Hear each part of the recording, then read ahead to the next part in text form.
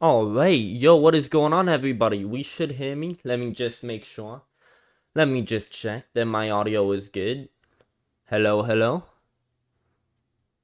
What is it? Alright, yo. Okay, we are live. So, look, we had this whole Twitter. I gotta say, honestly, I kind of respect Hunter more than I did, like, right before. Yeah, I did not expect this guy to actually, like, hit me up for a debate. I kind of, like, almost feel bad for what I said earlier. But, look, so, basically what happened, dude, I was just looking through this guy. So, I kind of always disliked Hunter Avallone more or less without looking much into him. I just remember back in the day, Vegan Games made a video on him. And, like, they had a whole feud, and it was, I don't know, it was kind of looking bad for Hunter. He made some pretty, like, awful arguments. But, yeah, apparently he's, like, changed up his whole thing since then. And I was just looking, okay, I'm looking back at this video. Yeah, let me just, look on my library real quick. I'm doing this stuff. So I don't know, I kind of looked at Hunter Avallone. At some point, I was just subscribing to a bunch of channels that were talking about politics, so that I just, like, maybe if one of them makes a bad video, I'd have someone to make a video on. But, yeah, here's Hunter. I started out by watching this, and it's like, I was already having some things to say. You know how dumb Matt Walsh is? So, yeah, wait. No. And I don't know, I feel like this guy just doesn't really pay Means attention. is that Look at you this. hate people of another race, and Wait, so he said racism to me is, wait. that you hate people. Wait. I just went back to this. What racism means is that you hate people of another race, and or you think they're inferior to you in some way, inherently because. So why does it have to be you hate somebody from another race? You could think somebody's inferior to you and not hate them, you know? So, like, this is, at this point, and I'm starting to wonder, because he said in this video at some point, he was like, oh, like, back then, holy shit, like, now I'm on my medication, but I had untreated ADHD. He listed, like, the 4 fucking illnesses, like, 3 of the 4 that I have, like, depression, I don't have anxiety, fucking OCD. Holy shit, like, my room is pretty good evidence that I have OCD, right? And, like, yeah, ADHD. I'm kind of wondering what medication he's on for that, but it's like, this type of shit, that will get me really mad, okay? I said, and all you fucking moron, and then I, like, boosted, which, like, holy shit, then I looked on ChatGPT. Apparently, you can't do that. Okay, I will never do that again. Please don't take me down. Holy fuck. Okay, so, yeah, that was the, but this is, like, I'm starting to get the impression, like, either he's doing this out of bad faith, like, actual bad faith, because, like, dude, there's no way, or, like, I'm also getting the impression that maybe he just really, really doesn't pay attention. It's like, yeah, the other thing, this is a video where he's pretty much going after his old self, because this guy had a full transition. He used to be, like, full, like, MAGA type, like, that was his ideology, just full right wing. And he transitioned to be, like, full left wing, so he pretty much did a 180 flip on all of his positions. Like, I don't know, like, every little bit of detail that I've ever seen of this guy, like, he kind of looks cummy, kind of looks like he, I don't know, but maybe he's just not paying attention. Like, maybe it's his disabilities, like, I don't know. I mean, clearly, I understood, based on my Gaza debates, like, I had debates over, like, Israel versus Gaza. I can completely get why, like, both of my friends were kind of feeling like I just wasn't paying attention. They were just disputing my points, and then I was just forgetting that they made it and just making the same point again. Like, I'm wondering if he's doing something like that, because at some point, he called his own, like, thing bad faith. Like, he pretty much said, I don't know, he said, yeah, someone making criticism like that criticism kind of falls into the scope of bad faith. And it's like, wait, could you not even, like, don't you remember yourself and that you weren't bad faith? Like, what would you say that unless you, like, remember that you said that in bad faith? Like, can't you just think, oh, well, no, there's gotta be some other context then that I interpreted that in. And obviously the context would have been, so let's just go back to that, okay? To Wait, let me So basically, there was this guy, this comedian, who made a joke about gay people, and back then he was defending him, and now he's attacking him. So yeah, let's go. And by the way, I made like all of these things. I made a whole Twitter thing. You see all of this. This is all I've had to say about this guy so far. But at some point, I was like, I would love to debate this guy on any issue because I truly would. Holy shit, this is so many views, dude. Like I feel kind of bad for this guy because as I pointed out, this is a pretty decent video. Like, I'm enjoying it, even though he makes, in my opinion, horrible fucking points, which I kind of, like, disproved point after point. Yeah, I sound mad. Hell yeah, I fucking am mad indeed. But, dude, like, I'm already getting lost in what I was saying. Yeah, wait, no, so what the fuck was I saying? What? No, this isn't cool. I need to see what the fuck was I saying. You said racism. I'm enjoying it, even though he makes in my... Oh, yeah, like, Dude, 500,000 subs. This is 2 days ago. This isn't a bad video. Like, I think his points are bad, but the format... Like, I don't know, I'm enjoying watching this video. It only has 6.2 thousand views. Like, I'm kind of starting to get why he would even respond to someone like me, like some random guy. Like, yeah, I don't know, I kind of feel bad for this guy. Because, I don't know, especially if he's down to debate random people, there's no way he's just a bad faith fucking grifter, right? And I kind of feel bad that I jumped to that because I kind of hated this guy for a long time, but... Fuck, so yeah, basically what he did here, let's go back to this point. Well, Daniel, where are you to criticize the... Okay, so right here, there was, so Logan Paul, I bet, so, he was pretty much going after, in his old video that he's now criticizing, who was going after the gay community. It's like, I think that was dumb too, like, his whole old video, I think it was pretty dumb, but he was like, you gays are so fucking insensitive, and at that point he was like, even Logan Paul got cancelled for this shit, and there was, like, supposedly one person. I don't know, if he found one person, I doubt, like, he's gonna say, well, congrats, old me, you found just one tweet. I don't know, if he bothered bringing it up in his old video, there were probably more of that. And again, like, so Logan Paul, the joke he made was, well, for Gay Pride Month, I'm gonna, pretend to be gay for a month. And, somebody made this response. For just 1 month.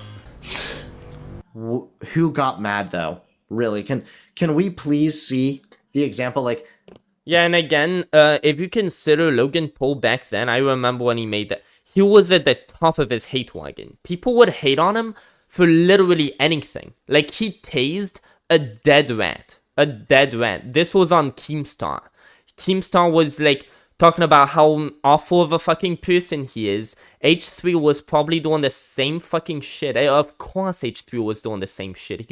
He probably made a whole fucking, like, big ass video. He probably flew over to somebody else to make an interview with them to circle jerk about how awful that is. Dude, Logan would be, so it's like, he is now saying, dude, who even got mad though?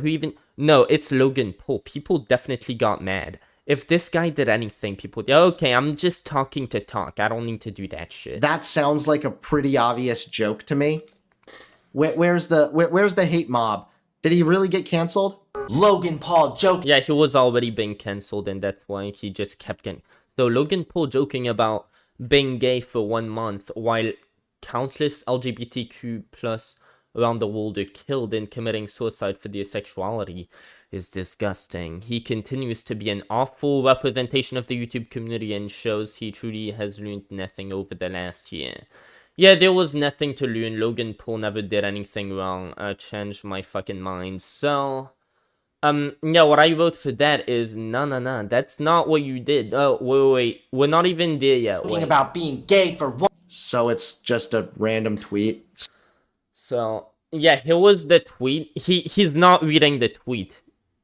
So we're back to somebody on the internet is upset about what somebody on the internet said. Let's get really mad about this, everybody. Really?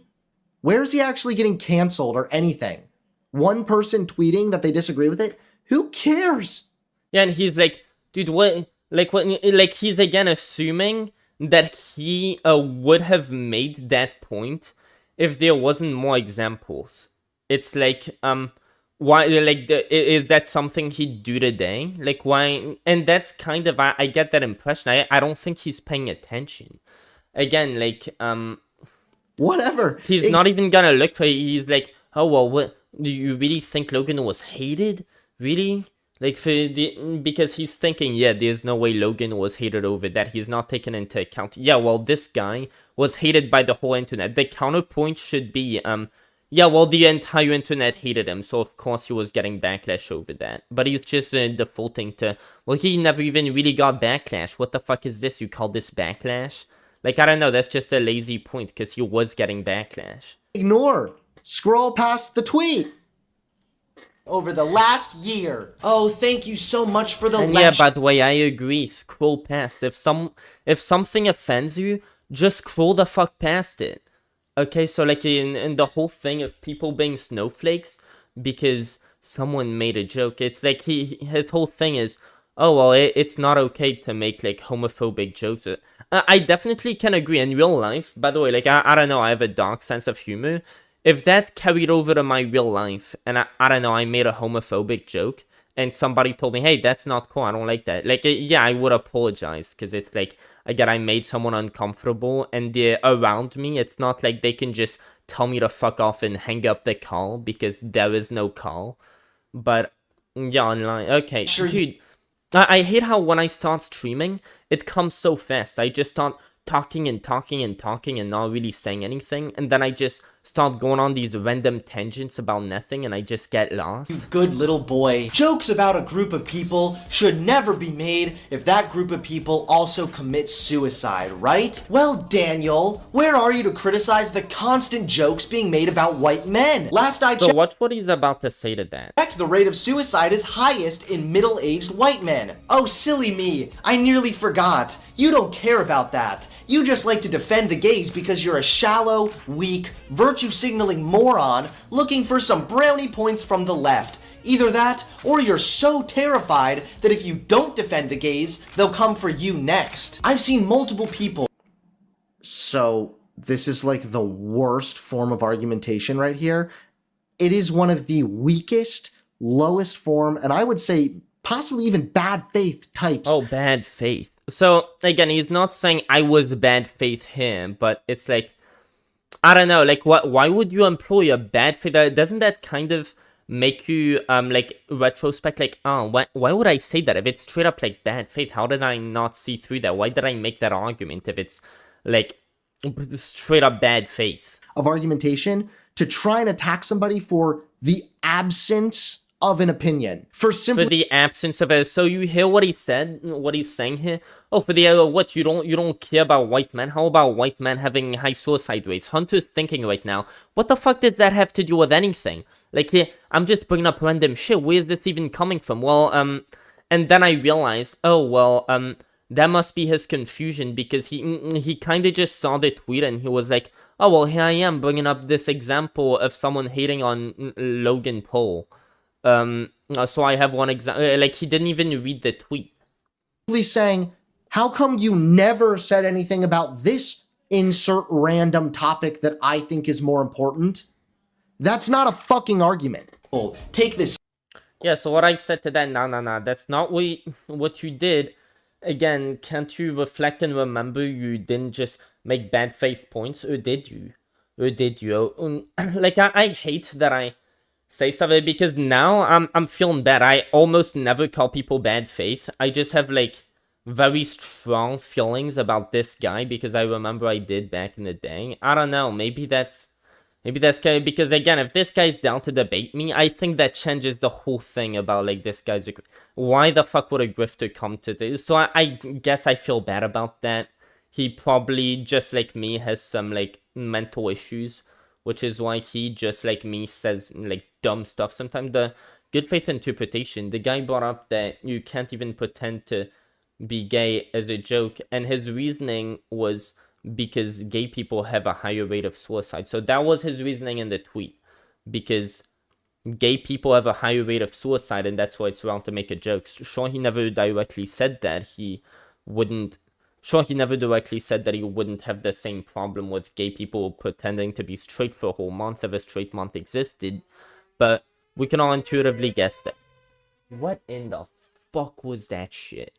Somebody's speeding, boys. Oh, alright, well, so you having brought, which I doubt white people, yeah, by the way, that's true, like, I mean, gay people, apparently, I heard somewhere that, like, the rate of, LGBTQ, amongst, like, homeless kids, which, like, homeless kids, that's fucked up that any children are homeless, but apparently, like, it's like a huge percentage of them are LGBTQ because their parents just fucking ditched them, which is, like, oh my fucking god. Like, I would definitely debate that racism is not a fucking issue, because I have met literally one racist person in my entire life, but I would never fucking sit here and try to tell anybody that, like, yeah, gay people are a minority. So I don't know, that seems kind of off that he'd say, yeah, the rates of suicide amongst white men, even of age 40, is higher than the rate of suicide amongst gay people. I don't know that, but then Hunter never actually tried to dispute that point. So I mean, maybe I don't know, but you brought up that white people in the middle age supposedly have high rates of suicide. So if this person wouldn't come out and say it's even worse to make a joke pretending to be a straight white person in their 40s, if asked, they would be a hypocrite, and we all know that's not what they would say. While you saying your own point was bad faith, that has a very particular meaning, and that meaning is that you said it despite realizing it wasn't an actual point. Yes, yeah, so, that whole thing, wait, what was I about to say? No, I kept reading and I forgot my point. Yeah, so oh, no, I forgot it again, fuck. Oh, what was I about to say about all this? Yeah, whatever. So, he kinda, dude, my brain. I smoked weed earlier this morning, and now it's just I'm high. Fuck, why did I smoke? Say possibly even bad faith types of argumentation. So yeah, he just brought up this whole point, and he was like, yeah, it's kind of bad faith. Like he didn't even read. He was like, wait, what is that suicide thing coming from? And he's not even thinking back to, oh, well, shit, was it, like, something, maybe I didn't read the tweet, maybe that's a, like, he doesn't even think that, so, I don't know, I think it comes down to, either, and this is why I get the impression that this guy might be bad faith, because it's either that he's just intentionally fucking doing all this, or that, like, he's just not paying attention, maybe because of his mental problems or whatever, so, and again, like, who the fuck would I be to, like, make fun of someone for that? I'm legit the exact same thing, but I mean, I don't think it's that bad. Fuck, I don't know. To try and attack somebody for the absence of an opinion. For simply saying, how come you never said anything about this insert random topic that I think is more important? That's not a fucking argument. Take this stupid... Yeah, so the thing is, like, things like this is pretty much all that I have against this guy. Like, I don't know, like, all of the stuff that I brought up here, I know, I have a lot of things, okay, by the way, I'm not releasing DMs in, dude, okay, let's see this shit. Apparently I have a notification. Oh, that's Wiki Packet. Oh, no, that's my friend, that's not Hunter. Okay, I bet. But, yeah, criticisms like that of just him doing, like, that's kind of the main stuff. I just have a lot of things like that to say about him. I'm not sure, like, on a substantive debate, like, what topic to be, because I'm not gonna sit here and try to debate with someone, like, oh, yeah, especially if I have my doubts, right? They're like, oh, you seem pretty bad faith. Like, what the fuck type of debate even is that? Oh, I don't know, you might be bad faith. Like, I'm not gonna try to debate someone's fucking intentions. That's, like, insane. But, fuck, I don't know. Like, so far, like, I wrote these two things. So, he said at the beginning of this, and I made fun of him on Twitter. So, dude, holy shit, let's go back to that. He was so confident in how he said it, too. Can I find the Can I find the timestamp? Can I find? You know what? Fuck this shit. I'm gonna find this fucking timestamp. Okay. Form and I'm not gonna. If you've tried Shut the fuck up. I'm not looking at that ad. Okay. I don't care. I don't motherfucking care. Okay. No views. Of course I have no views. I was looking back at that. That's great. When did I say what? Where is it? Why am I feeling so high right now? I smoked weed like so much earlier, dude. Yeah, just a bunch of shit with like he just makes very unsolid points. Yeah.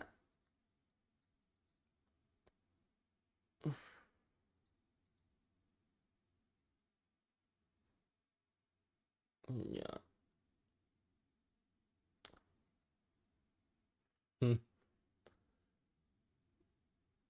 Okay, that was pretty much just a lame, like, me calling him bad faith, okay.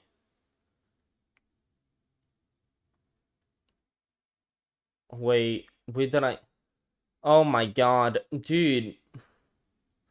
Where did I point this out? Okay. No, I just randomly tweeted that. I tweet about literally everything I think or do, always. It's fucking nuts. Okay, great. Okay, when did I point this out? Okay, guys, I'm just gonna find it again. Okay. Subject: the gays. Now, despite the offensive title and the offensive opening to this video, I would invite you all to... Okay, so yeah, that was actually the beginning. That was the opening point to this video, by the way, okay? Which is why I probably had so many more things to say about it after that. I was like, holy shit, this sounds so fucking retarded. Old on your deathbed, you're not going to wish you had fewer crazy stories. So let me introduce you to the people that others Wait. Wait, let's just see this. to hell.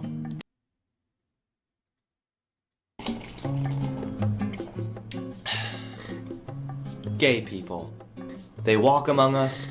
They live among us. They could be your barber, your waiter, your dog sitter. Hell, they could be your husband. There really isn't much of a difference between a gay person and a normal person. The only real difference is the gay person is going to hell. Okay, I remember this setup. Let's just let it keep playing before I interject my opinion. White people. They walk among us. They live among us. They could be your barista, your yoga coach. Hell, they could be your wife. There isn't much of a difference between white people and normal people. The only real difference is white people marry their cousins. Come to think of it, there isn't really much of a difference between gay people and white. I mean, to be fair, I gotta end, this isn't really a with this, it's kind of a side tangent. I mean, I don't really know if that really being a stereotype, so, like, why would is that really a thing, like, people, who have is that a stereotype against white people, that they tend to do incest a lot? Isn't that, like, a stereotype against the rich? Which, like, everybody knows not all white people are rich. I mean, come on. White people. The only real difference is gay people will get super offended with my opening joke and try to ruin my entire career because of it. Aha, okay. I remember that whole setup thinking that that was so clever. There's a couple different things here. First and foremost, I actually don't think there'd be a whole lot of gay people that would be that upset about that. Especially not nowadays. Second of all... I mean, to be fair, if you're gay, what... Especially if you, I don't know, that... Like, he had this thing, if you just see that without the context of the rest of the video, oh, gay people are going to... Like, if you just make that as a blanket statement without just saying, oh yeah, I'm doing it to make that comparison. Yeah, I'm sure that gay people wouldn't kind of get triggered by it unless you're like, yeah, guys, it's a joke. I mean, okay, well, yeah, whatever. I don't need... Dude, this is a problem with my live streams. I just keep making these random points then forgetting what the fuck I was actually trying to say. Even more so, there's different implications here, right? So obviously, when you make a more homophobic joke, gay people are... Wait, shit, let me go get some more water. I'll be right back.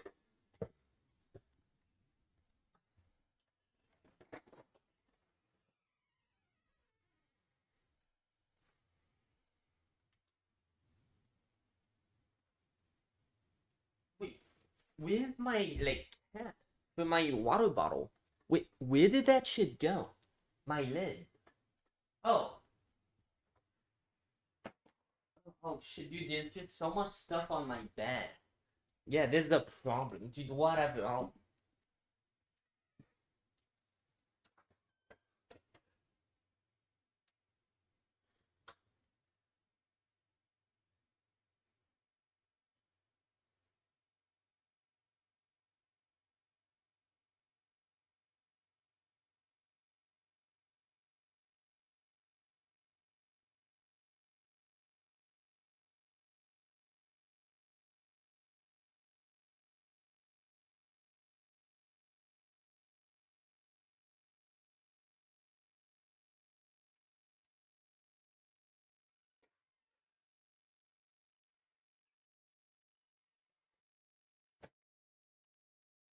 Also, I definitely want to keep checking my Discord, because I gave this guy my Discord. He liked the tweet where I gave him my Discord. So yeah, it's just a bunch of stuff. Wait, oops. I'm just. What am I doing, dude? Can I just take that? Wait. So what was I looking for? Oh yeah. Debate challenges. Wait. This is just yeah, that's a okay. Where is okay, pending. No, I still don't have a like I don't have a friend request, I don't have a pending. Yeah, I don't have anything. Dude. Yeah, can I don't know. Yeah, I'll put it on. There we go.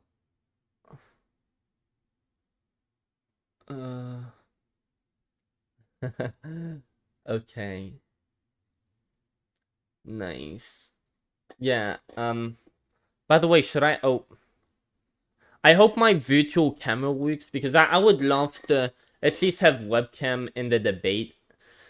I don't know, I want to have webcam right now, but firstly it kind of goes in the middle of a piece of the video, so I don't really want to have my webcam just, but also there's a problem with my fucking shitty internet. Like, if I have webcam for too long, my internet might cut out, but yeah, I'm gonna keep looking in case I get a notification. Dude, I really hope this guy hits me up. Are minorities. So... Oh, dude, no. No, I just left in the middle of making my big point. What? Oh, no. That, especially not nowadays. So let's just... I guess let's recap on what happened, then we'll let him make his point. So, yeah, he started his video by saying, okay, here is a mean thing about the gay people. I just said it, right? And next I'm gonna say a mean thing about white people. The difference is gay people get fucking offended and not white people. What's up with that, huh? That upset about that, especially not nowadays. Second of all, even more so, there's different implications here, right? So obviously when you make a more homophobic joke, gay people are minorities. So therefore, it's less likely that the majority has come in contact with a gay person. Yeah, this is literally his argument. Wait, let's keep hearing this. So, when you hear a homophobic joke, that only reinforces stereotypes of people that others might have no other context. Hello, my name is Quentin Merritt. I'm a mathematician and a physicist here, a double major, and I also just won the most... Oh my fuck, that was actually... That's my double major, except that I'm probably just gonna have to go for a major in physics, instead of physics and math, because college just costs too much. Holy shit, how targeted do the ads get? Prestigious award in the country to pursue research at any institution I want, the National Science Foundation Graduate Research Fellowship. So I think I'm pretty, qualified to say that most of what you're saying is based on, like, old data. Okay, dude. To compare to.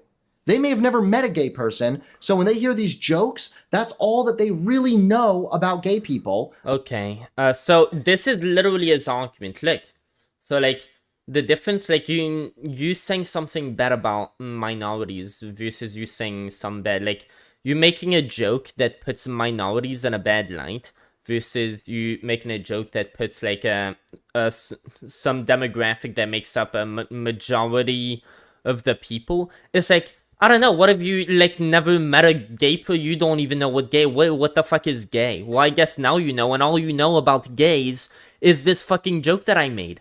Right? So don't people have like, I don't know, a little bit of critical thinking skills? If they have no insight, right? He's legit. I still can't get over that he made this point with a straight face. Then he was like, yeah, let's move on. He was like, okay, well, yeah. The problem is that, there's a chance when you're talking, you're just making some joke about gay people. Yeah, like your audience has no fucking clue what gay even means. This is the first exposure that they're gonna get to being gay. Like he's gonna, let's just see this about AIDS, Enough right? so to form a very bigoted opinion. Most likely everybody in the country has met a white person. They have some kind of a reference to look back on and compare to. Not everybody has that when it comes to minorities. Yeah, like gay people, yeah, most people in America who are like old enough to understand your joke, it's like, yeah, they, like, you're just misinforming them with this joke, because what if, number one, they don't understand that it's a joke, you don't make it clear enough?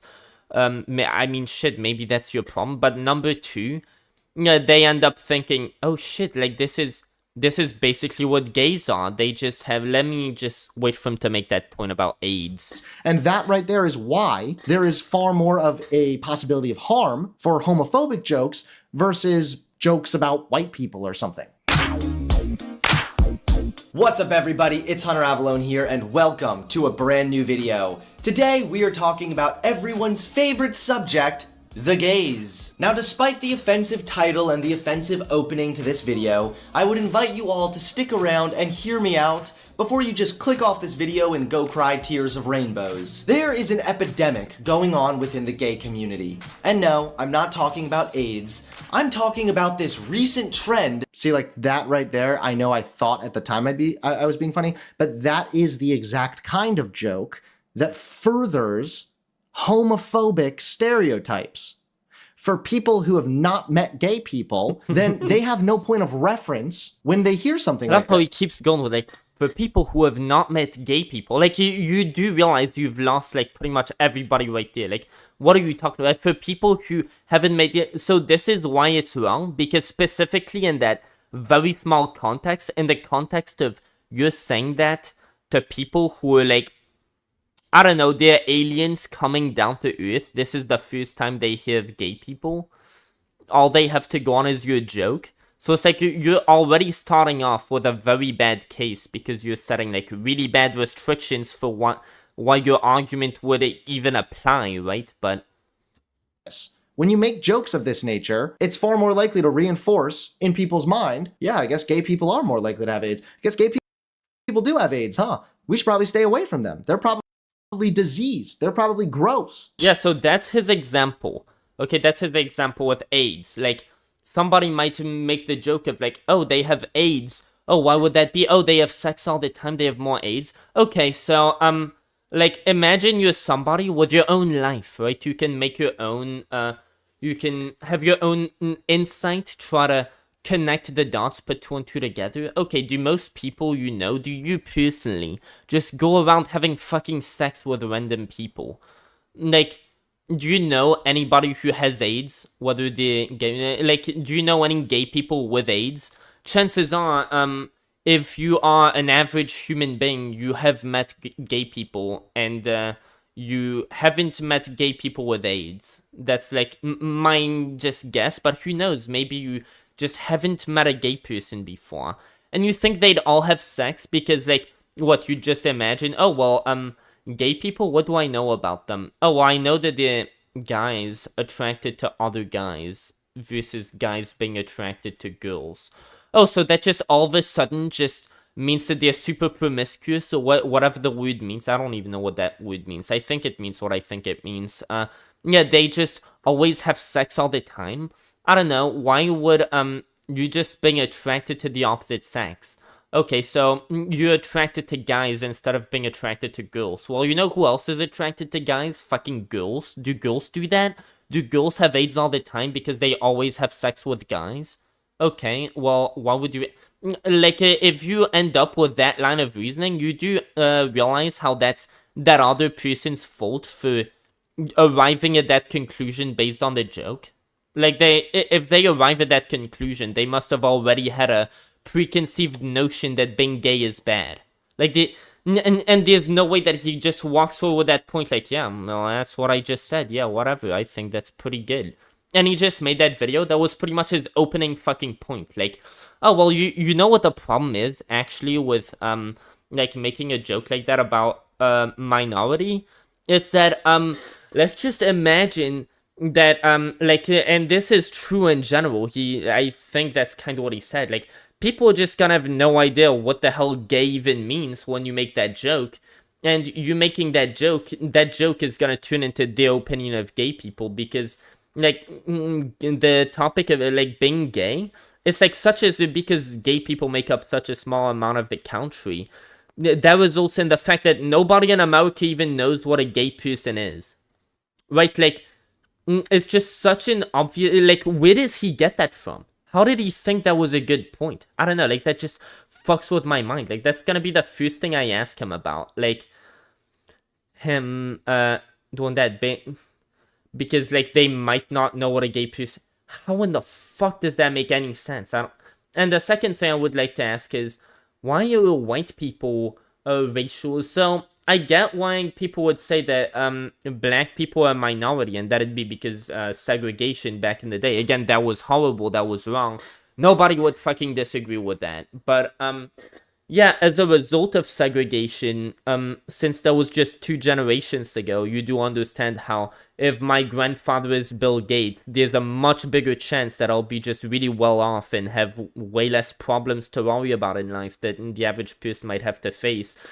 So yeah, if in general, just 2 generations ago, a certain demographic was much better well off, and like, since then we've had meritocracy equal for everybody, because, like, that's legit the definition of desegregation. Like, there is no more racial discrimination on a, like, hiring level, on an opportunistic level. You can't be discriminated against with, for example, job hiring. Someone can't decide to not hire you or to fire you because you're black, and nobody would do that anyway. The same thing for school. You have the same opportunities in school. The only difference now is that, well, yeah, there's this poverty difference, but people oftentimes try to make it seem like, oh, it's not just that, it's also that people just haven't moved on from racism. Like, you do get that this whole thing, like, I don't know, if at some point and it was socially accepted, like, there was a whole civil war, so half the country back then was kind of in favor of just black people shouldn't have rights, and that was just 2 generations ago. How the fuck do you think that it's just gonna change so fast? Well, I don't know how it's changed so fast, but I mean, I do live in the United States, as I've lived here since I was 6, and I do see that it's fucking changed, because, well, firstly, racism was, like, the most stupid fucking position ever, so it's like, oh, like, how did a country end up, like, the most successful country on earth with like, a good education and all? How did they end up changing, like, reversing their position that, oh, well, if your ancestors were born closer to the equator, that's legit all being black means, right? It's like, your ancestors were born closer to the equator near Africa, where it was just like, you know how black people, they have less of a chance to develop skin cancer? Yeah, that's just an evolutionary adaptation to the environment their ancestors were born in. They just, since the sun just hit them harder over there, they just adapted to be more protected from the sun's dangerous effects on the skin, and that's how they ended up being black. And yeah, like, the opinion that just because you evolutionarily adapted to be more protected from skin burns, you're therefore, like, different on a more fundamental way, to the point where, like, you shouldn't have the same rights, for example. Oh, how the fuck did we move on from that? I don't know. Probably because it was fucking retarded. That'd just be my wild guess. But point is, we definitely have moved on from that shit. And people try to pretend like, oh no, people are still racist. This whole thing has just been 2 generations. This really is still alive. Again, like, I mean, that would make sense from the standpoint of segregation was 2 generations ago. Back then, a lot of people supported it. But then if you go and live in the United States, you look at the people around you, like, that whole notion just falls apart because you have fucking eyes. So I don't even know why I brought that whole thing up or what point I was trying to make out of this, but okay, here we go. Trend where the gay community attacks anyone who dares to make a joke about gay people. Quite honestly, I'm sick of it, and I have to talk about it. Now, just to clarify, through car donations, vehicles for Oh veterans my fucking god, stop with this shit. offers an excellent alternative way for the American people to support our this video is not an attack towards gays as a whole. In fact, I'd guess Towards gays? This isn't an attack towards gays. This is like when people say, I'm not racist, okay? Not at all. I just think that the blacks, and then it's like, what? Yeah, so like, he's kind of saying that, but it's like, can't he remember? Like, oh, what was my video? Did I just hate gay people back then? Like, that kind of sounds like the implication when he's like, oh, dude, I was saying this isn't an attack towards gay people. What the fuck, like, what am I coping for? Why, like, can I just admit it? That's pretty much, I don't know, that's the vibe that I get off of what he's saying here. Is like, I should have just fucking admitted that I was homophobic. I was just coping. Like, again, can't you, like, put in, and yeah, he's about to say, dude, I'm not gonna summarize what he's about to say before just playing the clip of him saying it. That's ridiculous. Whoa, hold up, what? that this video will actually be speaking for a lot of gay people. I do not hate gay people, but I absolutely despise their sensitivity. Okay. Yeah, that is definitely saying, oh yeah, gay people. And you see, he was already doing that back then. Look at how long it took him to go from. I think this actually represents a bunch of gay people, right?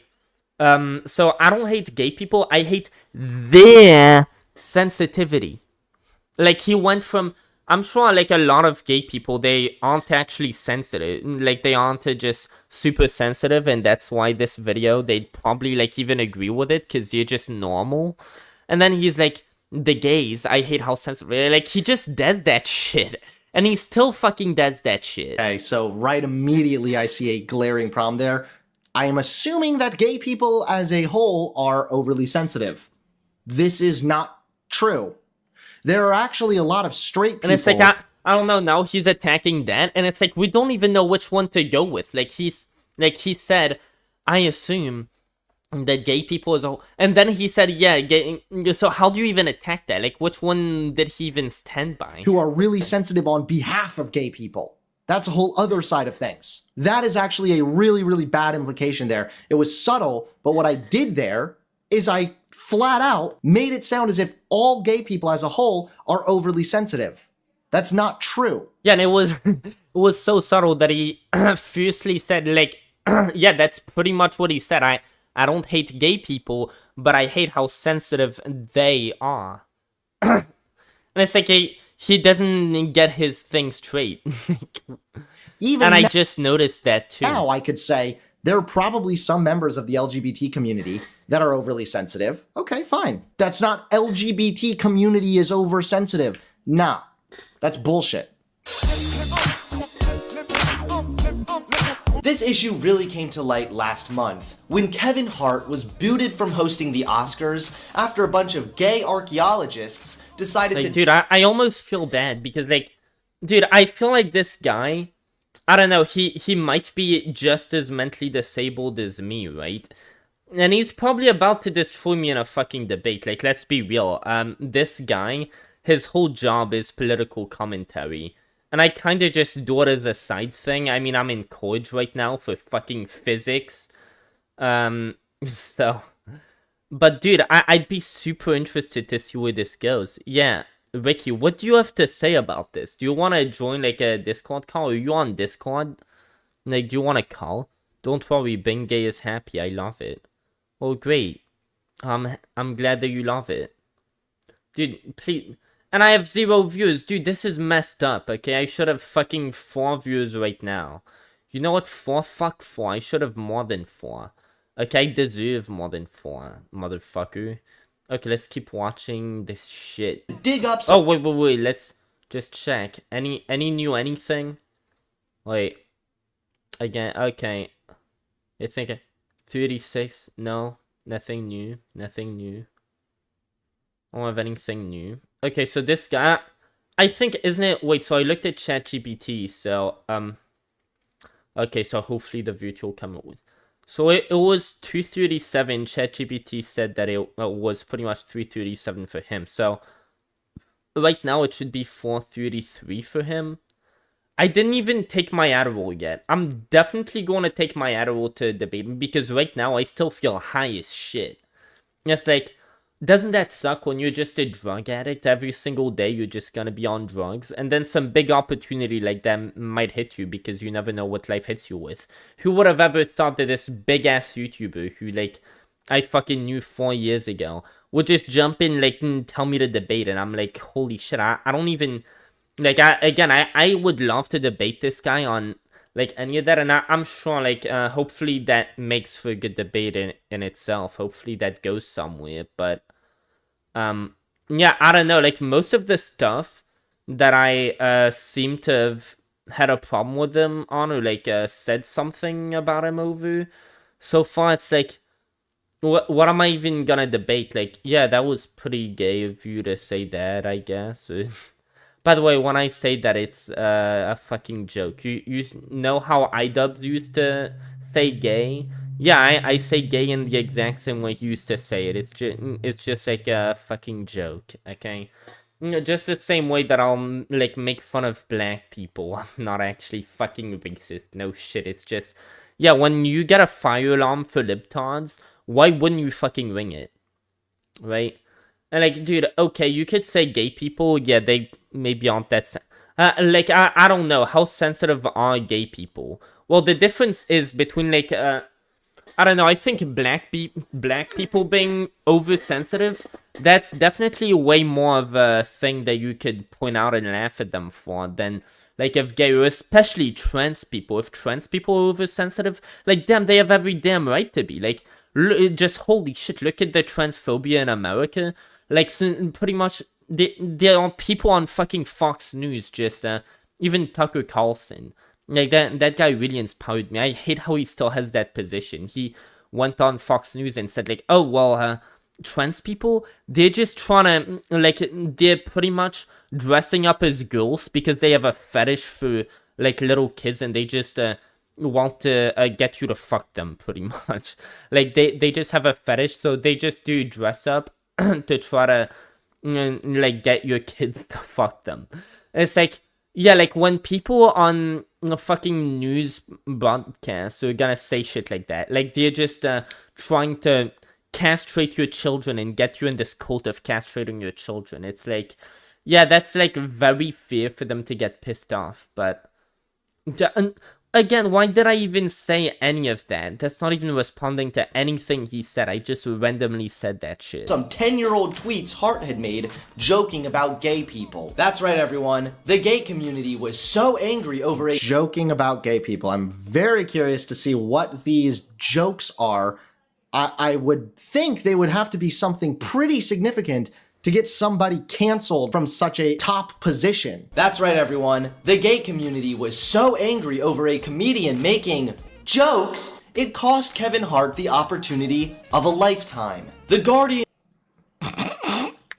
I'm trying to make Kevin Hart sound like a little victim baby right here. Oh, but the thing is, he's not a victim. He's fucking rich. What the fuck am I talking about? Like, he's a victim? Dude, I don't have to stick up for him. Why would anyone stick up for him? He already has money. He's not gonna go homeless. So it's like, he can't be a victim of fucking anything. See how when you did your whole flip of like from, and I pointed this out too in a comment, when you did your whole flip from like, oh, I'm a conservative to now I'm a liberal. You also did that where you're like, oh, well, now I guess I have to start hating this demographic as well. If you're rich, it's like, you don't deserve sympathy. You're already rich. Like, why the fuck would you need our sympathy on top of your money? You have everything, motherfucker. You don't even need...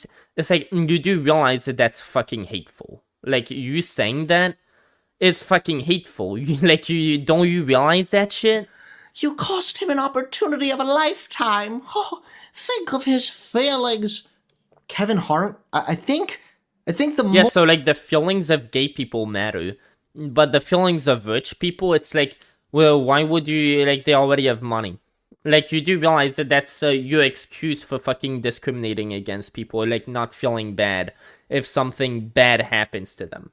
It's like, you don't need to defend them because they're rich. Like, that's kind of fucked up. Full-time millionaires think he's gonna be all right, you know? Think he's gonna be able to recover from this. Okay, dude. Benjamin Lee wrote, Oscars host Kevin Hart's homophobia is no laughing matter. Here are the horrific examples of Kevin Hart's homophobia. Just a quick trigger warning, if you are gay, you might want to close your eyes, plug your ears, and hum some Beyonce loudly. Here's the scary homophobia. Some joke tweets from 2000. Wow. There's literally a fucking slur right here. Yeah. Yeah, so there's a slur. Oh my god, there's a slur. So, yeah, have you never heard, and again, I pointed this out too, I'm just re-saying everything that I typed. Have you ever heard of a homophobic joke, of a dark humor joke that involves a slur? Have you ever heard of that? Like, do I need to give you a million examples? I could, motherfucker, I could. Okay, so first and foremost, I'm saying, it's just a joke, guys. So let me see, why does this person have so many pictures of me in his phone? What are you, type of fat fag that takes pictures of smart men all day? Yeah, I mean, it depends whether this guy had beef with that person. If he's just saying that, like, just to piss him off, I mean, people can say that and not actually have a problem with gay people. It depends, like, if you just found this random person who, like, again, why would you know about that or try to find that? I don't know the context behind that. I can't say whether he's being homophobic or whether he's just, like, I don't know, hitting back at somebody, just being like, hey, you fucking gay wad, like, people do that stuff. Like, that's, I've probably called someone a gay wad just because, I don't know, they called me not funny on YouTube. I have probably done that shit. And the jokes include blatant homophobic slurs?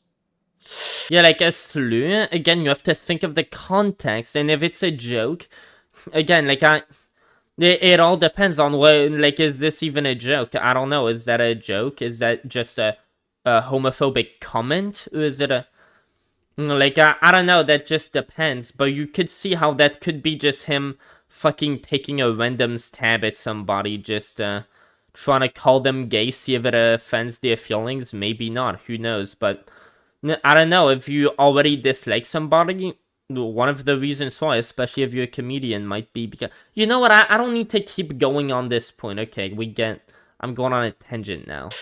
Oh my, I'm trying so hard to downplay this at the beginning.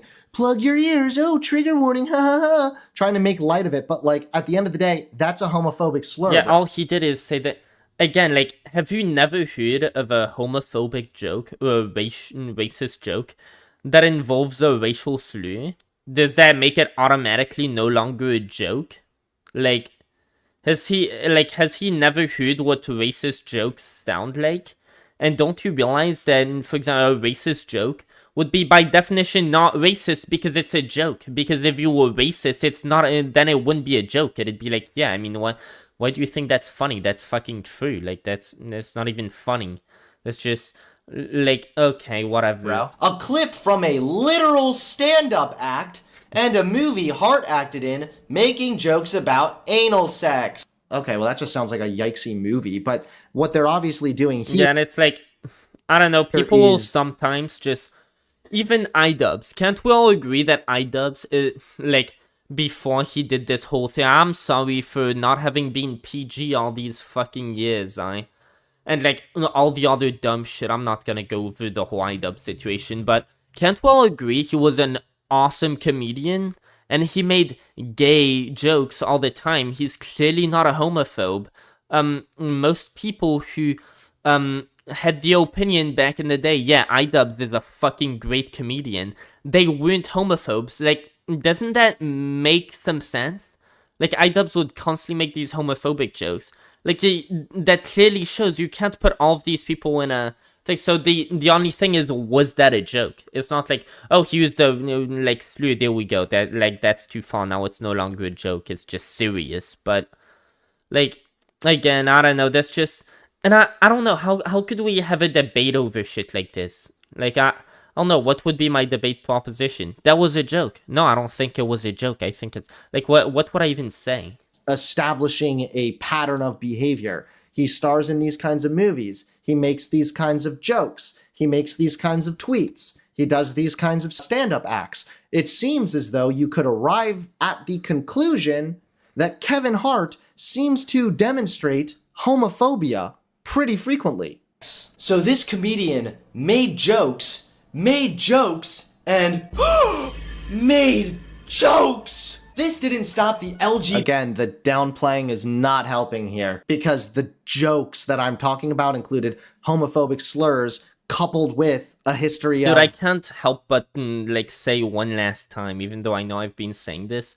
Dude, it's all about the context of those jokes. What is the context? Because this by itself, like, oh, he said a racial slur, and he, like, made a joke about butt sex. It just seems like he's not, like, he's kind of insensitive towards gay people in his jokes, but, like, some comedians, I'm sure Jon Stewart wouldn't fucking do that. Jon Stewart would make more of jokes at the expense of white people, because he's more, but it's like, at the end of the day, that doesn't make you homophobic. Okay, I said that 3 times. I'm gonna try to not say that again, because we know that I said it like at least 3 times. Okay. Homophobic behavior. LGBT hate mob from viciously attacking Hart until he had no choice but to step down from the hosting gig. Chad Griffin, the head of the civil rights advocacy group called the Human Rights Campaign, responded to Hart on Twitter. You have a rare opportunity to I'm so mad. Yeah, by the way, I don't know, it seems like he had more energy back then. Now he's kind of like, I don't know, he also seems to always be in a bad mood. I mean, to be fair, that's probably the vibe that people get off of me right now, right? But it's like, I don't know, he seemed mad in the sense, like, I don't know, he seemed excited to be making the video. It seems, I don't know, I don't think that he was in a bad mood making that. I don't know, it doesn't seem like he was, what am I even trying to say? I don't know, it seems that he looks more mad now in a more like depressed type of way. I'm not sure. I don't really know. Again, like I mean, apparently this guy has depression. I hope he's doing fine. I mean, to be fair, fuck, like that's pretty horrible. But yeah, what am I even saying? I don't know. I need to stop speaking. Whatever. I'm like, so it's funny now when people come in my chat, they're like, why are you always so angry and pent up? Just loosen up a little bit. When I actually generally think I'm pretty chill now. So instead of hearing me read this out, to be fair, him before at least seems more entertaining. It's like he put, don't you see how much effort he clearly used to put into his old videos, and now he's just like making these reactions where he's just sitting there in the corner. Like it looks like he kind of doesn't even really want to be there, but he is just doing it to pay the bills. I don't know, that's kind of the impression that I'm getting from him. Like, what happened to this? Okay, it seems, I don't know, I feel like if I had been that guy back then and now I was him right now, I feel like I'd probably look back on these times and be like, shit, I remember being a lot happier back then. But that's just, I don't know, I'm not in his head, I don't know any of that shit. Cringy voice. Let's actually just read the quote. You have a rare opportunity to take responsibility, teach people in this moment, and send a message to LGBTQ youth that they matter and deserve dignity and respect. You say you've grown. Show us. Make amends for hurtful things you've said and affirm LGBTQ people. And by the way, especially for a comedian who brands himself around, like, I don't give a fuck about your feelings, because that's a that message kind of goes hand in hand with being a comedian a lot of the time. Like, it's fair for someone to be like, no, fuck you, I'm not doing that shit. I'm like a comedian. Like, don't you get I can't just fucking say... And you could say, yeah, by the way, I think being gay is okay. But even if you're going to say something like that after, like, people have seen, like, the context of what supposedly makes you homophobic, like the arguments that have been brought up about you, like the old quotes, if they think you're homophobic based on that, if you then come out and say, yeah, no guys, I'm actually not homophobic, like, who the fuck's even gonna believe you? They're just gonna be like, oh, you're such a pussy, you actually, why can't you just say what you truly believe? Why are you gonna, nobody even believes that, you're just saying that to try to do damage control. So it's like, what's the point of even saying that?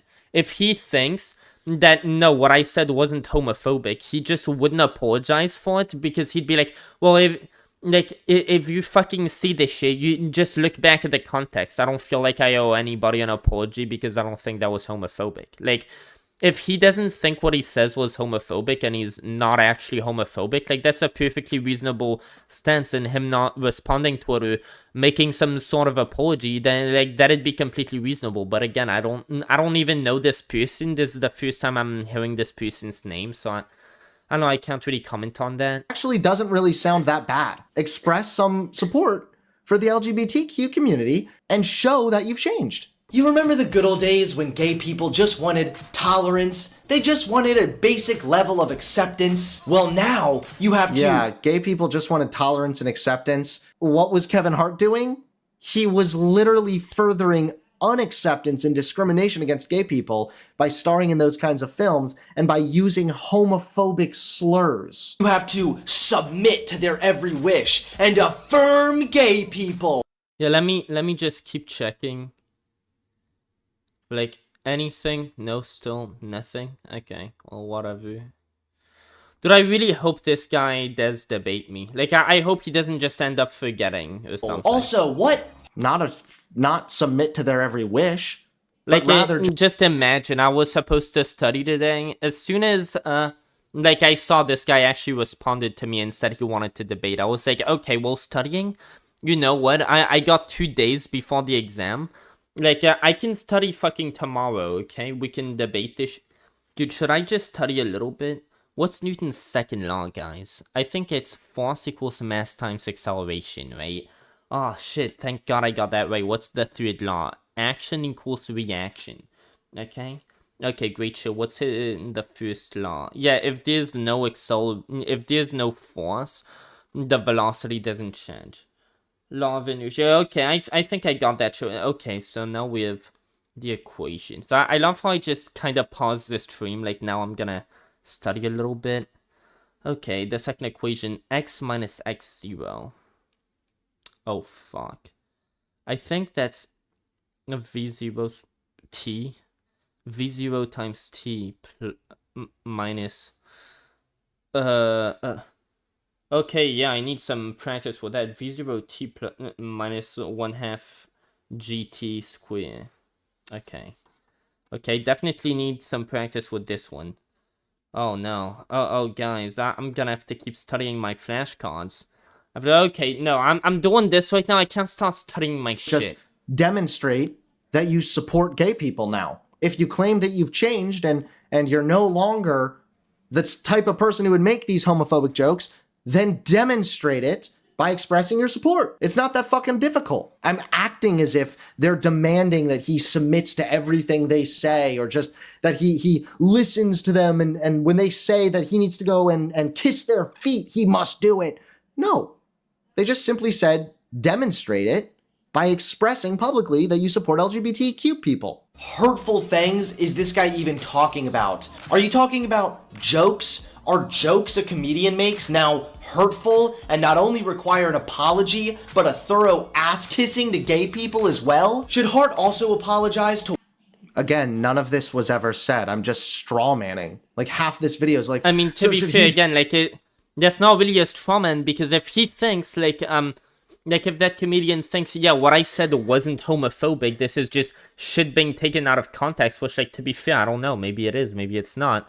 It's like, yeah, then people demanding an apology for that and demanding that he affirms gay people, when like, I mean, why would a comedian go out of his way and be like, hey guys, I think if you're gay, that's completely okay. I'm sorry for these things that I said that weren't homophobic, but whatever. Like, you guys seem to think it is, so I guess I apologize for you taking it that way, even though, like, I don't know why the fuck you took it that way. That makes no sense. But yeah, whatever, I'm sorry anyway. Like, yeah, if you, like, demand that a comedian pretty much come out and say that, like, I don't think him back then saying that stuff is really that much of a straw man. Like, it might be a little bit of an exaggeration, but okay. Just do everything you say? So if a gay person says to use your tongue to clean a toilet, it's like, I don't know, there's kind of a middle ground, and it just seems like he's just switched his position completely on everything, and he went from being like hardcore right or whatever to hardcore left, and he so it's like he just switched up all of his positions. Like, he's just hardcore left now, and he can't even look back and say. And that's why, like, I tend to have this thing of like, is he even really good faith? Like, he looks at that and he was like, well, these were my old opinions. I can't even see through, like, why would I make such an argument? No, I must have just been bad faith. Like, you remember yourself. Can't you remember where you were trying to go with that opinion? He just do it? Nobody ever said this. They just said, you say you've changed, show us, and express some support for gay people. Should Hart also apologize to women since he's made jokes about women in the past? It's not a comedian's job to affirm gay people or affirm anyone for that matter. It's a comedian's job to make jokes about everything and anyone so long as it's funny and there's a market for it. However, you sensitive gays are making that near impossible. It didn't stop. How fast do you think you can expand your territory? Holy fuck, what is the quality of this? Welcome to Star Trek Fleet Command. Hello? What the fuck? Hello? What the fuck is happening? What is up with this shit? Also apologize to women since he's made jokes about what the hell? Oh no, this is really bad. Everything and anyone so long as it's funny and there's a market for it. However, you sensitive gays are making that near impossible. It didn't stop. I'm pretty sure there's ways to even make jokes about gay people that aren't really super homophobic. Me acting as if gay people taking issue with celebrities using homophobic slurs is now making it impossible for... Yeah, like, should celebrities be held by different standards? Like, you can never say this slur in any context? Like, why the fuck? Why, But okay, I'm not gonna spend too much time on this comedians point. To make jokes? That is fucking embarrassing. I don't even know how I would have reached that conclusion. Am I seriously an adult man here? Up there, however, the spiral of absolute stupidity continued following this month. Kevin Hart made an appearance on Ellen, where she said, I believe in forgiveness, I believe in second chances, and I believe in Kevin Hart. And what do you think happened next? The gay community attacked Ellen, the openly lesbian talk show host. Again, every fucking time. This is just every conservative video.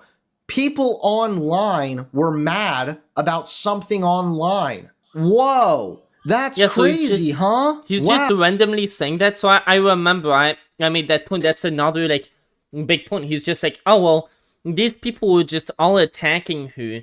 But it's like, yeah, whatever. They would have done. Okay, so if Kamala Harris wins and everybody online just starts spamming like DEI, we get our first black and woman president. Everybody's just spamming DI in chat. Are you gonna say, oh wow, well, seems like this kind of proves again that America is so fucking racist. Like, I mean, shit, America's clearly being racist here. Would you go, wait. Shit, dude, I had some stuck in my mouth, dude. Or would you go, oh well, actually, it's just like, dude, people are gonna find something to be fucking mad about. Like, all these people spamming DI higher, dude, like, they were gonna find something to be mad about anyway. Like, no shit, dude, this isn't even Like, people aren't even racist. They're just, like, being mad because, of course, they're mad.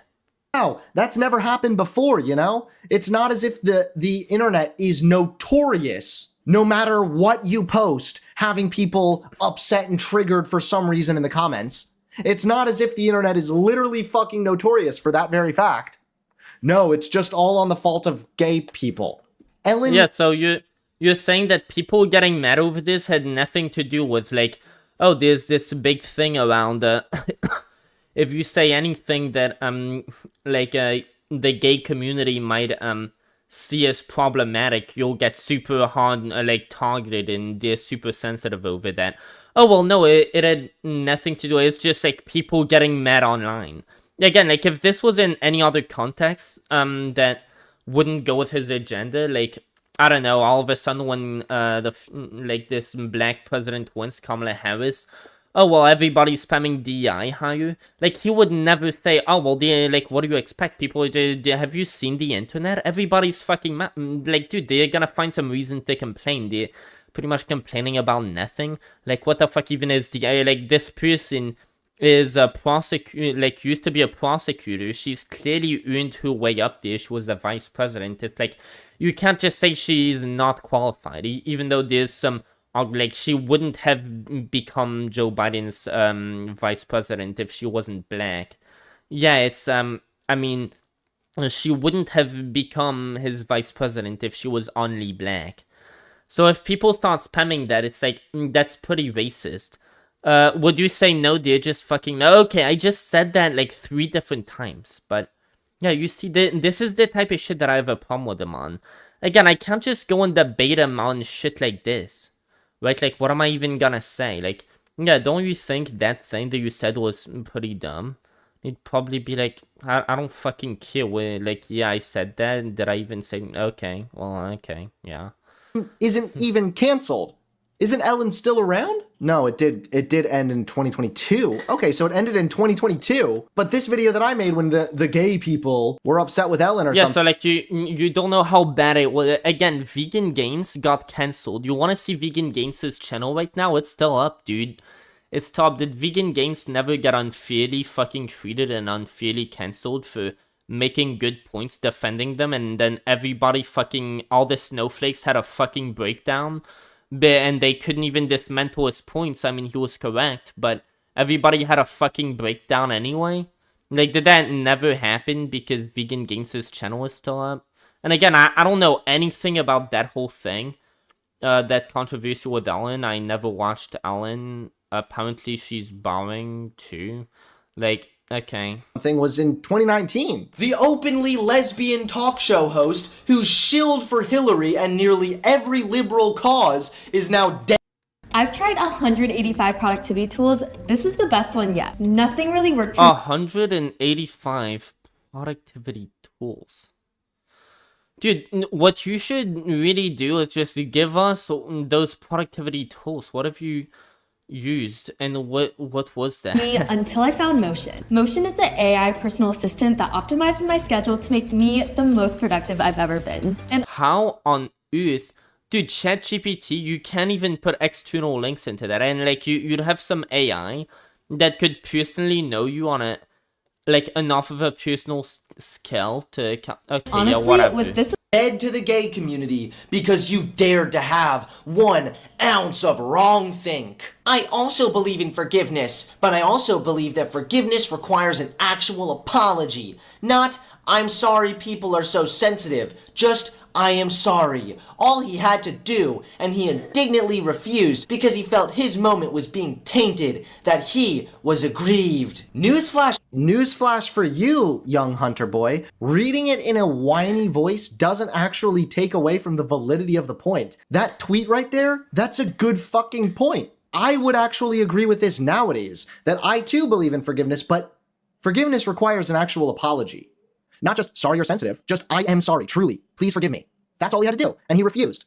That actually is a reasonable tweet right there. Because he felt his moment was being tainted, that he was aggrieved. Newsflash, you entitled dolt, just because you have your mankini in a wad doesn't mean anyone owes you an apology. Even our favorite Don... No one owes you an apology, fine, but again, at that point, Ellen had tweeted, "I believe in forgiveness," which implies that an apology was made. So it's not so much saying Yeah, that, so I guess Ellen said that dumb thing, but I think the point is, yeah, I guess, like, you definitely have to say, yeah, Ellen is kind of dumb for saying, "I believe in forgiveness," when the guy didn't, like, yeah, if you don't think he did anything wrong, then he shouldn't have to be forgiven because there's nothing to forgive. He didn't do anything wrong. But if he did do something wrong and you think he should be forgiven, then, like, of course you would think, well, then he should at least give an apology before he's forgiven. It's like they should at least make it harder on him if he doesn't get. But yeah, I think the whole point is, like, yeah, this guy doesn't owe you an apology unless he thinks that what he said was homophobic. you deserve an apology, fine. If you want to take the nasty route and say nobody deserves an apology, fine, I guess. When Ellen posts, "I believe in forgiveness," to follow it up with, "Okay, but he never made an apology," that makes sense. Ignoring the context and using a whiny voice doesn't take away from the validity of the argument, Hunter. Lemon joined in on criticizing Kevin Hart and Ellen just last week. And we won't tolerate jokes that tell those youth otherwise. We need to talk about how people who may have messed up can become allies as well. Because apologizing and moving on does not make the world a better place for people who are gay or people who are transgender. Being an ally does. Well, again, let's remember that some of Kevin Hart's previous stand-up was talking about, was making jokes about if he ever caught his son playing with dolls or dressing in pink or something, he would beat the shit out of his son. So it was a little bit more... Yeah, so again, when someone says something like that, that to me doesn't necessarily sound like a joke. That sounds like someone who thinks they're being funny just for being real, and they think that that's like a real thing to say. That it's like, hey, I wouldn't put up with that fucking shit. Am I right, guys? Like, I'm the only one. That seems like he was more going for that attitude than for being funny and making a joke. I don't know. Like, comedians can obviously say things that, like, they aren't saying that specific thing for the sake of comedy. Like, especially if that person has a Twitter account or a social media account and they fucking posted something like that. Like, you can't assume that every single thing a comedian posts is a joke. It depends which comedian, like, it is or something. But again, if you're gonna take issue with that, you can only take issue with that if you don't think it was a joke. But, dude, I feel like I've said this, and I've said this again and again. I don't know. Well, yeah, whatever. Dude, I'm getting tired. I can't get tired if I'm about to debate this guy. I can't get mentally exhausted, start, like, forgetting what I'm saying. I hope that doesn't happen. Like, I don't know, because I've been streaming for, like, an hour or 2 hours. It's like, I get in the call with this guy, and I'm just, like, my thoughts are all over the place, and I don't even know what the fuck to say.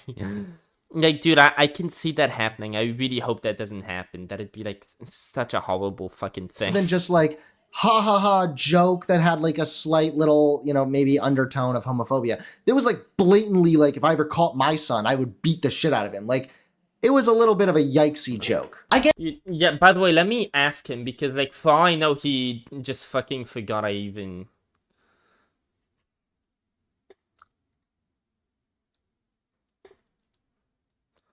Oh, okay.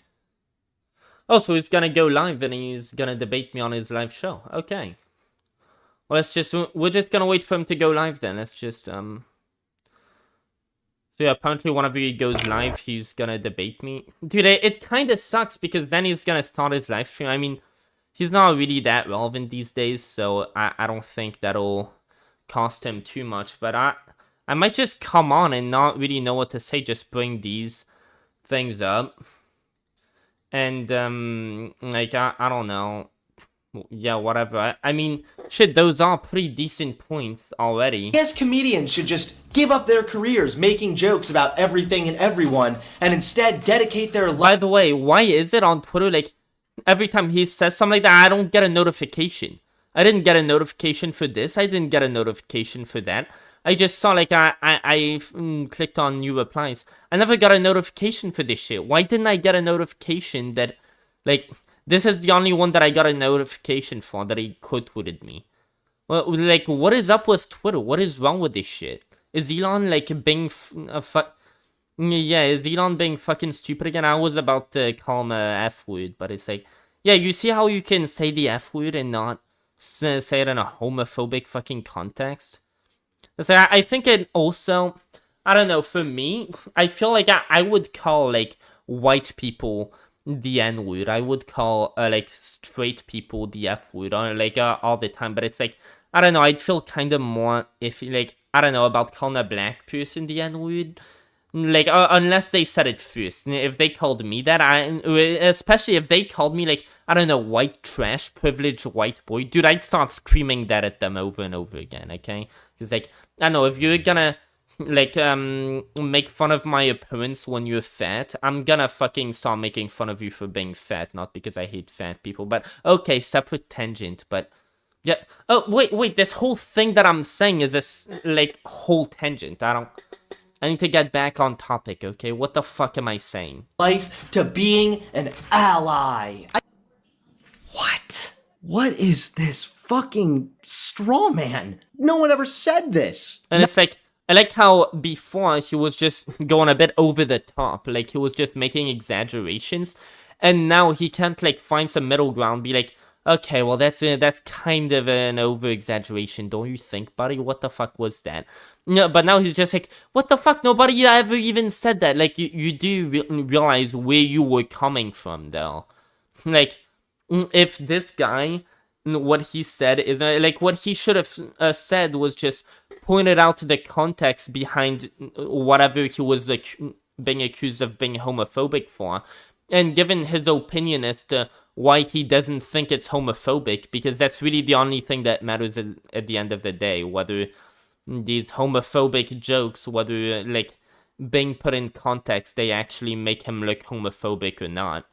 But then he's just like, oh, well, actually, but it's like, that's really the only thing that matters. Should I look up the context of those jokes? I mean, to be fair, who the fuck has time for that?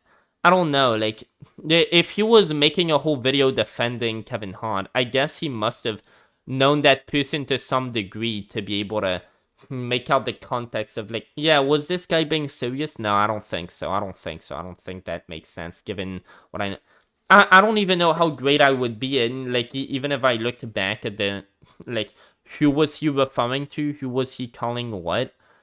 It's like, I don't know, like, I'd have to kind of know the person to have an idea of whether he meant that, probably.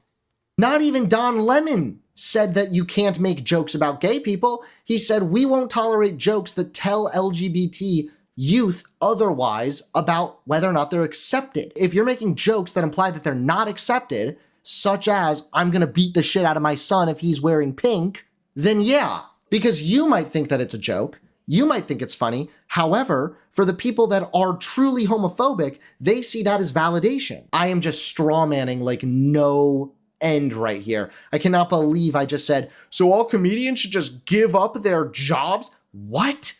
No, how about comedians start getting a little more fucking clever and make jokes that are actually jokes and aren't just jokes because of the shock value? Yeah. I guess and to be fair, I think the shock value definitely, like, adds to the comedy, right? But, yeah, I definitely get what he's trying to say. I mean, yeah, sure, I guess. Comedians should just give up their careers making jokes about everything and everyone, and like, I think it kind of depends, like, if the shock value was literally the entire joke, with, like, there was context behind it, because, like, I don't think any of the jokes idubbbz made were fucking problematic. I don't think any jokes are problematic at all, but, yeah, what was I just saying? What was I saying? Oh, no, guys, what was I saying? Just jokes because of the shock value.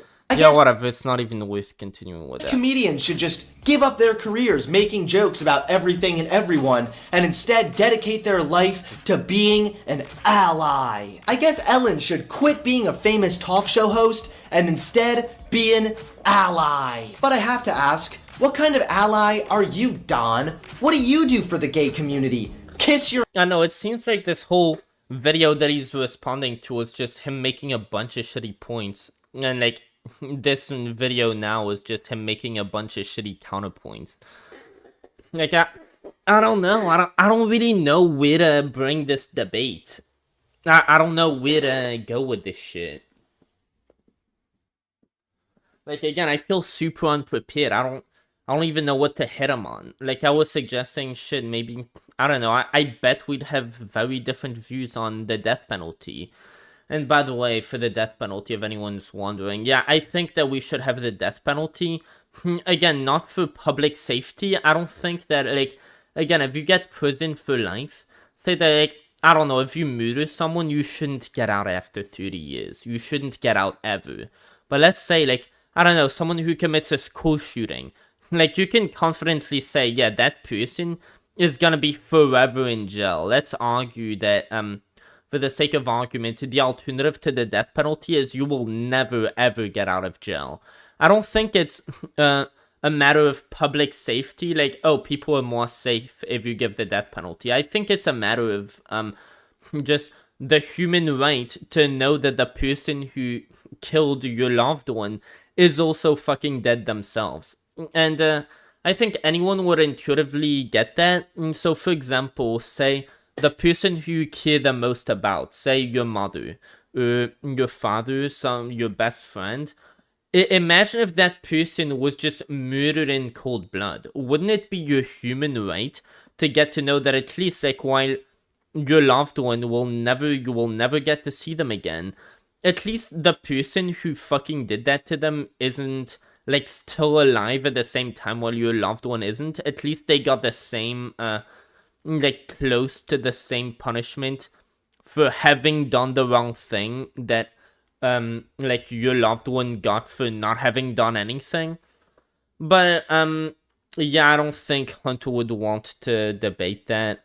And again, I think it's, like, you could always make the case that, like, oh, well, that person, maybe it's too harsh or cruel, because who knows, maybe you might have murdered someone and you still don't deserve to die, because death is a very harsh thing. There's also this thing of false convictions, and to that I'd say, well, yeah, a false conviction, like, this has nothing to do with the death penalty. It is just something to do with false convictions. Like, false convictions are the problem.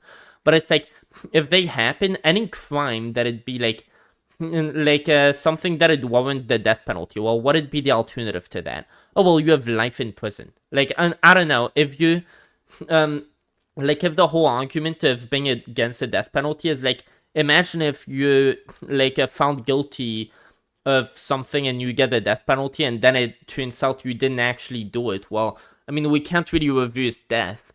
Okay, well, I'd say, okay, well, what is the alternative? We just put you behind bars for the rest of your life. And then what, like 20 years down the line, we finally found out that you're innocent? Well, your life's already fucking ruined. Like, you spent 20 years behind bars. Like, your life's over. Like, it's almost the same thing. Like, if you're gonna replace a death penalty with any fucking punishment that it'd be, like, in replacement of the death penalty, if you got a false conviction, you ruin someone's life no matter what.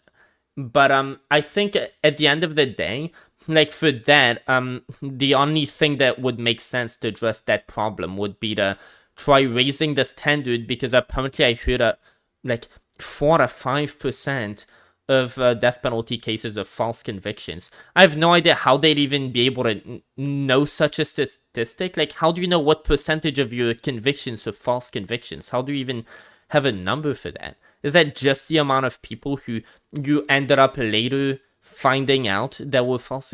I don't know, like, that already seems weird, but obviously just, like, raise the burden of proof for the death penalty to apply then. And I think the whole thing of, yeah, well, somebody might not deserve to die, and by the way, I would say, and this is a hot take, that if you kill someone by drunk driving, I don't know, you were just drunk, and like maybe you ended up driving on the fucking sidewalk and you hit somebody, but you were just drunk, you weren't trying to kill them. Well, you like, it doesn't matter what, even if it's second-degree murder like that, you should still get the death penalty, even though you clearly wouldn't deserve to die over that. Like, I mean, you weren't trying to kill someone, because you were in the wrong, so you deserve a punishment. But the loved ones of the person who died, they don't deserve a punishment. And in the justice system should, I just said justice system twice, but yeah, the justice system should always prioritize the human rights of the innocent party over those of the guilty party. So this just ends up in a conflict of interests, where either you have to give the guilty party a punishment that is maybe too important, that like maybe they don't deserve to straight up die for this. Either you have to spit in someone's face, like spit in the innocent party's face, and just completely deny them their basic human rights of knowing that this guy, like, you will never see your loved one again, all because of this person. Every time you go to sleep at night, you say, oh, well, I'd be telling this person good night right now. And then the next day I'd wake up and see them again. I'm not gonna be able to do that because of this fucking person. Meanwhile, I have to, on top of that, know that, while my loved one, yeah, I can't tell them good night. They're fucking dead. This person, oh, they can go tell whenever they have family members that come and tell them hi. Oh, well, they can go tell them hi back because they're alive. So they got to kill my loved one, but they get to live, even though my loved one didn't get that level of respect. It's like, yeah, okay, so I think that's kind of my whole point, and I think that comes from, like, revenge is the human right. I genuinely think that, and if you're gonna, like, tell me, oh, well, revenge shouldn't be a human right, well, let's just, and by the way, this isn't really credible information, because this is just polls that I ran in, like, just asking people, but I would say if somebody, for example, killed my mother, I wouldn't stop at anything. I would be willing to sacrifice my own life to take out the person who did that, right? And I think most people would agree, and I remember I was in Spanish class when I was, like, in 12th grade, and, like, I made that because I was arguing in favor of the death penalty. I was bringing up that point. I was like, yeah, so how many of y'all, like, say somebody killed your, like, mother, like, wouldn't you do anything, like, would you be ready to sacrifice your own life if it came to that, to make sure that person who killed your parents would be dead too? Everybody fucking said, yeah, of course. Like, I'd fucking put myself in danger to so, you, as a most people, I would imagine, if they really loved their loved one, they would be willing to die rather than not have their human right of revenge be satisfied.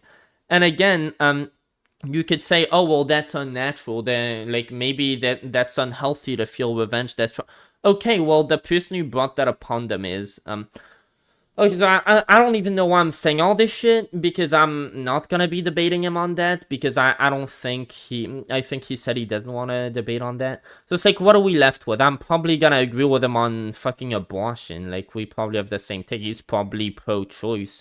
I mean, I'm pro-choice up to the moment of birth. What the fuck am I gonna say there, right? Immigration. I think we should have fucking open borders. Okay, there's no way we're gonna have a debate on borders. He'd probably be to the fucking right of me on borders. What the fuck else? Like, no, really, the only 4 issues that I'd align with Republicans on, but this is, like, really, like, what's it called? This is really determinative, right? Like, these are hardcore issues that they determine your fucking, like, political identity as a whole. I'm against racism. The left is literally pro-segregation, so that's a huge issue for me. I'm also against like, I'm also in favor of free speech, and I'm a capitalist. And there's also the side tangent that I'm pro-death penalty. Apparently, the majority of the country is pro-death penalty. But yeah, that's really and everything else. I mean, this guy probably doesn't think that God is real. I also don't think that God is real. So it's not like we could have a debate over whether fucking God is real. I don't know. Like again, I'm not gonna try to debate this guy on whether or not he's a grifter, especially that like now if he's saying he'd be down to debate me, I seriously have my doubts. Like, and apparently. Like, fuck, what am I gonna say? Your husband on live TV, and it's like, dude, I've been shit-talking him, and he asked me to a debate, so now I better have some good fucking shit to bring up to him. Like, I've been shit-talking. What the fuck have I been shit-talking for? I better have some good fucking shit to bring to the table. Actually, I don't really fucking know. Like, what... None of these points that I'm bringing up seem like relevant shit that I should bring up in a debate against him. Unless he, like... says something and I'm like, oh, well, that's not really consistent with what you said earlier, but then we'd have to be debating something in the first place. Dude, fuck, I don't really know.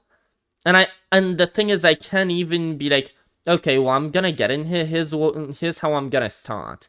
Because if I do that, if I just pretend I'm debating him right now and I just start saying what I'd say to him, then when I'd actually, and this is a thing, I know myself, if then I got in the conversation with him, I just start stumbling and mumbling and like trying to remember how the fuck I said it the first time.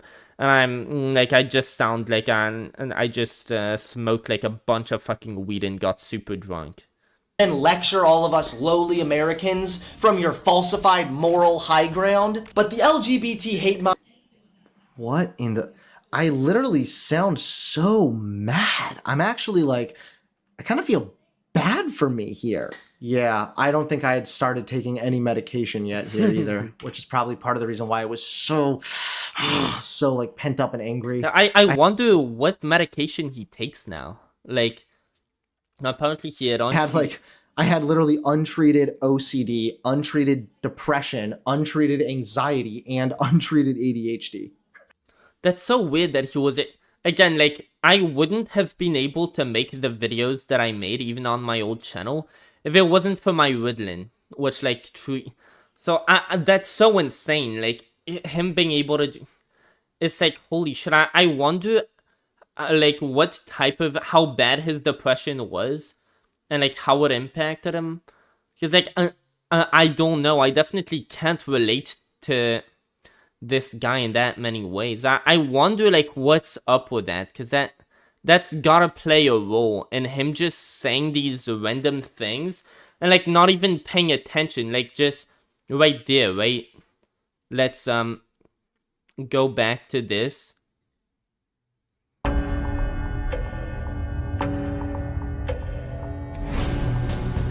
No. Here's the means is that you hate people of another race. Yeah, what racism means. Wait. That you hate people of another race. Oh my god, I just did the same thing. Stereotype.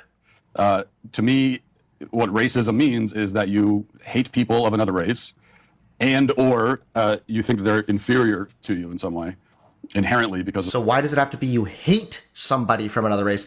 You could think somebody's inferior to you and not hate them, you know? I think that... It's like, yes, saying this type of shit, it's like, I don't know, there's clearly...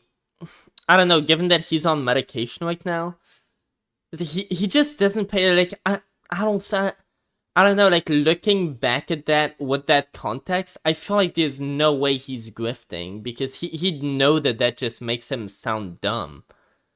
Like, would he just say something this blatant if he was grifting instead of he just didn't fucking hear what he said? But I don't know. Shit, let me go use the bathroom, just go stretch a little bit. I've been at my keyboard for a long time now.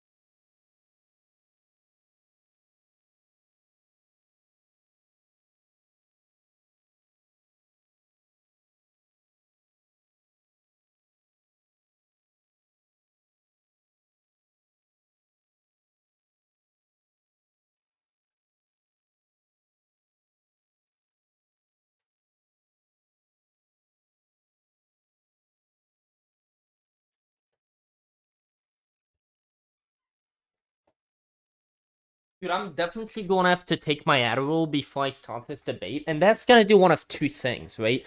Because right now, my mind just kind of feels like a fog.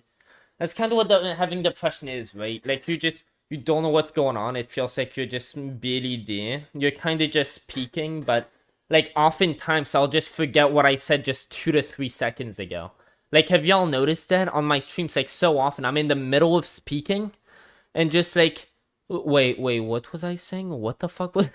like, just in the middle. Like, normal people don't really fucking have that, right? It's like me taking my Adderall, it'll either make me, like, all of a sudden be, like, way more focused, be able to make good points, know what the fuck I'm doing, or it'll just make me, like, just start fucking stumbling and mumbling and just rambling and, like, forget what the fuck I'm saying even more. Like, dude, I really hope it's gonna have the effect I hope it does, but... Because, like, sometimes, holy shit, I remember a live stream, that's usually when I'm crashing, though. I don't know, dude. Okay, let me not start one, because, I don't know, I already feel very fucking insecure for a lot of reasons, because I don't know, I'm kind of a fucking loser who failed at life, had a fucking dream of becoming a YouTuber, just pretty much set aside his whole fucking high school just to follow that dream, just to try to build up a family of people who would finally fucking love him, finally fucking have people who give a shit that I fucking exist, who I could possibly be there for as well, and just... No, but then, like, nobody fucking gives a shit about what I say, because I'm kind of just a loser and stuff. Dude, if I have this great opportunity and I fuck it up, and it's like, yeah, I started talking shit about this person, and then he just, like, told me, oh shit, do you want to debate? And then I'm just like, it's like, dude, I'd literally not be able to fucking forgive myself ever for that shit. Like, it was so bad. But the LGBT hate mob didn't stop there. They smelled blood, and they had to continue searching for their next victim, for another bite of their prey. I can't believe I actually have to defend this guy, but next, the gay community came for Logan Paul. Now, I really don't like Logan Paul, but I dislike... Yeah, dude, like, that's something else that I hate. When people hate Logan Paul, I don't know, and I know this is probably not a good take for me, but I kind of automatically fucking just... That makes me angry. That makes me, like, almost hate them just by that. It's like, why the fuck do you hate Logan Paul? Everybody hates Logan Paul. I've seen every single one of Keemstar's, like, over 100 videos on Logan Paul, just calling him, like, a piece of shit, and giving all of these reasons, except that he doesn't even have a single, like, actual reason. He's just bullshitting the whole time. And it's like, was there actual, like, good arguments against Jake Paul or Logan Paul's character? And Keemstar just never bothered bringing them up. Like, he just only brought up the shitty points. Like, is that what actually happened? Or is it... I don't know, when people hate on Logan Paul, that makes me fucking mad, dude. All he does is just fuck around, and people just get super fucking mad at him. That pisses me off, dude. Like the language policing from the gay community even more. Logan... Again, why do I keep lumping it in with the gay community? Why can't I just... I mean, I think it's because he, like, this is regarding gay people, but yeah, I mean, fuck, that's a decent point. Say there are some outspoken LGBTQ advocates that are definitely a little bit annoying. And the thing is, he actually said that earlier, right before saying the exact fucking opposite of that. He was like, I remember he said, like, I think, like, this isn't an attack on gay people. I think most gay people would actually agree with me here, agree with what I'm saying right now. Which, I don't know, I think he went a bit too far. I don't think most gay people would have agreed. Most gay people would have probably thought, yeah, I mean, he makes some alright points, but he's overall an asshole in that video. I don't know, if I was gay, I would have probably felt that way, but, then he was like, but you fucking gays, let me tell you something, y'all are, kind of, what's the word? Not snowflake. Snowflake also works. Dude, I forget words. It's like, do I have dementia? Do I have fucking dementia? Dude, I hope I don't have, like, early stages of Alzheimer's. That'd be fucked, dude. Annoying, they tone police, etc. Paul came under fire for making a... Oh yeah, overly sensitive. That's the word. ...joke in his podcast where he said he was gonna... Welcome to idubbbz, your guide to accessing flow states through music and neurofeedback. Dude, why am I getting so many ads these days? I swear, I didn't used to get this many ads. A for a month. He said, quote, "It's male only." By the way, I just gotta check one other thing. Everybody can still hear me on this stream, but I tend to get... I don't know if he bothered... Okay, yeah, I'm still... My mic didn't just fucking turn off and lie and pretend it's still on. I don't know, my mic sometimes does that. So Dude, why can't I have people fucking giving a shit that I exist? Dude, please. Guys, make my dream come true. Make this number turn into 500. You don't understand how much that would mean to me. It's like all it takes is you clicking on this motherfucking shithole live stream. Just please do that shit. Is he live yet? Oh, he's live. He's live. Okay. Racists get arrested. Debates. This video, 'cause it's also okay, let's see this shit. We're gonna be on really this. Wait. So. Did I get... It says 24 now. Hunter Avallone, yo, here we go. Yeah, he's gonna be debating me. Oh, he's in the Destiny Discord? Nice. Okay. Fun for me to make them, so I want to make more. That's a fact that there are detransitioners. What is not a fact? Welcome, I am welcome. Hell yeah, dude. Okay. Should I turn my webcam... Why would I turn my webcam on? Should I turn my webcam on? I'm gonna... Wait. Let's press this. I think so. If I press this, I think that's what ChatGPT just said to me. If I press start virtual camera, now I should be able to... Yes. Dude. I could go get my driver's license, but it's in my car. Do I... Oh my god, that's so fucked. Why would YouTube require... That's fucked. That's fucked, okay? You should be able to debate a fucking... I used to do YouTube, like, I don't know, sometimes my audience would disagree with me. I'd, like, debate them on stream. And I was, like, fucking 15, 16. Dude, that's fucked.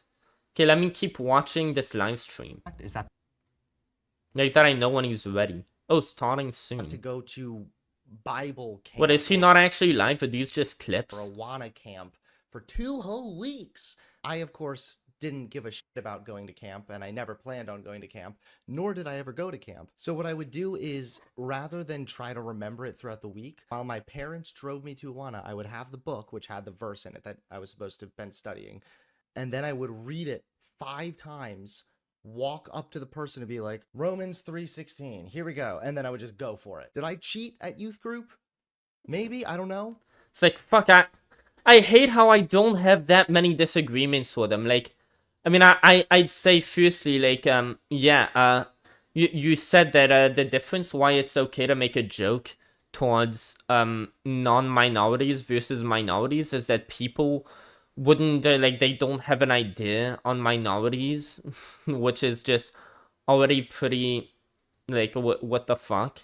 And then he might be like, okay, yeah, I guess that wasn't the best point. Maybe he'd reiterate and I'd just end up agreeing. Then I'd be like, okay, well, how about the N-word? Like, I just bring up my points for what... Then, like, and then that's it. I don't know. Okay, whatever. But again, nobody really owes you their time. Like, nobody. And I like how the chapter of this part of the video is called self... Dude, shit. Like, I'm doing this thing with virtual camera. I really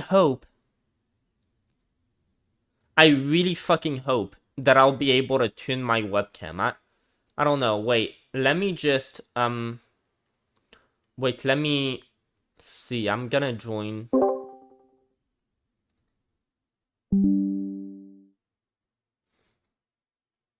Okay. What is this shit? What is this? What is this? Come on, come on. What is that? Come on.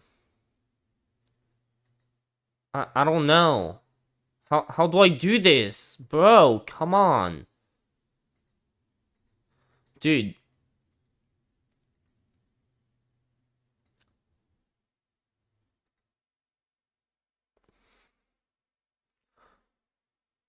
Okay. No, like, shut the fuck up.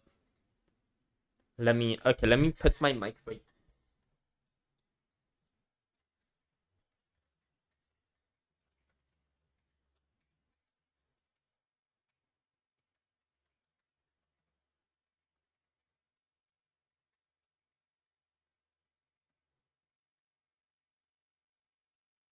No, I don't.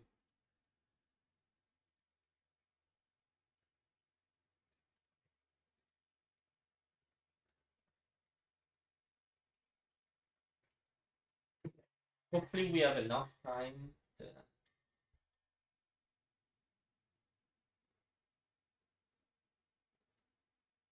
create a virtual feed, including your webcam, that can be accessed by Discord. And how? Okay, open Discord and adjust settings. Okay, I still have that on, so use the get icon at the bottom. Voice and video. Okay, do that. Voice and video. Okay, boys.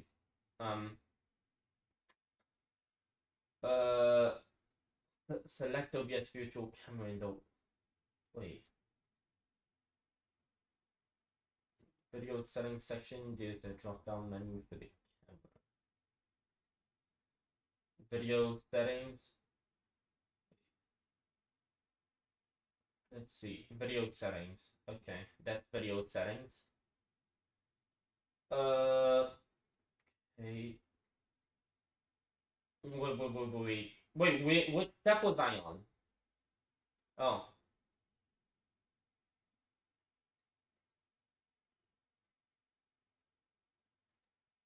Okay, let's do that. Okay. Is that... Hello? Not even here, hello? You gonna go? What? Isn't my video supposed to pop up in here? Wait, what the fuck?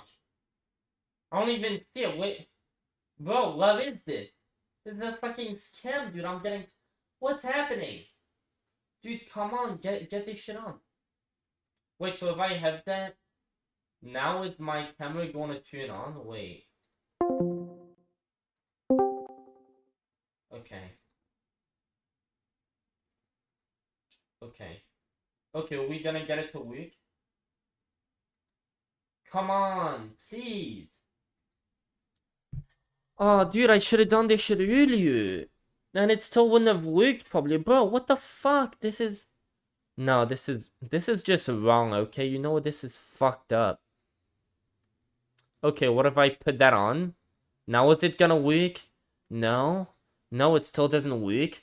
What if I fucking shoot myself? Then is it gonna... Dude, I don't think so. Dude, what should I do, bro? Come on, my shit should work. I'm getting fucking scammed over here. This is fucked up, dude. I'm gonna fucking sue them. Dude, what the fuck is happening? Test my video. I'm pressing test video and it's not even doing anything. Dude, this is fucked up. OBS virtual cam. Oh my god, I found it. So, now I'm gonna have to... What, do that? Why am I on the other side of the screen? Wait, look at this shit, right? If I turn my head to... Oh, boys. Hello? Yo, what is up? How are you doing? Good. You're very quiet right now. Hold on one second. Okay. It's partially my problem. I didn't have you turned up loud enough on my end. Go ahead and give me, say testing, 1, 2, 3 now. Testing, 1, 2, 3. Guys, does it sound really quiet to you? Come on, I think I sound pretty good. You want me to turn my camera on or no? No, you don't need to turn your camera on. It just... Okay. I guess, yeah, if that's as loud as you can get it, then I guess we'll have to just roll with it wait, there. Let me try to... Does that sound better? I got my, Yeah, that sounds better. Okay, so... I don't know. I don't think I have a lot of ideological problems with you. Most of my beliefs would probably align with you. I mean, I'm pro-choice. I'm pro. I'd be pro open borders, to be honest. But yeah, Ulyuin. So I was just watching that video of you reacting to your old self. So yeah, you said that like your opening point was, oh well, yeah, I can make fun of minorities, but I can also make fun of like straight people. Like you made a joke about gay people, and then you made a joke about straight people, and you were like, oh well, the difference is gay people are gonna get so offended over the gay joke, but white people aren't gonna get. It really wasn't sure. So let me elaborate a little bit more. Yeah. So again, the argument is not like, oh, gay people might get offended or anything. It's more an argument about the likelihood that a joke or humor or media can normalize potentially dangerous and bigoted beliefs. Oh shit! I forgot to take my Adderall. Oh, dude, let me take that right now. Wait. Okay. Okay, there we go. It's taken. Wait, what? I'm sorry, I cut you off. No worries. So, it's not so much like that gay people are going to get offended or something. Just if a gay person gets offended over a joke, that doesn't mean that the joke is then therefore homophobic or something. It's far more about the likelihood that that joke can cause some kind of harm. In this case, it would be normalizing bigoted viewpoints or views and perceptions of minority groups. And I know that I've already kind of read some of your tweets, and I know that you think that's very stupid, and you think what I'm saying is that, well, since nobody knows what gay means, if they hear a joke about the gay, they might think that gay means AIDS. Oh no, that's not my argument. My argument is actually that media shapes opinions, and you can't deny that. Therefore, jokes that consistently disparage minorities, that ends up doing more of a harm. That shapes people's views and attitudes. Yeah, but and I have multiple different studies about this too. But for example, with AIDS, so you were like, okay, well, if people hear that like gay people have AIDS, well, they're gonna be like, oh, well, do gay people have AIDS? Maybe I should stay away from them. Like, can't you use just critical thinking skills? Like, I'm guessing if you arrived to that conclusion from that joke, that like, oh, gay people have, maybe I should stay away from them. Doesn't that kind of assume that you already have a preconceived notion that is biased against gay people? If like that yes, you take away from that joke?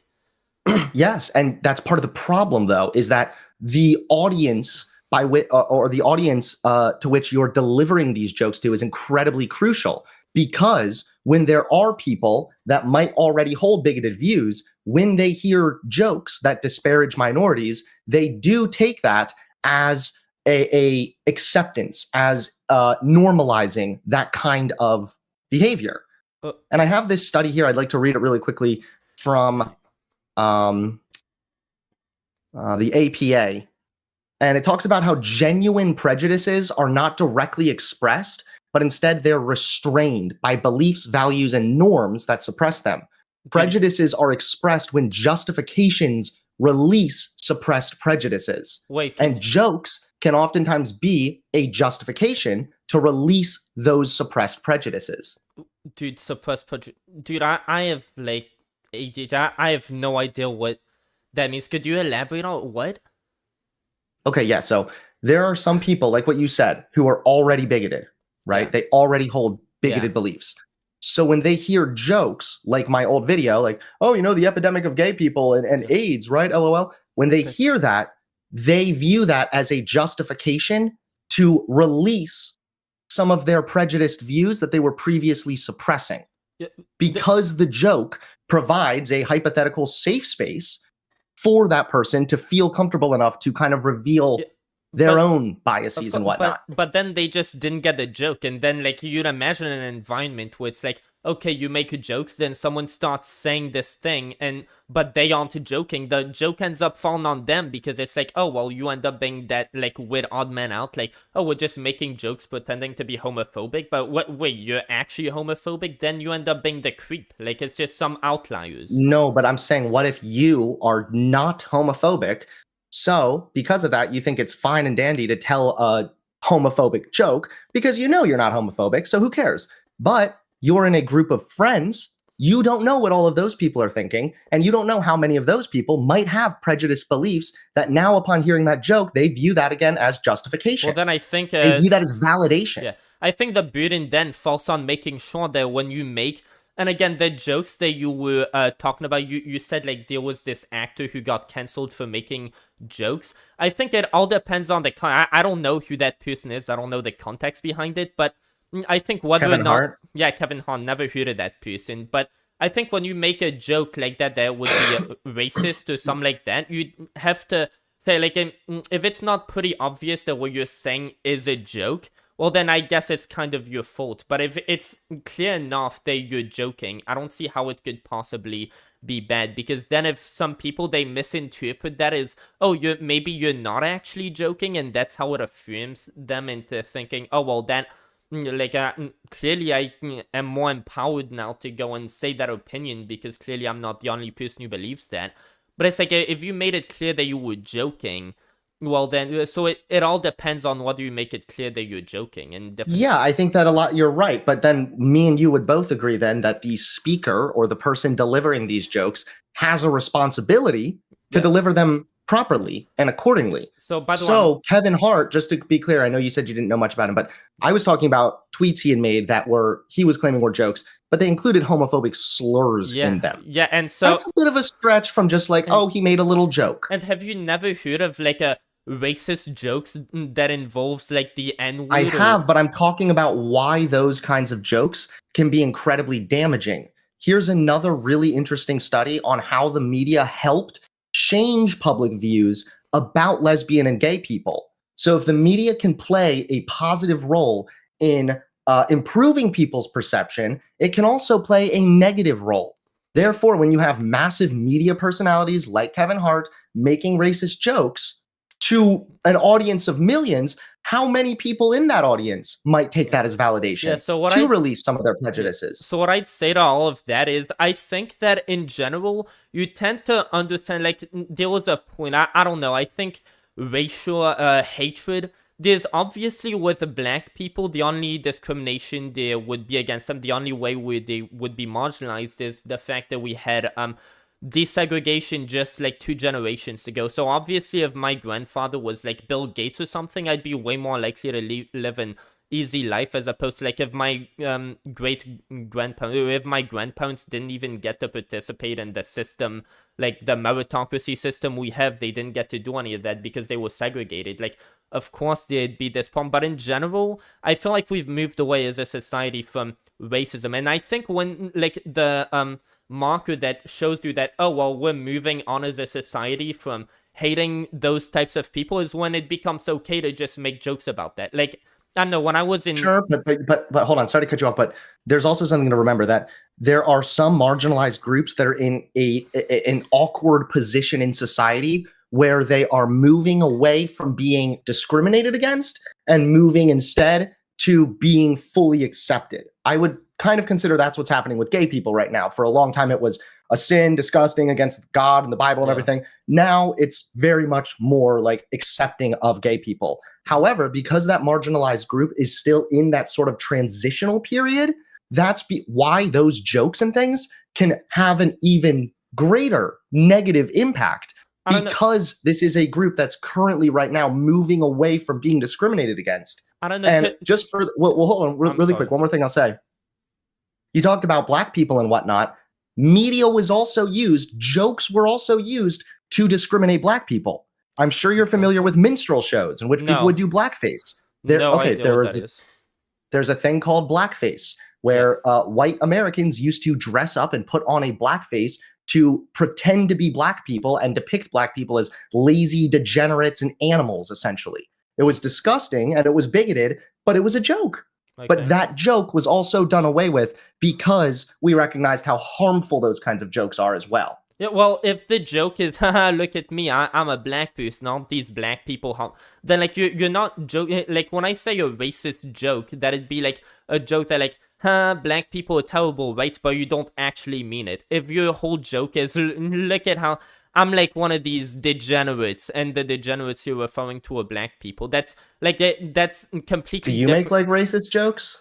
Do I make racist? I mean, I might make racist jokes sometimes. Yeah, I mean, I do that all the time, but I don't make them in the context of like me actually thinking like I don't know. But for example, going back to my previous point, I think if you think a group like discrimination against them is starting to die down, I think the best thing you could do is start making just jokes about that group of people, because then that like empowers everybody to move away. Like, okay, well, now we're on to making jokes about it. Yeah, okay, well, if jokes. So do you think it's? Do you find it? Not to like move the point completely, but like you like to make racist jokes, which is fine. I mean, I've made racist jokes before too, whatever. But I'm seeing here you posted a screenshot of your notes, and why is there a tab up here that literally has the N-word written down? Oh, because I used to be way more edgy back in the day. No, that has that? Well, probably, I don't know. Let me look at the context of that. Is that on my notepad? What was it? It says N-word word or something, and I was just curious. Oh, yeah. Why. No, okay. I don't know what that is. I can give you, I can tell you. So that was a script. So I was making a script for a video. Let me show you that video. I could link it. But I was saying the N-word is not racist. I made a whole video titled that, and that was my script for the video. So here's the video. I could just give it to you. It's on my channel. I don't really need to see the video. I think that this is actually kind of demonstrating a little bit of my issue here is you're comfortable with racist jokes. You tell racist jokes. You're now using racist slurs. And again, you're still saying that's not racist. No, the context. I was saying like that was a N-word script. That was what I... So if I refer to the word, I'm saying like... Yeah. Okay. Well, I'm not here to... I don't really care at the end of the day. I just think that if we're recognizing... Now, look, this is an important point too. So the whole reason why I think there's this whole panic around the N-word, I think white people should get to say the N-word. Why is that? Well, if you hear a word all the time said around you, now where I live, black people will say the N-word pretty much as often as white people. Someone like me might say the F-word. I say the F-word all the fucking time. And if I have to live in a society where like a group of people around me are saying this word literally multiple times in a sentence, if I end up like I can't say that word, and every time I have to think, oh well, if I just tried speaking like the people around me, I'd get beaten up, and that's supposed to be to punish me for slavery, which I never. It's not supposed to be it's like, not really supposed to be to punish you, and I also sometimes agree that some of that stuff can get kind of cringy. I think that the N-word is generally harmful. I wouldn't really consider it to be like a good word, but I also think that, hold on, wait, please. I also think that if it is a harmful word, that applies also when black people say it as well. So I would be consistent on that position. However, again, there's some pretty big differences here as to why it's not really okay for white people to say the N-word, right? Like white people white people invented this word to specifically dehumanize black people. So for black people to reappropriate that word, it kind of makes sense, right? Like it makes sense that white people probably would want to steer clear of that word. No, like you're saying white people invented this word. Again, it's not white people. I didn't invent this word. I'm from France, by the way. Not that that makes any of a difference, but then when like you might say, oh well, I don't think it's okay for black people to say it either. Sure, but when you look at society in general, like you cannot, like when I go to school, I see like most black people will say that word a lot. Like, is it not correct to say, okay, well, if everybody around me is gonna say that all the time, is it not fair to say that if people around me are gonna say that? Because what did society choose to make of it? Dude, this is literally like this is like if all your friends jumped off a bridge, would you do it too? What is like, saying a word? That's not like jumping off a bridge. I'm saying it's the same kind of example. It's the same thing that parents say. How? Just if everybody's doing something around you does not just mean it's okay or make it right. How would you determine whether saying this word is wrong or is it not wrong?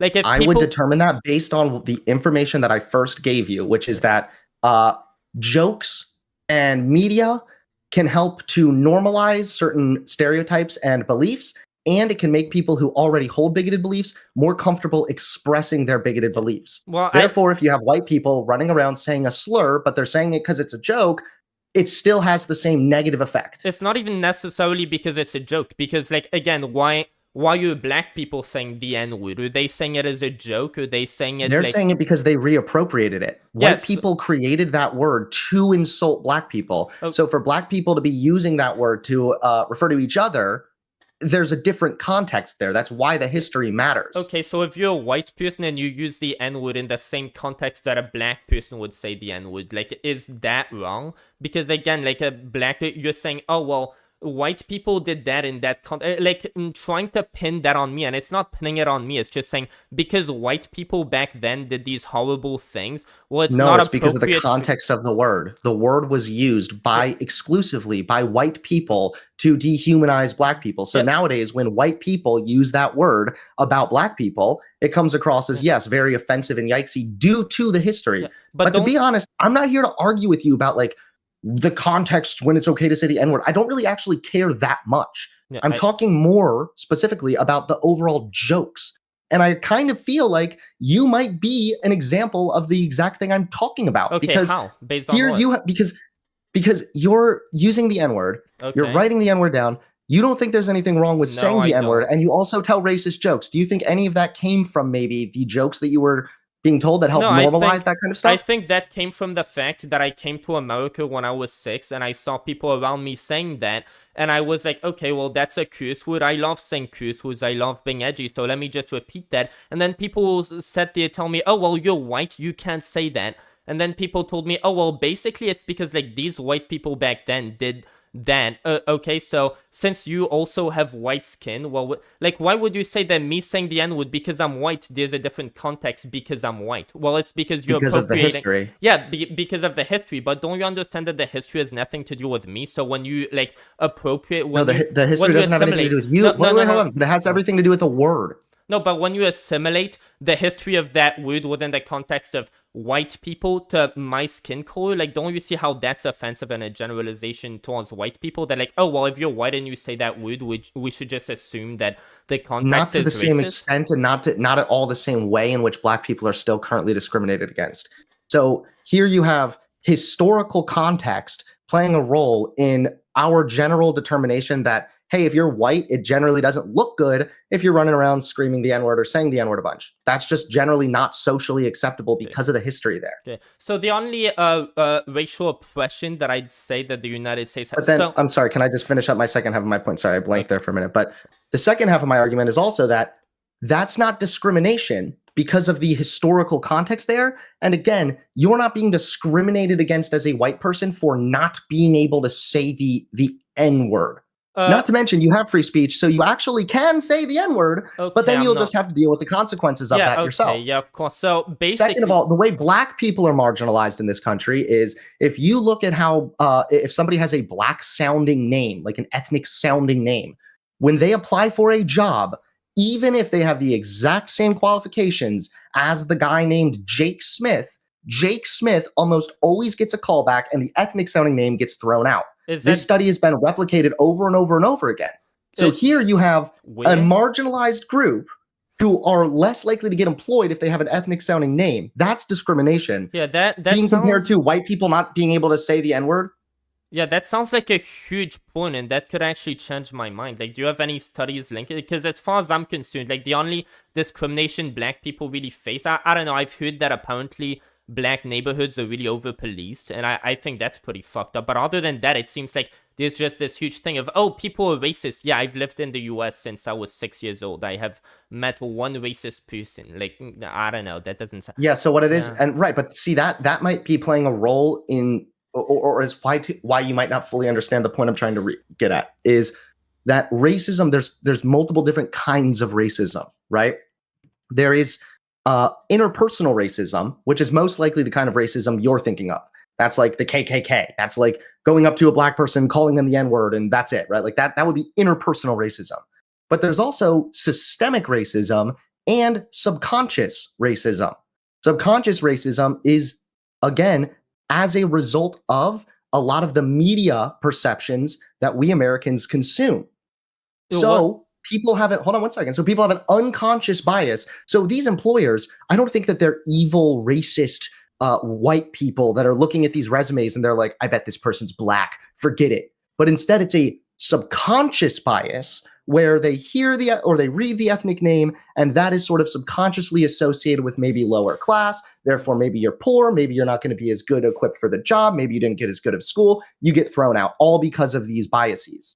And this kind of study has been replicated 2 or 3 times now. Okay, well, I'll have to look that up. But can't you see? So you're also at the same time going to say, oh, well, yeah, I guess you could say the N-word. You have free speech. But then, like, yeah, you're gonna have to deal with the social consequence. Well, what are the social consequences of that? Well, if I say the N-word, if I'm a black person, people are gonna assume, oh, well, he's like, but me, if I say a word that like I hear people around me saying all the time, it's just normal for people around me to say it, but it's not normal for me to say it, even though people around me are saying it. But well, why would that be? It's because of people's subconscious like thing that you're talking about, where they go, oh, well, this person, if he acts like me, oh, well, there must be some link. And then they link me to the behavior of people hundreds of years ago. Isn't that the same thing as linking black people? Oh, well, you're black. Oh, well, maybe you shouldn't be in a store because you're going to rob that store. Oh, well, if I'm white and I speak like everybody else, oh, well, maybe No, because one is requiring an assumption. The other is just history. So the other is, here's white people that created this word to be racist against black people. Yours is, well, because black people once committed crime, therefore we're going to assume that black people are then going to commit crime again. That's not what I said. No, in this example of the white person, we already have the white person, quote unquote, committing racism by using the N-word. Wait, how is that committing racism just saying the N-word? Like, again, it's just you. I'm saying hypothetically. I'm not saying that it's innately necessarily committing racism, okay? Obviously, if they're reading Tom Sawyer, it's not racism, okay? I'm kind of lost, honestly. Dude, all I'm getting at is that I'm not saying because of subconscious bias, that's why you can't say the N-word or something. I'm saying that because of this subconscious bias, that is why these kinds of jokes can be dangerous. People have subconscious biases sometimes without even realizing it. Yeah. So when you hear a bunch of racist jokes that make it sound like, yeah, black people are poor, or black people are lazy or whatever, then that can reaffirm subconscious biases you hold, and those biases will influence your behavior. Well, to be fair, my takeaway from all of this, like I kind of came in here thinking like, yeah, black people, the only discrimination they face, there's no real social discrimination. It's just like, yeah, the fact that like if your grandparents were poorer, that sets you off to be poor. But if that's a real thing, that like this stats showing, I'm really curious because I've never read about that. Here's one, okay? I'll send you this. This one. There are a lot, and I mean a lot, of pieces of evidence to strongly suggest systemic racism and bias. Another one I would suggest you look up is black people are disproportionately given to death sentence, even when you compare them to white people who committed the same crimes. I'd be curious about the context. That sounds like pretty damning evidence, yeah. Fuck, I definitely have to look over that, but I guess since I'm here, do you want to debate the death penalty as well?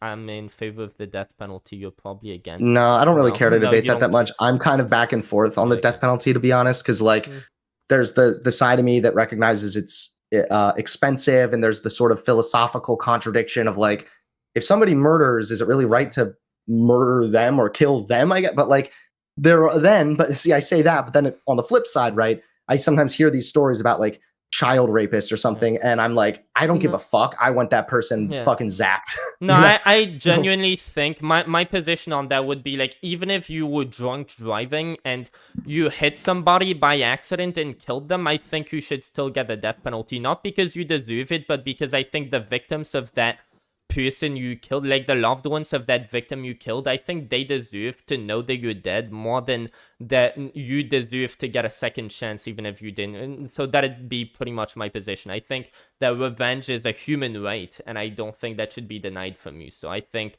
I'll probably disagree with you on that, because I would have to say that the punishment would need to fit the crime, and if it were an accidental thing, I don't think an intentional death penalty in response would necessarily be appropriate. But I don't know. I think it seems like a conversation for another time. Okay, I will say this. I appreciate you calling in, and I know that this conversation got kind of like convoluted, and I know that some people in chat along with you, we were getting kind of lost there. What's convoluted? I don't even know what just that like mixed means. Up. Just like really mixed up. Like it got a little confusing there. Yeah. But basically, in summary, all I'm getting at is that since media and jokes can play a role in normalizing behavior and biases, therefore, when there's racist jokes being told or jokes that are disparaging against minorities, that has a very high likelihood of real life negative consequences. And I feel that I've somewhat demonstrated that with the studies that I provide. Yeah, well, I'll definitely look at those studies. And I also wanted to say, like, thanks for having me on. And I definitely want to apologize for, like, calling you a grifter so much. Like, I don't know, I kind of got that.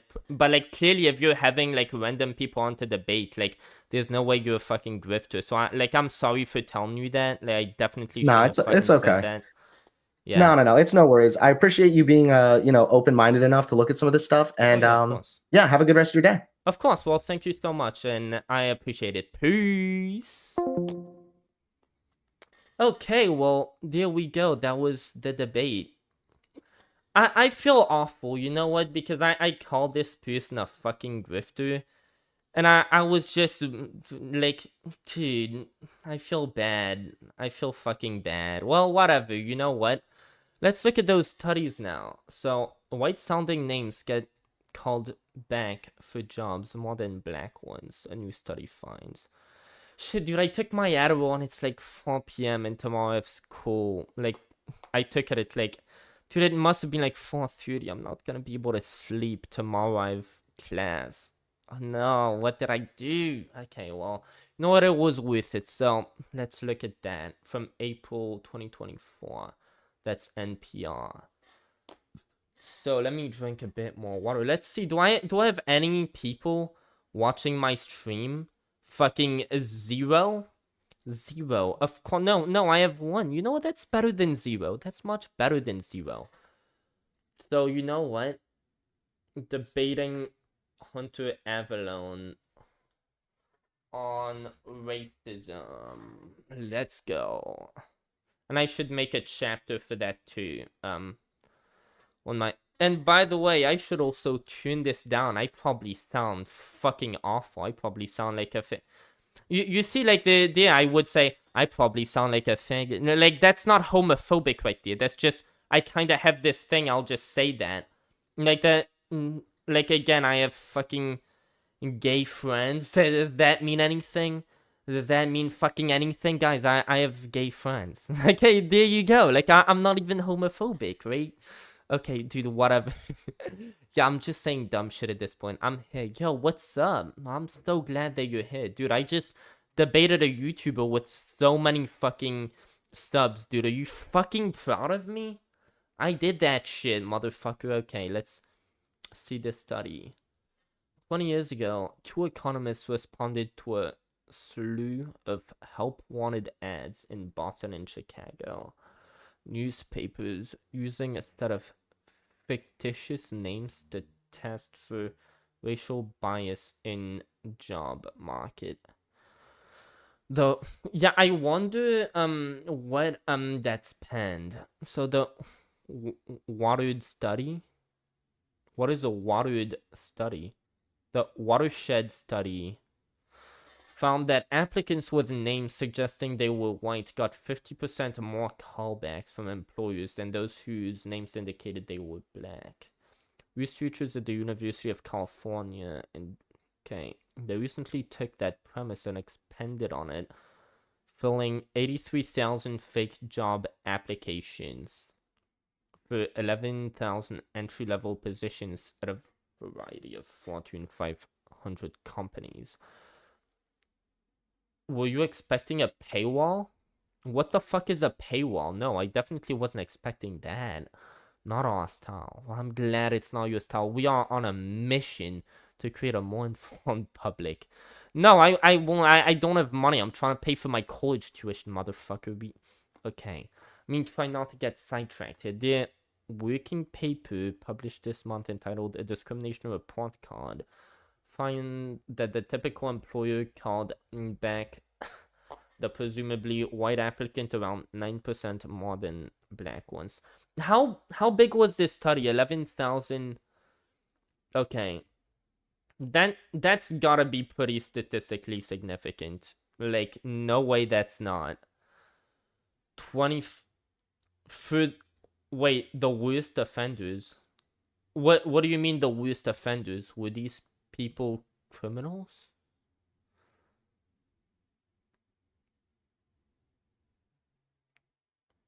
What is the worst offenders? What does that mean? Let's try to... I'm stretching right now. Oh, y'all could probably see that I probably have my webcam on. Dude, I love how he randomly caught it. Dude, this guy, I'm like, I was making fun of Emilio for like not keep unsafe changes. Yeah, keep changes. Yeah, so, yeah, this was my script. Was it that long? Was it this fucking long? 20 minutes with? Okay. Yeah, so me saying the word nigger, like, again, I don't see how that's wrong, but I wonder, what was chat's reaction to this? Should I look at this? Serving women. This dude, idubbbz, is probably one of my favorite too. Like, that crow vibe with the sniper is... Preparing for the I don't know. real world. Do you know what is incredibly important now? Potentially dangerous and bigoted beliefs. So, Oh shit, I forgot to take my Adderall. Oh, dude, let me take that right now, wait. okay. Okay, well, I'll look at that in a little bit. Firstly, I should definitely look at the study he referenced me. Was that the only study? Yeah, I thought he said he gave me another one, but, dude, and now I'm about to, oh my god, my brain's just failing. Thank fuck that debate happened before my brain just started fucking failing. Now I'm just, dude, I see this with the worst offenders. That just got my brain fucked. Let me reread all of this. 20 years ago, 2 economists responded to a slew of help-wanted ads in Boston and Chicago.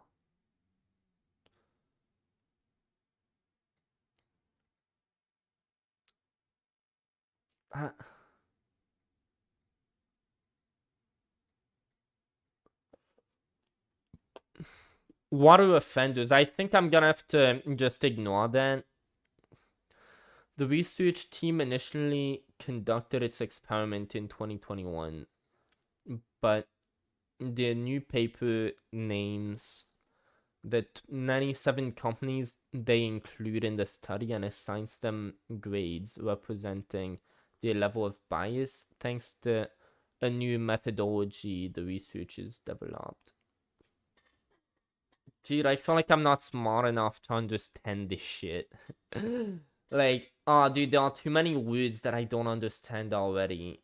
Wait, are there? What methodology? No, I know what that word means. What? Why is my... Did you know what? I think I need to go smoke some fucking weed. Wait, dude, I need to go get some liquor and smoke some weed. I don't know. Bro, should I do this shit? I mean, I still got my... I don't know, I'll consider the fireball. That tends to... I don't know, when I drink, I really like it, but then I just... My brain, when I'm trying to make points like that, I don't know, that's not a good look. Wait, let me just go use the bathroom fucking again? Dude, I swear, I used to never do that on stream. Like, I would stream, like, 4 hours a day, every day for 3 years straight. I maybe used the bathroom once on stream, like, that entire time. Well, here we go, dude. I guess I'm a different fucking person now, dude. I've changed. Well...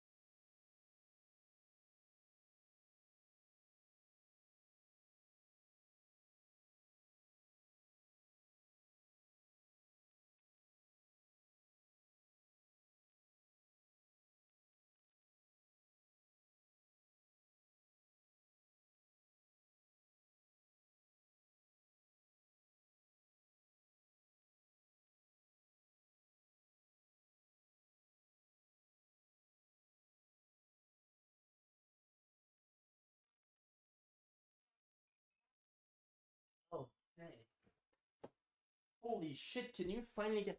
How big of a shit was that I just took? No, I'm just kidding. I didn't even take a shit. I just had my dad calling me. He's actually coming in February. Can you believe that?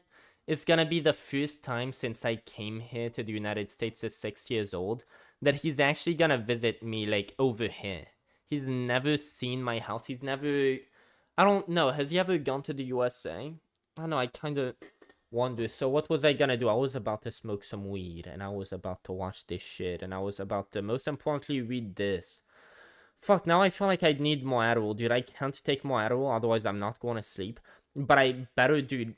He just, like, if this shit is real, that debunks, like, a bunch of shit that I, like, have said, or, like, I don't know, that kind of undermines this video that I made. Where's this video? Where's this motherfucking video? Where's this video? Where's this video? Where's the video?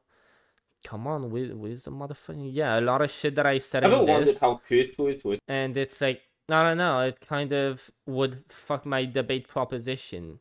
I don't know, if there are real social factors to racism, like, that is a big point. I still don't think that people in general are racist, but I don't think that was his claim, that people...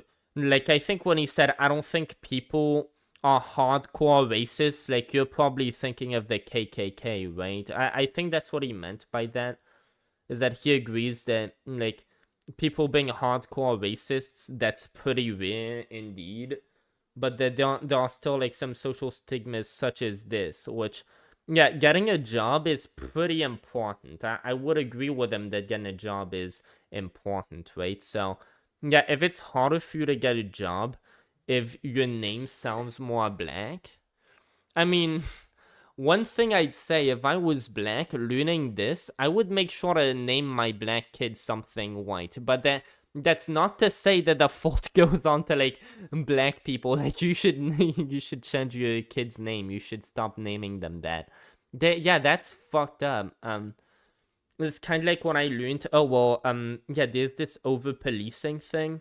I was like, oh, shit, yeah, I didn't know about that. Yeah, maybe, maybe they should, like, stop over-policing so fucking much. Like, that's pretty fucked up. Let me see. What was I on? Dude, have I spent, like, what, 5 minutes looking at this study, talking about how I should read it and not fucking reading it? Of course I have, because I'm fucking me. Dude, I can't keep being a fucking loser. Look, the research team initially conducted it. Wait, I'm gonna vape.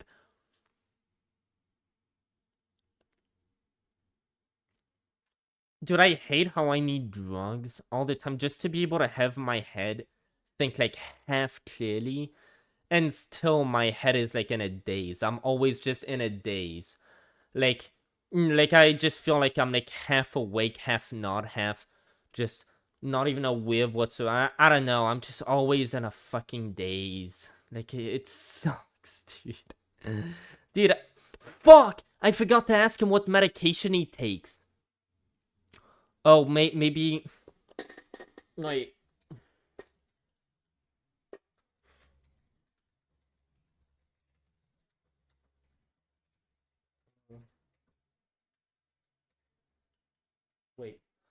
Wait, slash, what else?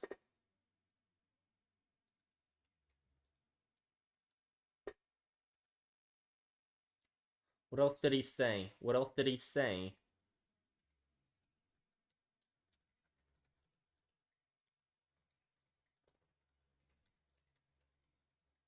Wait.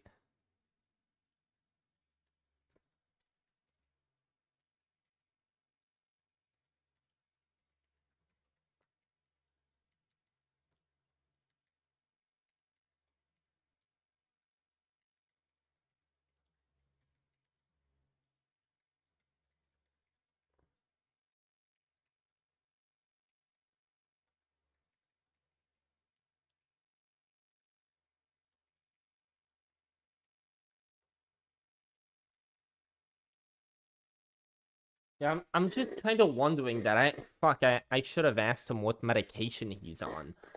That's like, holy shit, like, you're treating all that stuff fuck, if I could take a medication and stop having OCD, Like, oh my god, that'd be fucking great. Like, imagine that shit. Okay.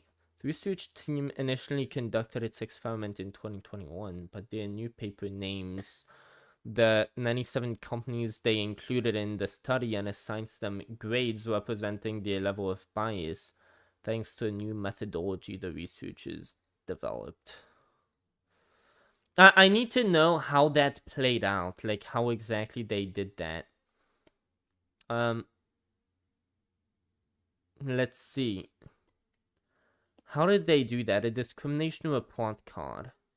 A new statistical methodology is used to grade the race and gender callback gaps of large US employers and shows that firms assign the whole grade estimates the further white applicants over black applicants by 24%, while those assigned the best grade favor white applicants by only 3%.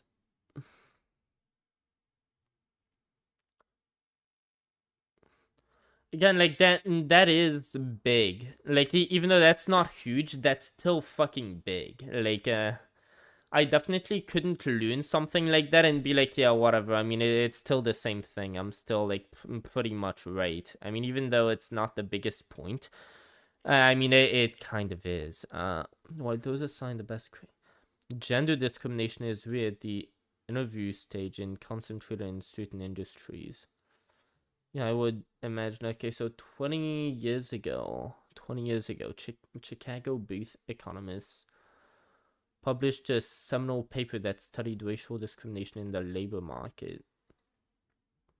Here we go. Now I'm going to something else. Wait, how many pages are there?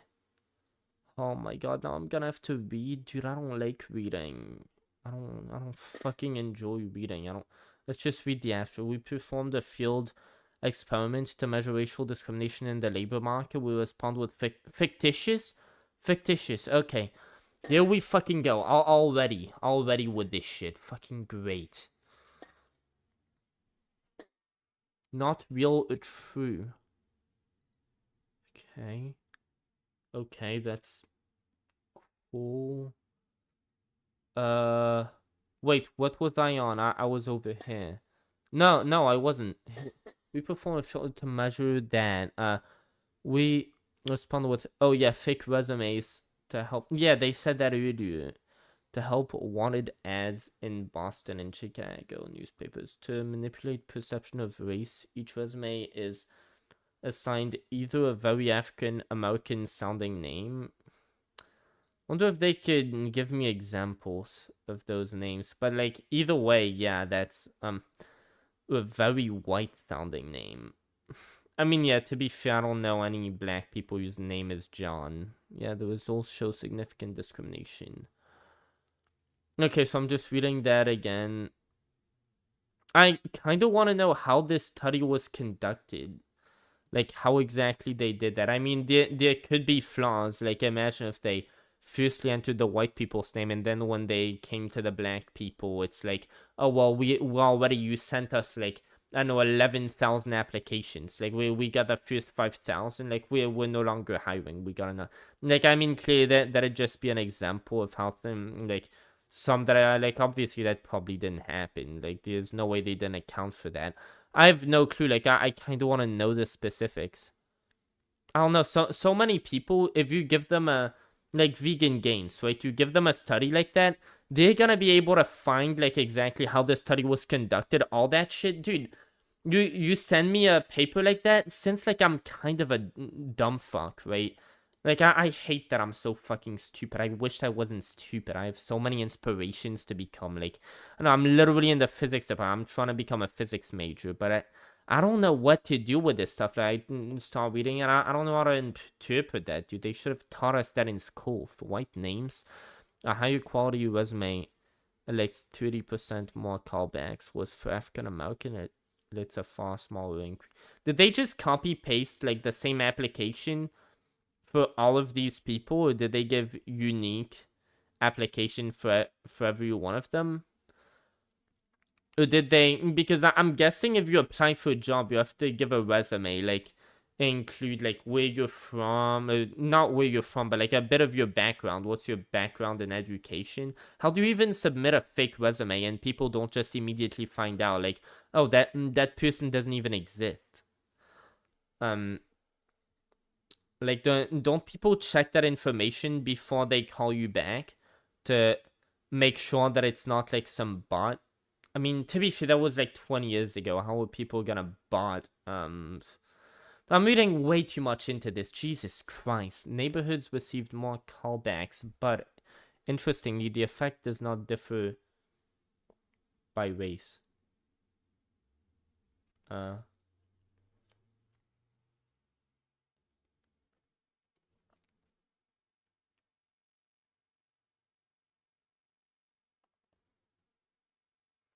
Wait. Why would you list equal opportunity employer? Why would you just state as like a, I don't know, a marketing technique to try to attract more people? Hey, my business isn't segregated. Like, as if desegregation wasn't literally a law that you have to abide by. What does it mean to be an equal opportunity employer? It means that you don't hire people based on whether they're black or white. Isn't that a law? Dude, I'm so confused. They ad discriminate as much as other employers. I mean, what would you want to know? If they like, that's a virtue saying no, right? Hey, my business isn't segregated. Come work for me. It's like, of course, if they're saying that, that doesn't mean anything because everybody's fucking desegregated in the United States. Whatever, dude. I'm still like on the same paragraph. In the ad, discriminators matter. Okay. We find little evidence that our results are driven by employers inferring something other than race, such as social class from the names. I don't know, this kind of goes against a lot of shit that I have like always thought. Also, like I have to go into the details of this and like know how this study was conducted, because I don't know, like if I was an employer, I would look at the resume, what they put in, like the information, try to find out more about the person. How can I don't even understand intuitively how that would work, unless the person, like, this isn't a subconscious bias. If you reject black people more, that means that you put a lot of importance on their name as opposed to the contents of the file. Like, how do you do that subconsciously? I mean, fuck, I guess if, I don't know, if you're lying to yourself about being racist, dude, this whole thing makes me want to drink some liquor. Imagine if I just got caught spreading even more misinformation. I was just, like, it's like, holy shit, like, imagine if I've been saying there's no racism and there's actually racism. Like, I'm even a bigger fucking joke of a human being than I fucking realize.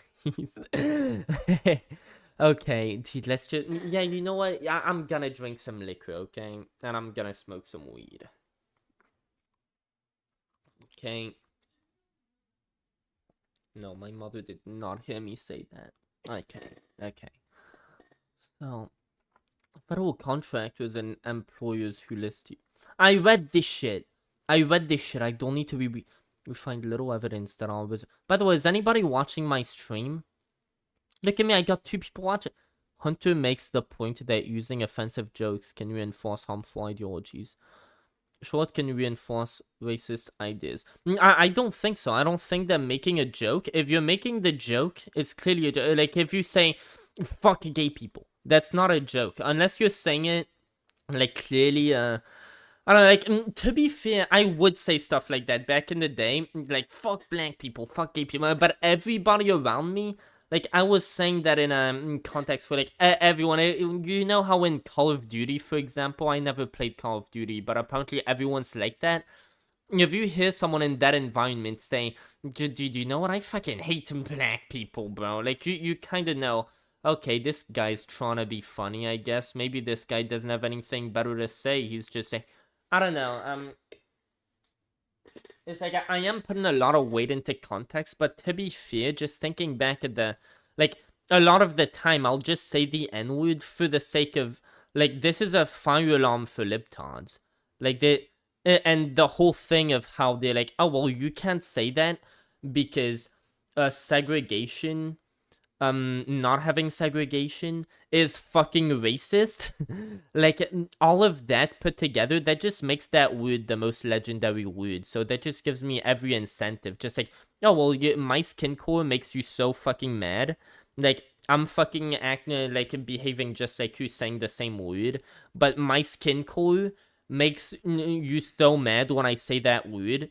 And it's, the context for why it makes you so mad is that my skin color and me assuming, like, equal rights, those two combined, is fucking racist. Okay, like, now I gotta say that word every fucking time. Every time that I'm awake and, like, can breathe. If I can breathe, I can say that word. So I better be saying that word if I'm fucking breathing, right? Like, that's kind of my mindset for saying it. So I'm, like, sometimes I'll say it and it's like, if you didn't know me, you wouldn't, like, maybe you'd think I'm just a racist with a mental disability. But no, I'm just a guy with a mental disability. I'm not a racist with a disability. But, wow, I just said a lot of words when I'm supposed to be reading this. Oh, dude. There's some shit just always stuck in my mouth. That's fucked up, dude. Let me guess. I'm about to reread this whole thing. I probably already read this. Okay, so again, the labor market is and again, that would be a fair point because I don't see, like, I never see anybody being racist around me. But if this is true, if there are stats that, like, and again, 11,000 participants, that's statistically significant. I wonder if they try to generalize that to, like, different states. If this was again, like, that's another thing that matters. Like, on what span did they do that? Did they do that on, like, different intervals of time? But most importantly, like, all of these industries, like, in the same city, because, like, dude, where would I find all these details?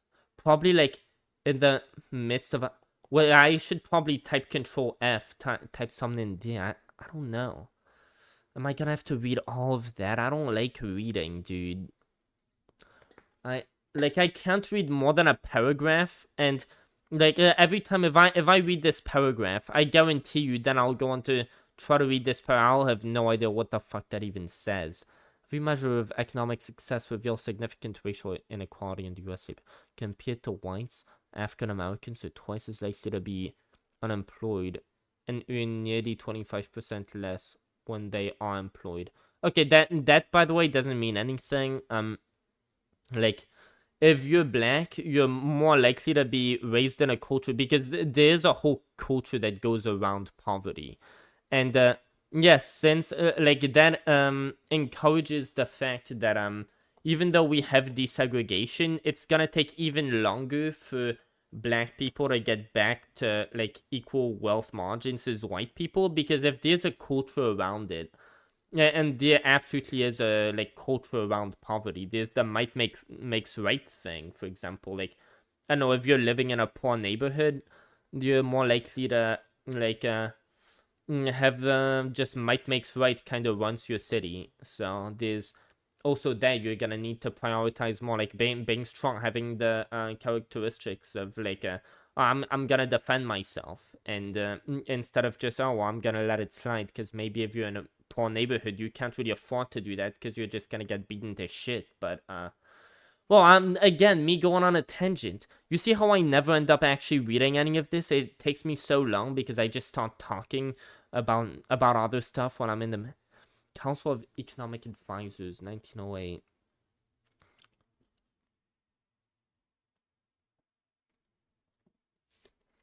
Yeah, I'm gonna try to read this in my head, like, that I'm not speaking, and I'm hopefully not gonna interject and just start telling y'all a random fucking story of mine in the middle. How's that?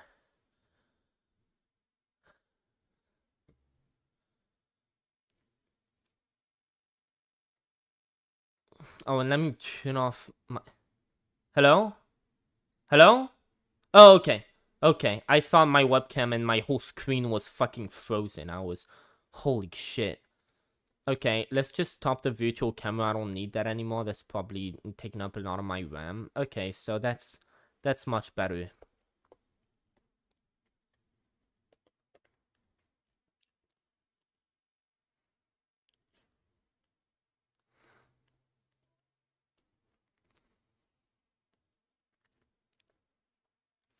Yeah, so that's pretty much my argument, at least coming into the debate. I'd be like, okay, well, and I think I probably stated this on stream before I even... Dude, I'm vaping so much, I'm having trouble fucking breathing, dude. That's gonna be what'll take me out, fucking drugs. Like, that's gotta be it. And at least, hopefully then I won't have to see, like, my mother die or something, because at least I'll be dead. That's a very selfish thing to say, actually. I should never think like that again. Okay, so yeah, I would say, at least for all of the observations that I've had of, like, I don't know, I live in this country, I can make observations about how, I don't know, if people say, especially, like, that's the big thing, right? I live in a red state, which is supposedly, and by the way, I guess Hunter, at least in this debate, he was arguing, like, yeah, I don't think people are, like, you know, hardcore racist. That's what he meant by hardcore racist. He was like, people in the KKK. I mean, I think he just means, like, people who, like, if you ask them, like, their genuine thoughts and they were conscious of that would be, yeah, I think that black people are inferior to us, or I think they're guilty of, like, I don't know, since there's, like, more crime being committed by black people than white people.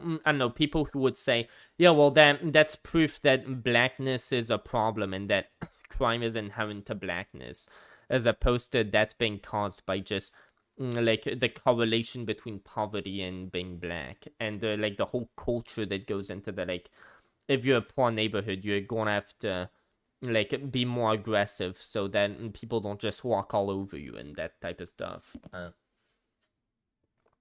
Dude, again, I just talk and talk and talk. I'm really good at talking.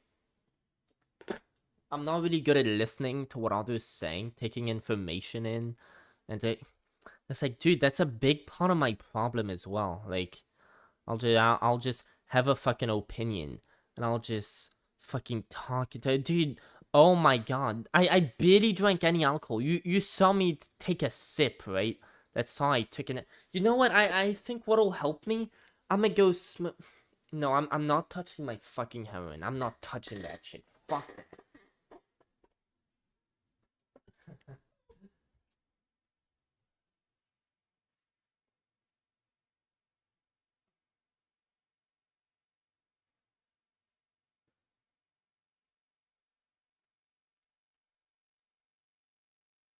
Like, dude, I swear, like, I don't see my life going anywhere nice. I wouldn't be surprised if, like, I don't know, a few years from now, I was just a hardcore fucking drug addict who just ends up, like, I don't know, like, dude, some random person, again, like, some random person in like, I was just going to buy some alcohol in a gas station. That's what it's called, a gas station.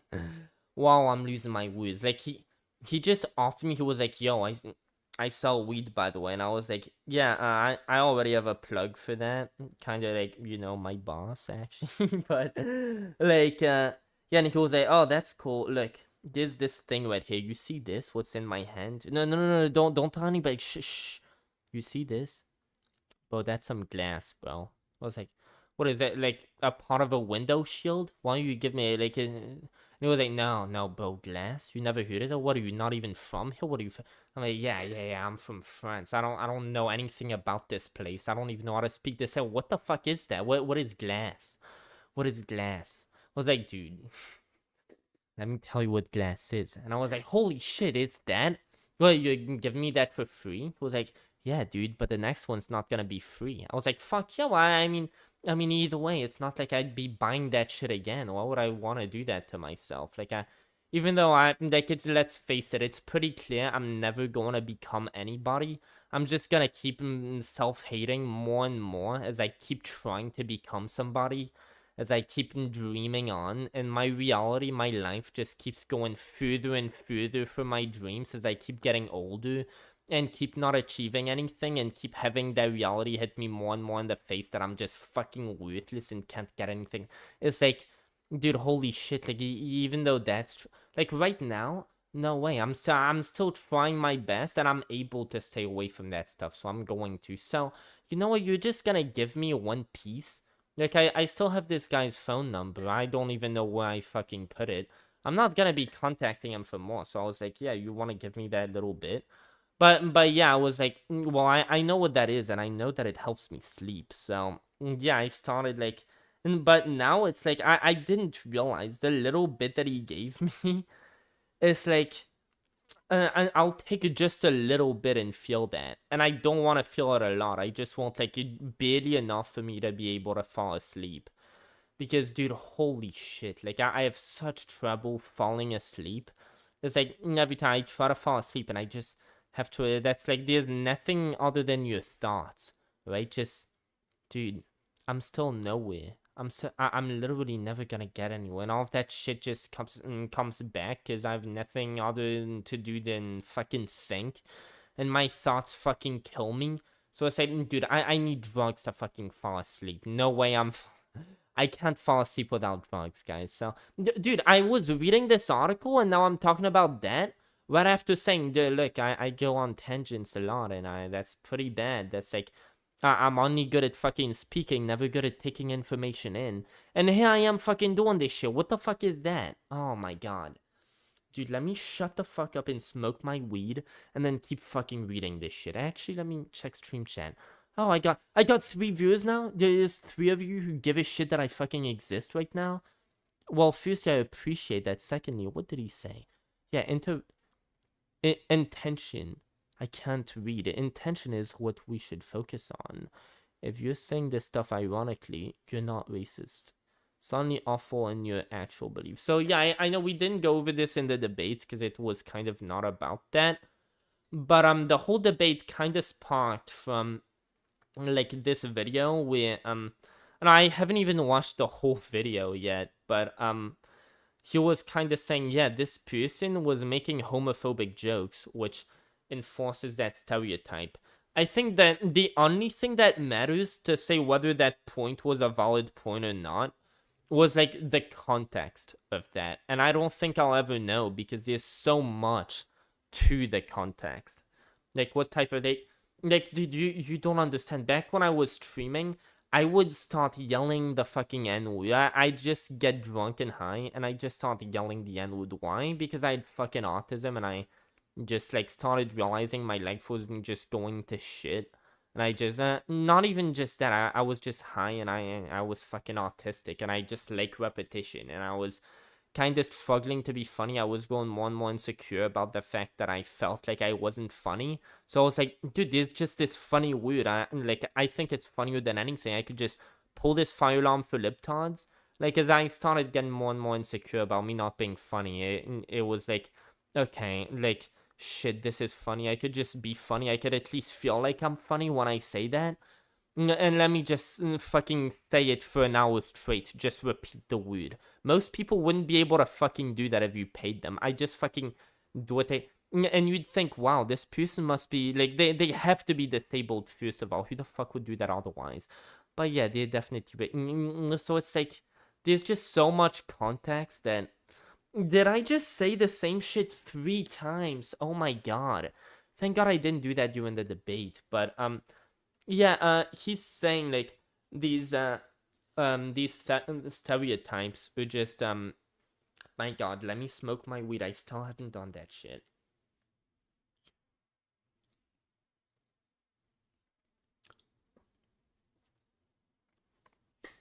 Yeah, like, he's making the very specific argument that, like, these stereotypes, these jokes that are specifically uncalled for. Because I think he's, his whole position throughout the video and throughout the debate was like, yeah, I'm sure you could make a homophobic or a racist joke that isn't that bad. That's like okay, that's fair within the context. I don't know, maybe.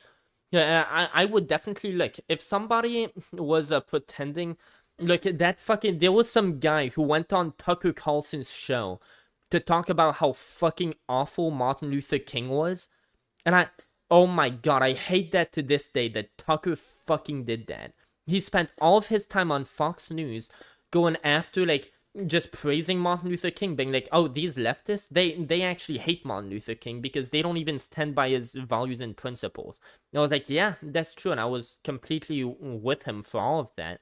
And that's like one of the big reasons why I'm such a big fan of Tucker Carlson, because he was a prominent voice and he stuck by what Martin Luther King was saying. He was like, yeah, this guy, like, he wouldn't approve of that message. And then he just goes on this podcast with, like, this guy who's just, and of course the guy is black, and he's fucking talking about how Martin Luther King was actually a horrible communist fucking person. And by the way, I remember Tucker Carlson legit said, like, at some point with Ukraine, he was defending Russia. He wasn't defending Russia, but he was, like, attacking the, like, pro-Ukraine people. And some of them were, like, he made a segment, like, look, they're going so far, they're so desperate to attack Russia. Here's them calling Russia a fucking communist state. And he played the clip and he was like, look, people still using the red skin in 2020. Isn't that so fucking lame? Haven't we moved past that? Like, this is like fucking, what's it called? This is like back in the day type shit. Like, the red skin today, are you serious? He said that, those were his words. It was like, yeah, the red skin, you're fucking seriously using that? These people are nuts, right? That was his point on Fox News. And then he, like, brought on this guest to say that, oh, well, just to shit on Rosa Parks, Martin Luther King, and all these figures, but, like, they were actually communists being paid off. It's like, dude, I'm fucking so mad. But my point was, dude, if I was debating that fucking guy who went on Tucker Carlson and said these things, dude, I would have no problem being fucking racist to him, right? And I'm sure even Hunter Avallone, I doubt to what extent, but I'm sure if I was just a little bit racist to him, because, like, he's gonna just pretty much say, oh, like, I think that's pretty much what he said on Tucker Carlson. It's like, well, you black people can't be fucking surprised that there's discrimination against you. How about you pull your fucking pants up, stop looking like a fucking homeless guy, just pull your pants up, go take a shower maybe? Why do you smell so bad? How about you stop? And it's like, Jesus Christ, like, if someone's gonna talk that way about fucking black people, like, oh, well, maybe the reason why you have all these problems is just because, like, you just shouldn't stop being a fucking criminal, maybe? Like, dude, I still can't get over, like, my fucking father figure, Tucker Carlson, spent all that time defending Martin Luther King to push back against anti-white racism, and I was on his side the entire time. Then he fucking invited this dumb fuck who, like, Tucker was just nodding his head along the entire time, even, like, sometimes saying, yeah, of course, that's so fucking true, am I right? Never did he push back. Dude, I'm fucking mad about that shit. Yeah, that guy, I would, long fucking rant that I went to make that point, but I'm sure he'd think in some contexts it's okay. But, like, oh my god, and I've been speaking for so long that I forgot what my original point even was. Oh my god. Bless you. Okay. Yeah, my mother's... okay. Sneezing, it's called. Oh my god, dude. And I want to become all of these things that I dream of becoming. And I can't even just, like, make a live stream without just all the time... Wait, what was I saying? What was I saying? Wait, what was I saying? This is pathetic. I'm a pathetic fucking person, dude. Fuck.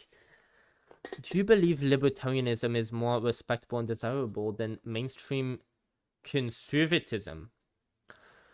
I couldn't fucking tell you because I'd have to look up that word first. What are the general positions? Conservatives in the United States is based on a belief in individualism, traditional... What does that even mean? Individualism. I'm gonna have to look that up too. Traditionalism is fucking bullshit.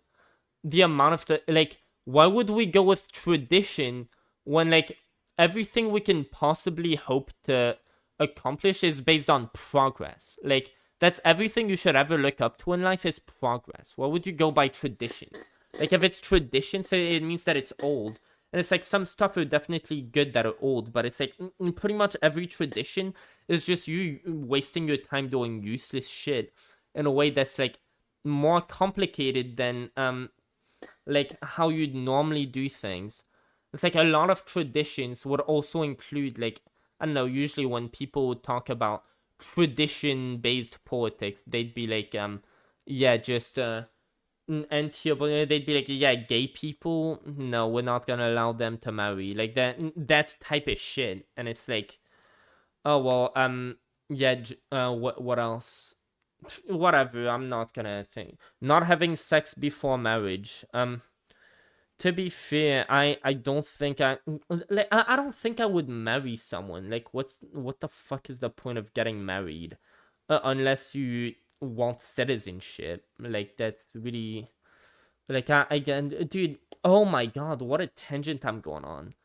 Individualism is all about taking care of yourself. It is a belief in practice that every person is unique and self-reliant. Is that even an ideology? That's like what they tell you in school in like 5th grade. Everyone's special. A belief. Am I misunderstanding this? Dude, why am I so stupid? A belief in individualism also implies that you believe that the government should butt out of your individual affairs. Okay, so small government, okay. Limited federal government power in relation to the United States. Limited means fucking like limited on what, like in what proportions? What does, like, the government, people say the government should be limited, but then like conservatives will be like, do you mean in terms of the budget they shouldn't be able to overspend? Because I think like the government telling you like you can't put you can't get an abortion, that's a big and the government telling you that you can't do drugs, that is like I completely agree. The government should not have the right to tell you not to do drugs. I doubt that the average mainstream conservatism talking point is let's legalize all drugs and open up the border, because we should also not be allowed to tell people, yeah, well, you're from elsewhere, you can't come here. Like, what do we fucking own? Like, no, like, you can't say you own a place when you never fucking will. Okay, dude, me going on a tangent again. I'm making no sense. At this point, I feel like I'm making no sense as I speak. Okay, you know what? I learned something in this debate. I learned that, well, I have to keep reading. And I also learned that I'm a moron. I mean, did I learn that, or did I... No, I already knew that, but... I don't know.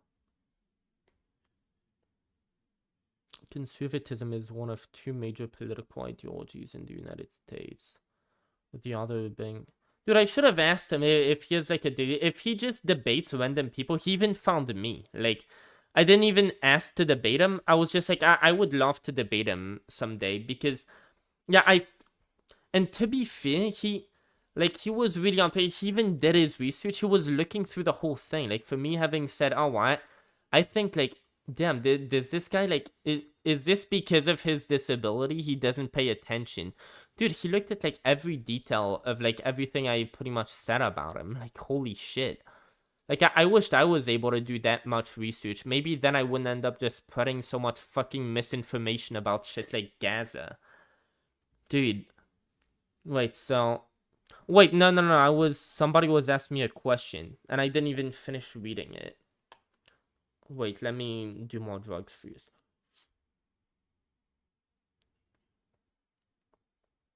So respectable, yes. Desirable? Do I think that most people would end up like being glad that the government bent more towards libertarian ideas? Again, I don't base my my moral view of how politics should work around what the middle class thinks. But I think that the middle class in general would probably have very undesirable type vibes around libertarianism. Mainstream conservatism. How would you feel if we as a country allowed some issues to tread down the path of directional libertarian? What? Dude, people tend to like say all these concepts. I don't know what any of that means. I have a long essay, by the way, about my libertarian ideology. I wrote it all down, by the way. I think I made a whole video. Let me just, I think I could find that based on, let me see. Search from, this was pretty much like a script that I made for like a video I was going to make. Like, I actually did that in France. Let me see. Wait, should I put has image? Okay. That should, okay. I think that should be it. That should be, okay. I think that must be like, I think that kind of gives everything that I would have said about like my ideology in general, like in terms of being a libertarian. So yeah, wait, what was that? Okay, never mind. Okay, I'm probably going back. It's probably just a loop. Okay, well, you know what? That's kind. Yeah, this was a script for a video that I was gonna make. That like I'm not gonna read all of this out. I have no reason to do that. But let's see, what is this? Directionalism and destinationism. I doubt that has anything to do. Wait. No, that's not. What is this?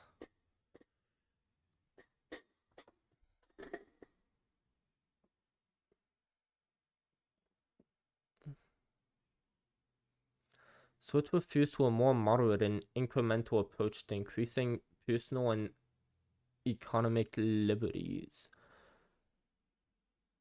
Moderate and incremental approach. What in the hell do any of these... Dude, I should ask this guy, wait,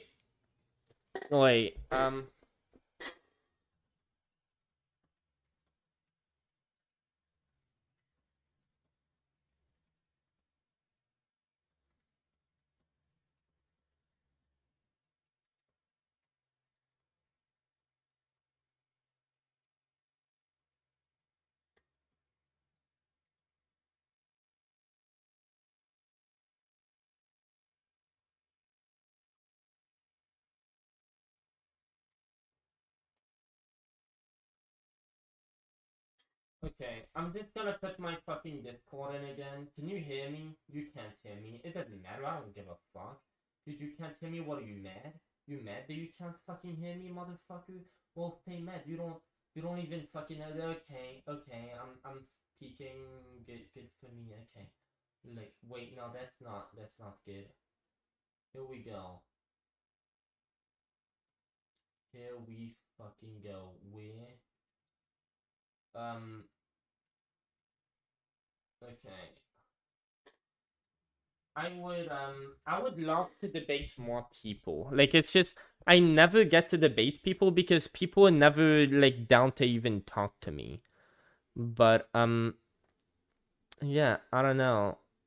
Maybe having more interactions with, like that could help me be less fucking brain dead, but I don't know what that is. I don't know what, I don't know. Others argue that discrimination is a relic of the past, eliminated by some combination of employer enlightenment, affirmative action programs, and the profit maximization motive. Yeah, so my argument would be, like, yeah, McDonald's, for example, even if you resegregated, so the aspect that kind of proves, at least in my opinion, and this is kind of like the new information that's coming out contesting that, but my position, I'm pretty sure I even said that in my N-word video, is, yeah, okay, well, just imagine for the sake of argument, so you're saying that, oh, well, yeah, there's desegregation, so we can't really have a systemic, like anybody who says, oh, this country is systemically racist. Do you want to hear the very simple, like very goddamn simple, like a refutation of that? It's called the Civil Rights Act. By definition, like the law is literally proof that we're not systemically racist. Like if we're systemically racist, that implies that the law, what's the system? What's the system made by? What are the foundations of the system? Well, the law. Okay, well, what does the law say? It says that this is illegal. So, but let's say now there's like the social factor. Okay, well, maybe there's a social factor that contributes to discrimination. Okay, well, let's say for the sake of argument, for the hypothetical, that McDonald's was suddenly allowed to resegregate, we just take away the Civil Rights Act. Like, fuck you, black people, we're just gonna take that away from you. Like, what the fuck? Oh, well, it is what it is, you know? Okay, so McDonald's as a result is like, hey, I'm gonna be fucking retarded. How about I resegregate? Okay, well, what would happen as a result of that? Well, the country might be majority white, so it's not like, we can just, even if black people boycotted them, it's like, I don't know if white people are okay with that. No, they'd go bankrupt fucking immediately. Nobody would buy from them. Literally nobody. They would go bankrupt overnight if they did that. And everybody fucking knows it. But, again, like, the idea here he's bringing up, like, well, it's not that big. It's not as big as you think. But even though it's not, quote-unquote, as big as you think in terms of how it showcases itself, it has implications that are bigger than you think. And his example, I wonder if he has any other examples, but here he has, in the workforce, you're more likely not to...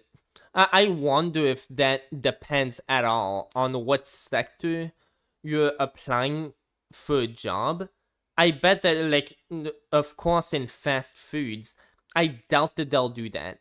Like, there's no reason why anybody, even someone who's racist, I guess only if you're racist to the point where you don't want black people around you, but then you just hire no black people. But, yeah, like, is that the case in different sectors? Like, I don't know, I'm trying to become a physicist. I'm trying to become an astrophysicist. That'd be... But then I don't know, I might have to just become a physicist because, again, college is really fucking expensive. But, yeah, like, if I was black, would that hurt my chances? Like, wouldn't that depend a lot on where you get... I don't know, there's just a lot of questions like that. But, yeah,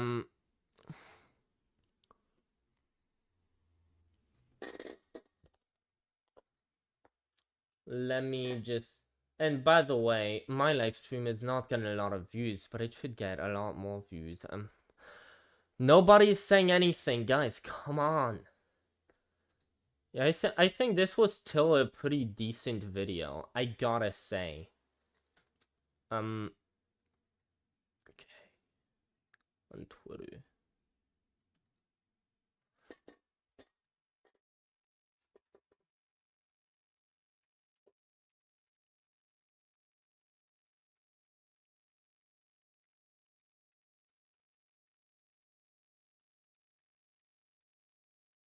Yeah, I'm definitely gonna be checking that. Do I check that more than Twitter? Well, I shouldn't. Oops. I didn't even, oh my god, of course I did that. And I can't even, oh my god, I'm such a dum-dum, bro. There we go. Here I go with this shit. Okay. But, yeah, I would really love to just start fucking watching, just reading this shit. Now, but I say, no, I can't do that. I have to read this. Oh, man, this is so long. When am I gonna know that I'm done reading? Because I'm not reading all this. Where am I even at? Introduction? No, I read that. Dude, I'm such a moron. I hate being such a fucking moron. I hate that the way that I cope with just feeling fucking inferior is just becoming even more inferior, because then when I fucking do drugs, it's like it's gonna alleviate me, but then it's also gonna make me more dumb. Like, there's no way around that. Bro, isn't it such a vicious cycle? Don't those fucking suck? At this point, I'm so off topic. I don't even know how I'm gonna be able to get back on topic and start learning. It's like, yeah, like my perspective got challenged pretty hard, and now I need to like learn what the fuck. Like, okay, so there was this big factor that I never took into account that I like. Shit, now I need to know what the fuck is up. Like, I can't just say that shit and I was wrong, and now I like don't look at the details. But so look at me, I just won't shut the fuck up and read. Like, I can't fucking help that, right? Dude, I can't. They would argue that faced with identical candidates, employers might favor the African. Wait, who? Oh, yeah. I didn't even read this shit. Okay, so, yeah, some argue yes, citing either employers' perception that race signals lower productivity. Others argue that discrimination is a relic of the past, eliminated by some combination of employer enlightenment, affirmative action programs, and profit maximization profit. In fact, many in the later camps even feel that stringent enforcement of affirmative action programs have produced an environment of reverse discrimination. Yeah, I think that's a very true. And by the way, here's the thing, right?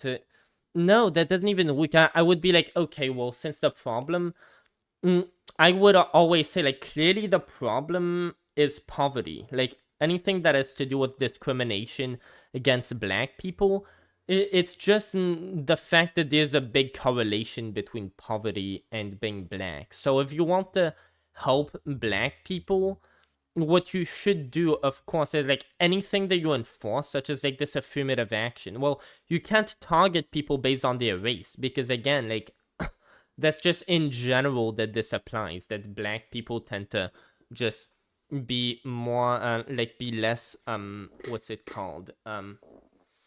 Like, financially well off than white people.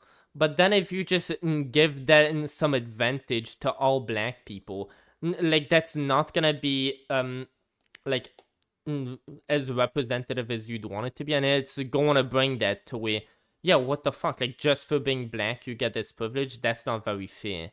So yeah, what I'd say is, like, they should do affirmative action based on poverty, like based on maybe, like, if you're from a poor neighborhood and you still got a college degree, it's like, no shit, maybe then you should get some like, what's it called, maybe then you should get some, like, above consideration, some like, you should be prioritized, because you're like, clearly you have some work ethic. Like, damn, you made it from, like, fucking Detroit back then. Like, you made it to being like, I don't know, a physicist. Like, holy shit, that's like you probably have a much better work ethic than someone who was just born rich and, like, their parents were physicists. They're gonna be physicists too. Although there's also the aspect of, oh well, then they're gonna, oh my god, I'm just talking and talking and talking. They would argue that faced with identical candidates, employers might favor the African American ones. Their limitations make it difficult to, and yeah, the problem with that is that, like, if this study's findings would show that it's not just poverty. It's like, sure, if you have a black name, like, that has nothing to do with poverty.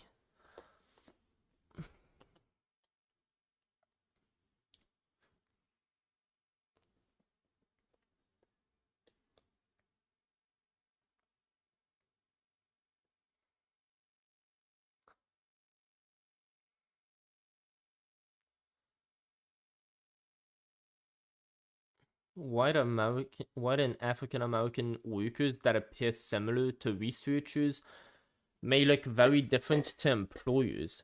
I'm not sure what that means, but okay. So any racial difference in labor market outcomes could just as easily be attributed to these differences unobserved by researchers and to this. Okay, dude, at this point, I don't know. I would. How you research? I'm gonna try experiment design. Yeah, I'm gonna have to look at that for sure, for sure. 36. Do I have any? No new message requests. Okay. How about on Twitter? Do I have anything new on Twitter? Okay, nothing new. Well, just refresh just to make sure. Yeah, okay, nothing new. Okay, cool. Because now I know I'm not gonna. Dude, it's like, and I'm so tired now. What the fuck is wrong with me? Okay, creating a bank of resumes. Let's see this shit. First step. So they generated templates. Okay, what was that done? This apparently was 20 years ago. So I don't know if they had AI like ChatGPT that could just generate a like a plausible, like a believable application that just in the masses. How did they do that?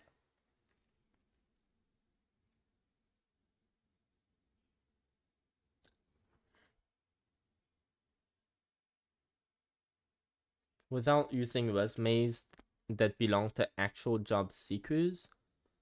What?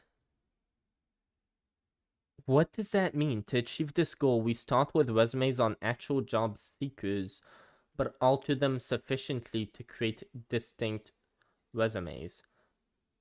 Okay, so you alter them. And again, like, I have this big pressing question of, like, how do the people not find out? Like, you're just, don't you have to put your first name, your last name? And then if it's just like these people don't even fucking exist, like, what are you gonna ask the government to, like, did this study get backed by the government that just gave them, like, aliases of false identities to give to these companies with their names? Like, 11,000 of them? I mean, that, to be fair, why wouldn't they do that? That's like a worthwhile study to fund.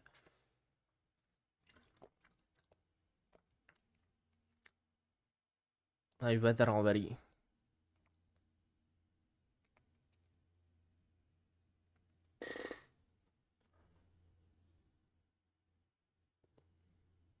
And it's like, yeah, I could say that, like, if you took out some resumes, like, some of them might just be better than others, but on a scale of, like, 11,000, like, yeah, the statistical chance that the black people just ended up getting, like, the more poorly written resumes, on average, there's no chance that that happened. I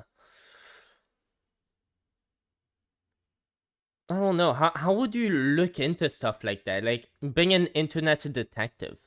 I wish they had, like, college for that. How do you become an internet detective? What if I wanted to learn how to know what the fuck I'm talking about before I speak? Like, I mean, I assume we should have learned that, first of all, in fucking public school. Okay, so I think before we even concentrate on trying to eradicate racism, how about we do that? We add a class called research. Okay, now I'm just fucking diverting. We're on this. Okay, we're on this. I need to read this. The alter.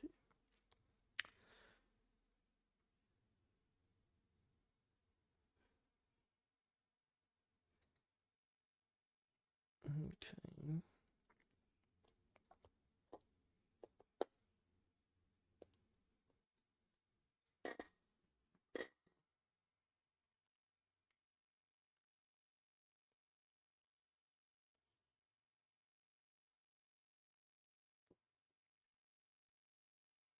Yeah, what job search websites are those?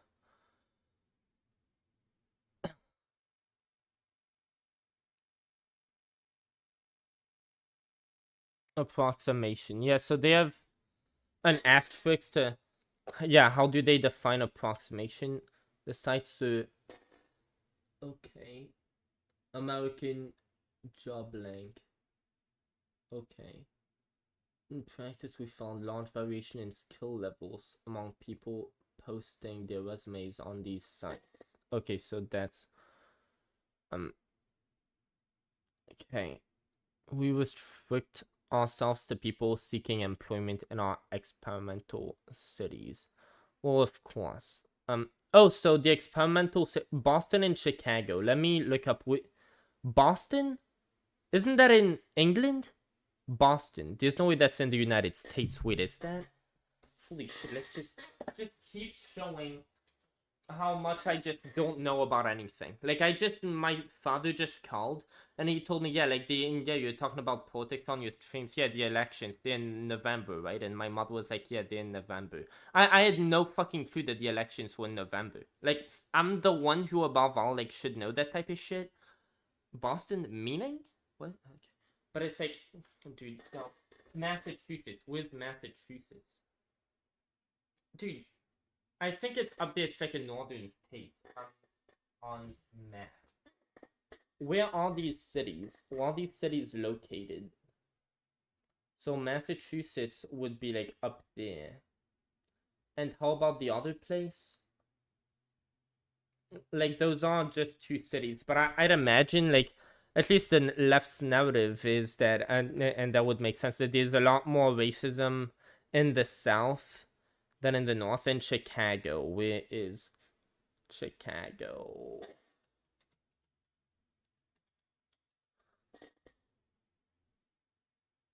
That dot, or is that a thing on my computer? Wait, let me.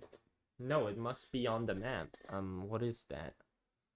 So that's where it is. Okay, so it's in Indiana. Dude, I'm so glad. At least I learned the names of pretty much all the states now. That's good. That's good. Okay. Let me keep reading this.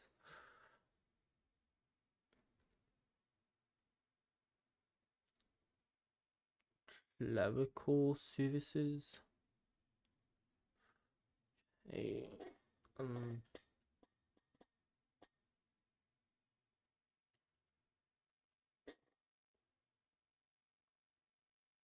okay.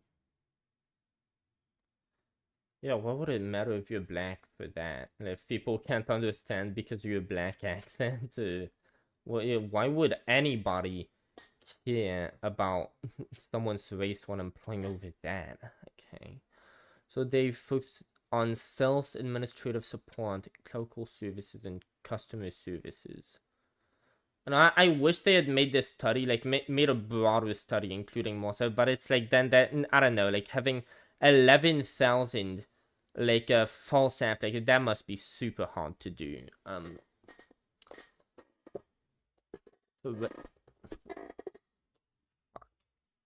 The resume is posted more than 6 months prior to the start of the experiment. We purged the selected resumes of the person's names and contact info. During this process, we classify the resumes within each occupational category into 2 groups, high and low category. What does that mean in judging resume quality? They don't have an asterisk next to that. We use criteria such as labor market experience, career profile, existence of gaps in employment, and skills listed.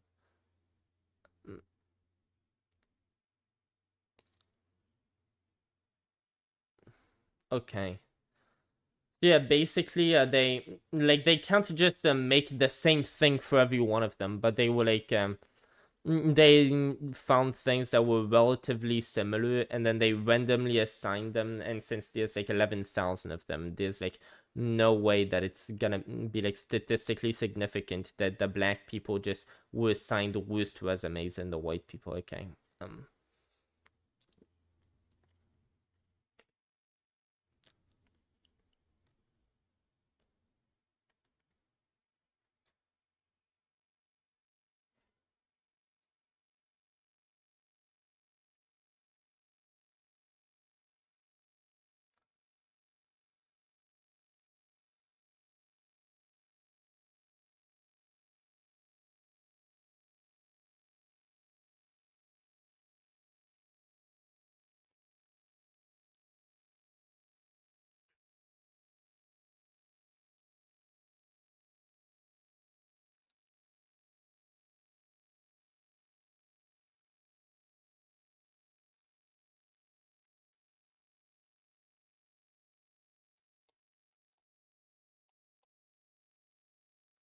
Not all added at once.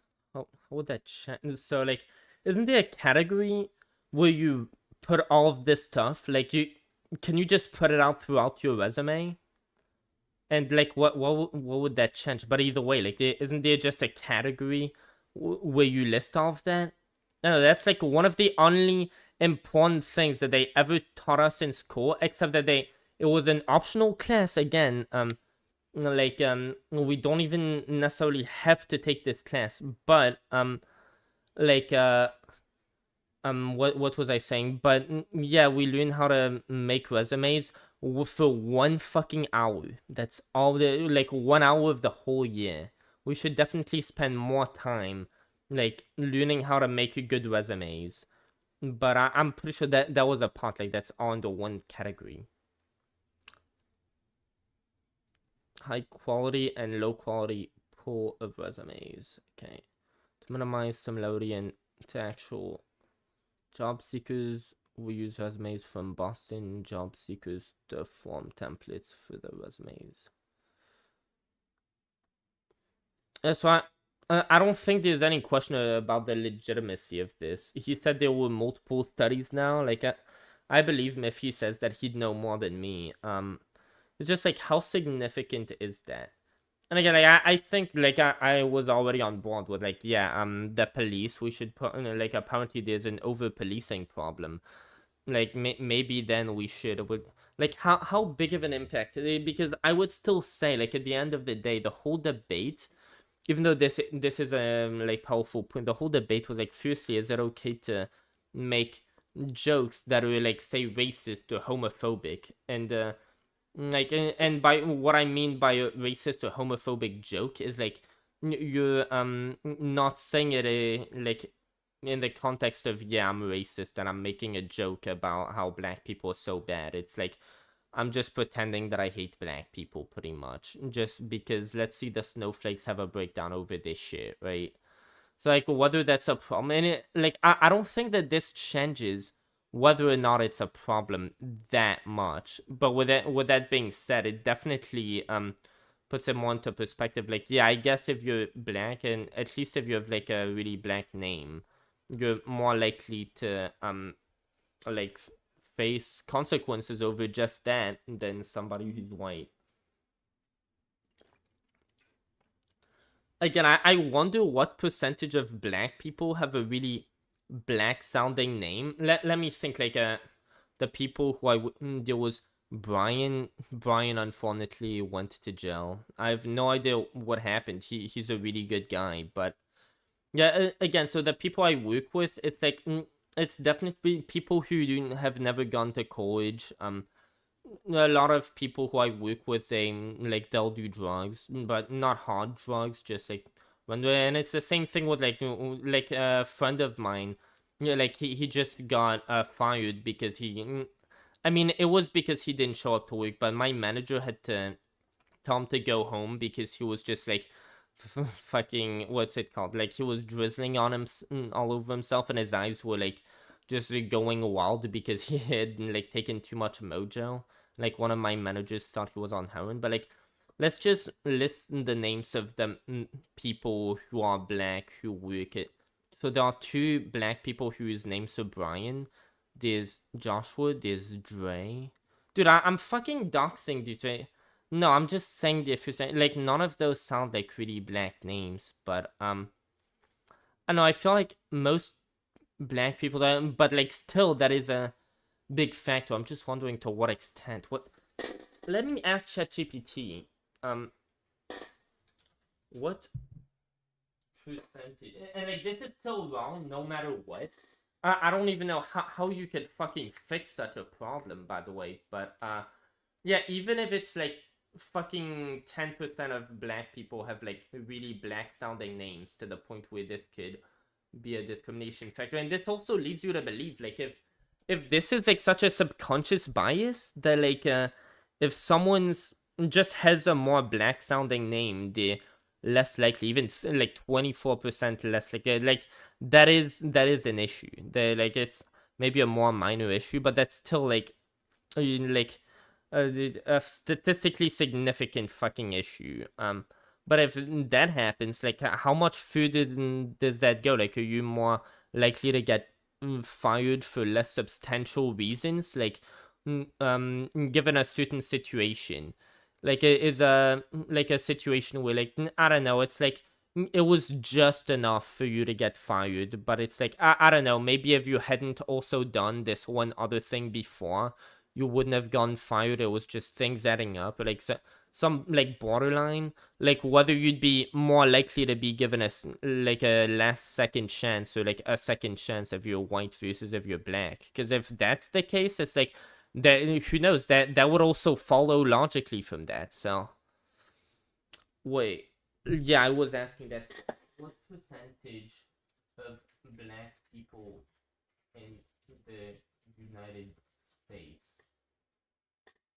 have good names that might be considered black names?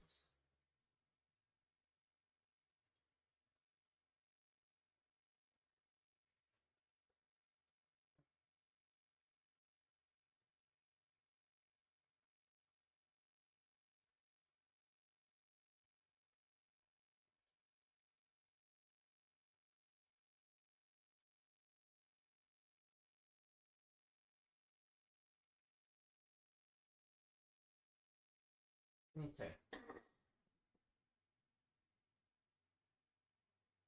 No, I should not drink more alcohol. I should not fucking do that. That's a horrible... Yeah, no.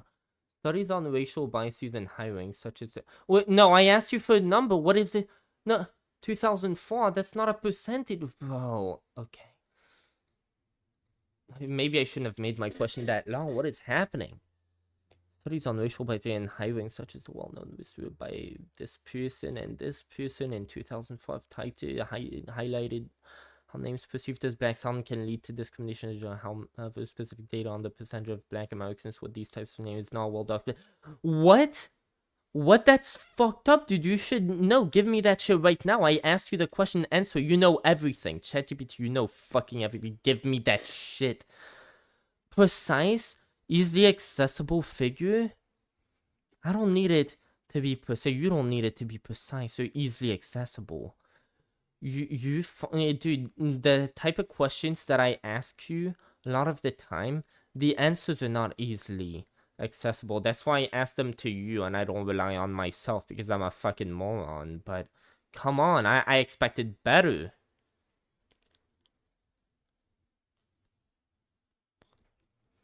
Yeah, is there not even a like small scale study of this, like in certain places, that could give me some rough idea?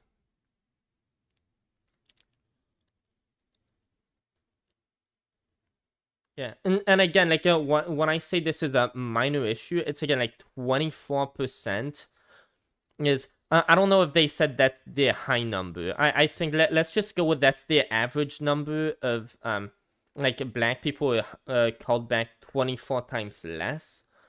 Like that would only apply to people who have really black sounding names, but the implication is still clear that like there's still some like implicit or not implicit, some like whatever the word is, racial biases that dude, oh my god, my brain is shutting off. I can't finish a single sentence without forgetting what the fuck I was even saying.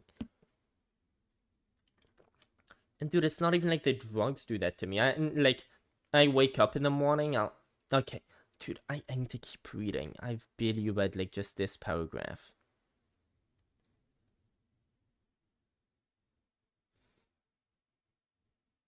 Are you just gonna give me more of that? And dude, that's not what perception. That's not I was thinking they would write percentage. I mean, you could, dude, I am sure with your database, if I asked you to give me 10 examples of black sounding names, you would give me 10 names and I couldn't go like, yeah, that's like, if I looked at that, I'd expect that person to be black. And then, like, if I asked you 10 white names, so it's like, I'm sure you could do that. Like, I'm sure you could answer that question. It's like, ChatGPT could be the solver of that motherfucking like problem right there. Here you go. Like you could just like put all the names that are common for people to be called. Just ask ChatGPT. All of them, just put them in and ask it. Is this a black sounding name? Rate its blackness. Rate the blackness of this name on a scale of 1 to 10. And it'll probably Jamal. What is the blackness? What is the blackness scale of Jamal? No, I don't know. That sounds more of a Middle Eastern name. So is it 5 out of 10? Because Middle Easterners are like halfway black. Dude, I'm not even making sense. What the fuck? Dude, oh my god, I need to smoke more weed. Dude, that's a great idea. This person respond to me? No.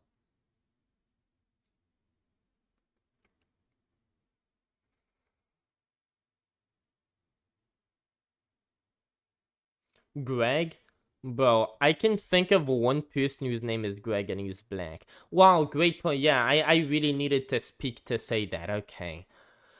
Dude, I just can't help myself. Instead of absorbing information, like, I don't know, I feel like if I was like a more respectable person, maybe I just not speak until I like know all of the shit that I'm talking about. Especially after what happened with Israel, that I like I was saying Israel's committing a genocide just over and fucking over again. I was debating people over that. I even made videos accusing Israel of committing genocide. And then I, like, it turned out I was full of fucking shit. Like, that didn't even fucking happen. Like, dude, I was...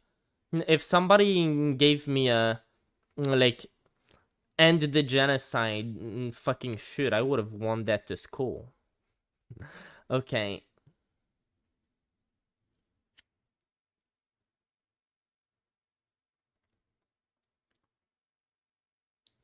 Dude, I think after being provided with this piece of information, I owe my due diligence to keep trying to look at whatever else there is that could like be useful for me to know in this. To implement this migration, we alter the names of this course in previous okay. Okay, well, I get that. Identities of fictitious applicants. By the way, I have a great idea, and it's called doing this. Oh, that's so much easier to read. The next step is to generate.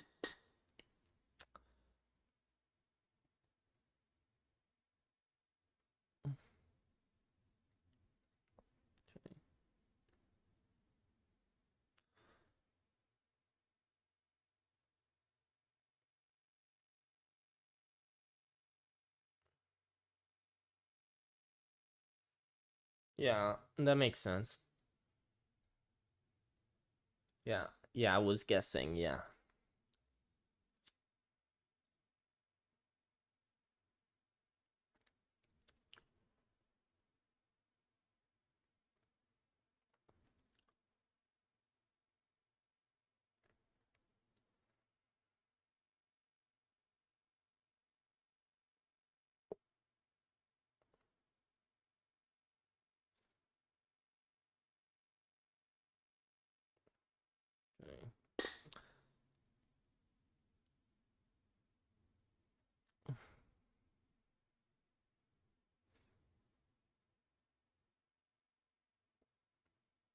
Wait. They're allocated to the same phone number. Don't people like figure that out?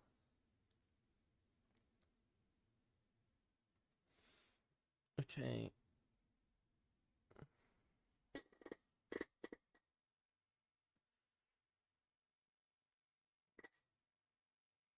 Okay, I'm not sure. They would do that and people wouldn't like immediately filter that. Like, oh, we got 100 new applications that all gave the same phone number. Like, let's disregard all of them because they're clearly just not real people. I mean, if I'm thinking that, clearly, like, that didn't happen. Otherwise, they would have accounted for that. So Why am I saying that shit?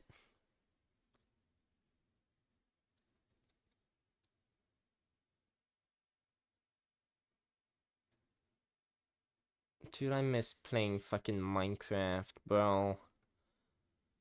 Dude, there might be one person who'd be watching me if I went back to Minecraft. Similar outgoing messages recorded on each of the voicemail boxes, but each message is recorded by someone on the appropriate race and gender. Can I reread that? I have no clue what I just read.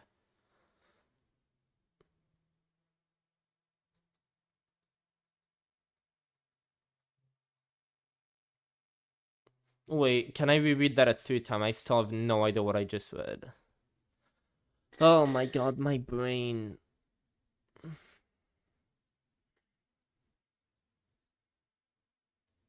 Wait, what is?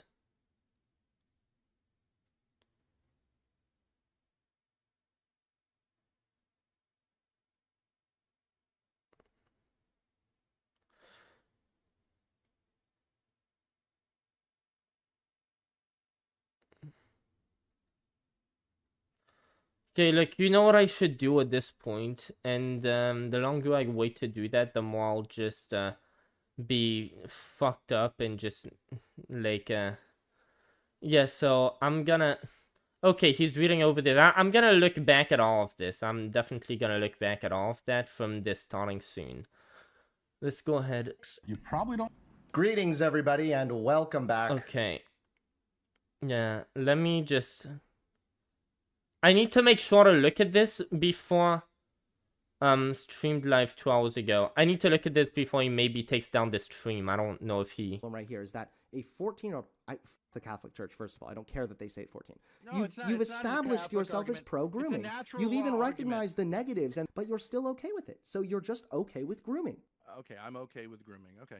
Cool. Thank you for admitting it. I'm in favor of a little respect on the internet. I Cool. spent 2 hours trying to give you a basic principle. Maybe if you could. I'm in favor of motherfucking respect on the internet, okay? You wanna hear my values? There you go, dude. I just fucking. Are you happy? Are you fucking happy, motherfucker? Respect, I would give it to you. Because you're losing, you retreat to this moral hysteria. Because you're losing, I'm the one getting mad. I mean, you're the one getting mad. Okay, nice. Dude, oh my god. I really want to clip this. I really don't want this, like, live stream to just be private and then I never get to see what he said before, like, in talking to me. Maybe he did his research on me right before. Dude, I'm gonna... Holy shit, what is wrong with me? I'm gonna go use the bathroom again and I'm gonna change my water bottle again because it's empty again, bro. Hell yeah.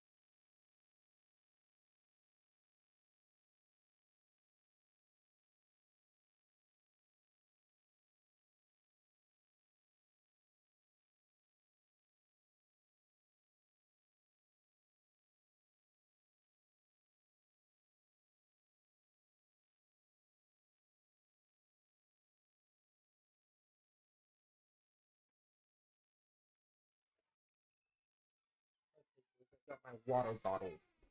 Okay.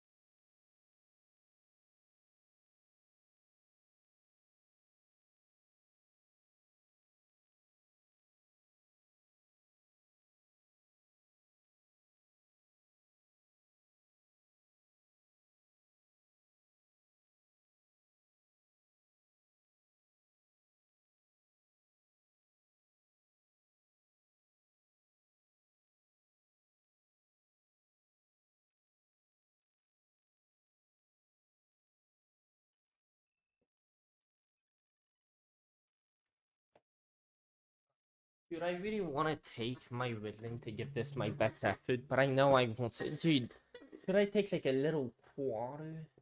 Dude, that little quarter could prevent me from sleeping. I am very well aware, dude. You know what?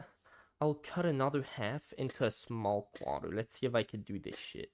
Okay, this small quarter, you see this? I'm gonna take that, and I'll cross my fingers, and you know what? That'll be enough. I'll be able to sleep. Or maybe not, but you know what? I'll have been retarded, and good for me. But yeah, I would say the best thing we should do if we wanna end racism, I think we should firstly make more racist jokes. But most importantly, I think we should just house all homeless people. How about we do that? That way, I'm sure a lot of the homeless are disproportionately black. I mean, I don't know. A lot of homeless people I see are I don't know if I don't know. They're kind of even, but yeah, I think that it'd be an objectively good thing, and it'd be humanitarian, and we have the money to do it. Again, assuming that's true, that's something I learned I don't know, a decent bit of time ago. Apparently, the anti-homeless infrastructure that we have in place, the spikes and shit, it costs more than it would to just house all of these people. So yeah, I think if we want to end racism, we take all that dumb shit down, the spikes on the side of the road and all, and we just house the fucking homeless instead. I know, I should look that up. I might have already looked it up and just forgot what the fucking answer I get. But yeah, since I'm on that tangent now, and holy shit, I need to look at that fast before you delete the stream or some shit, but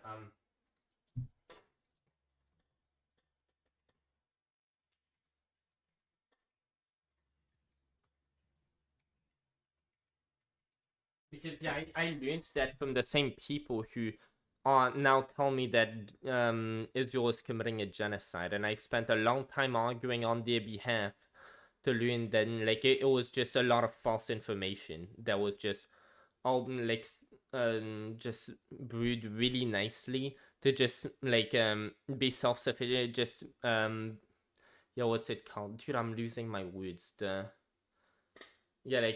up and all that stuff. Okay, yeah.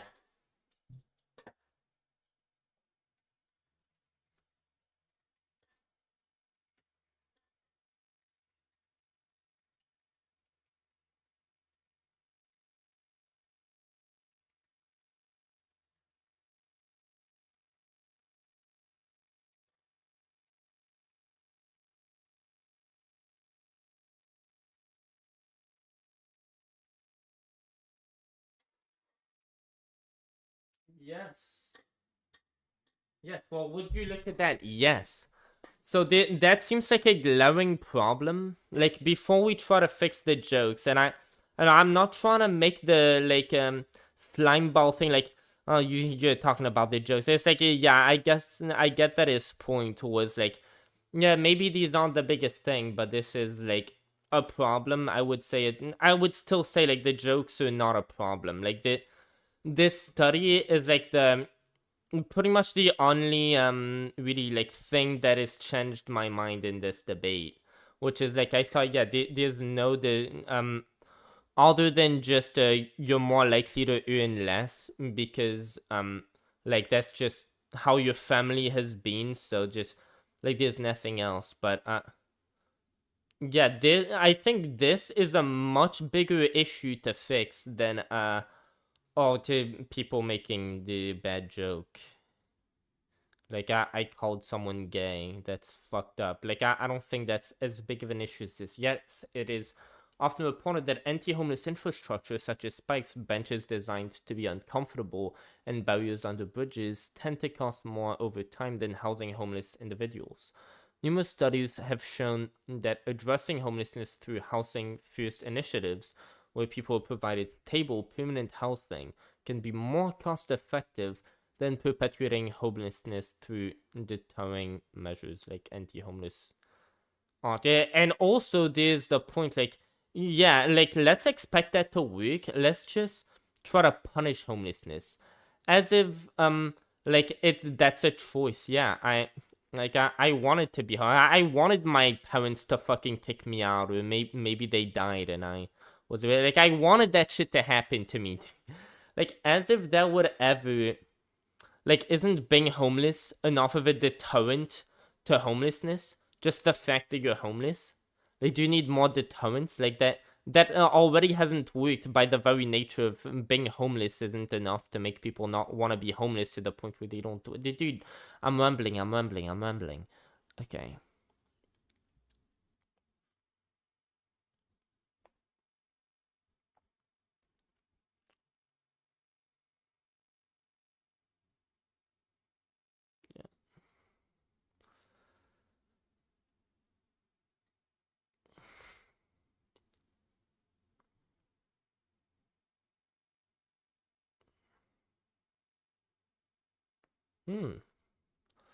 Well, dude, look at that. Even more reasons to fucking do this shit, okay? There you go.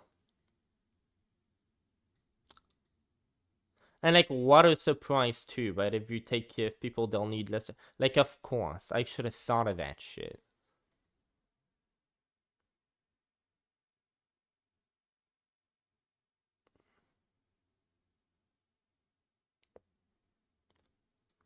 Well, emergency, but you said less. So less, is it less by a factor of 2?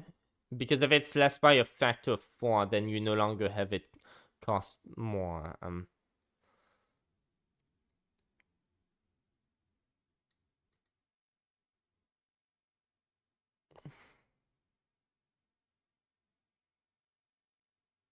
Yeah, but it's like, if they're house, that doesn't mean that you'll have to spend none on this.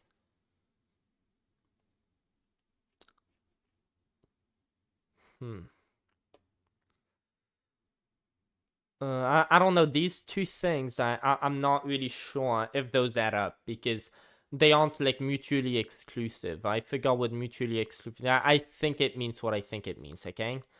In conclusion, not only is anti-homeless infrastructure often costly to implement, but it is also seen as a temporary and inefficient solution.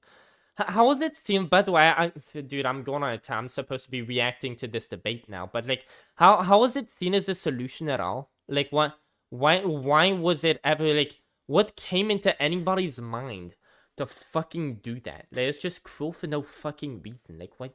Like, why is that? Like, why do we even have such a thing? Isn't it just fucked up? Just, like, you're bullying people who are just, like, at the worst, at their worst point anyway. They don't need your fucking shit, and you're just doing that to them. Like, so fucked.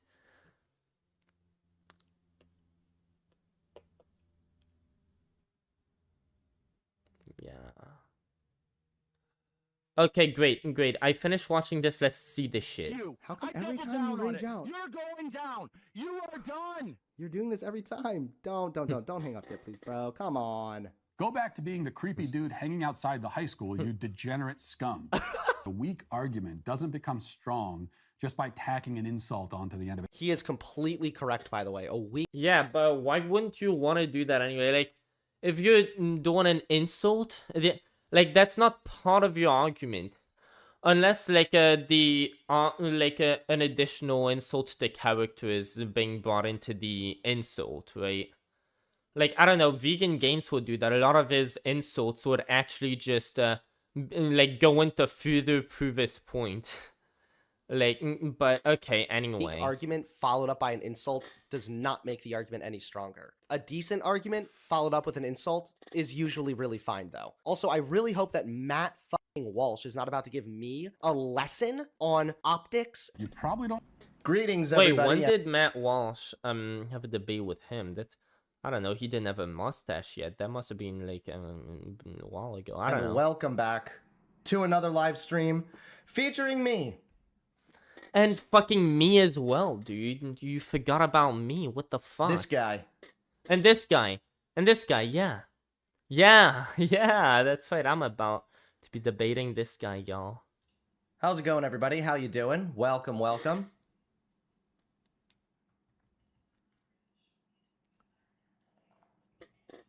But I'm just sipping my liquor over here. Y'all want to see? Dude, I should probably... Actually, I don't even need my... Just take a little new sip, then just go full... Why is everything highlighted? Stop highlighting, I don't... Why did I turn on my webcam to turn it back off? Dude, I should stop asking myself these dumbass questions. Why am I even...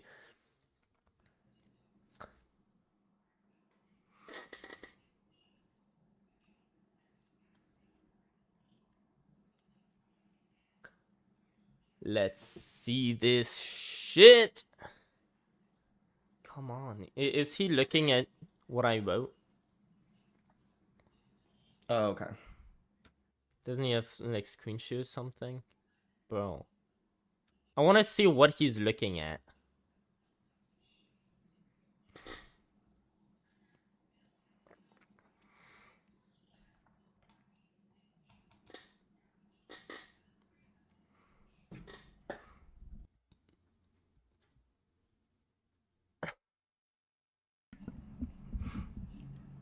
So let me give you guys a little bit of backstory.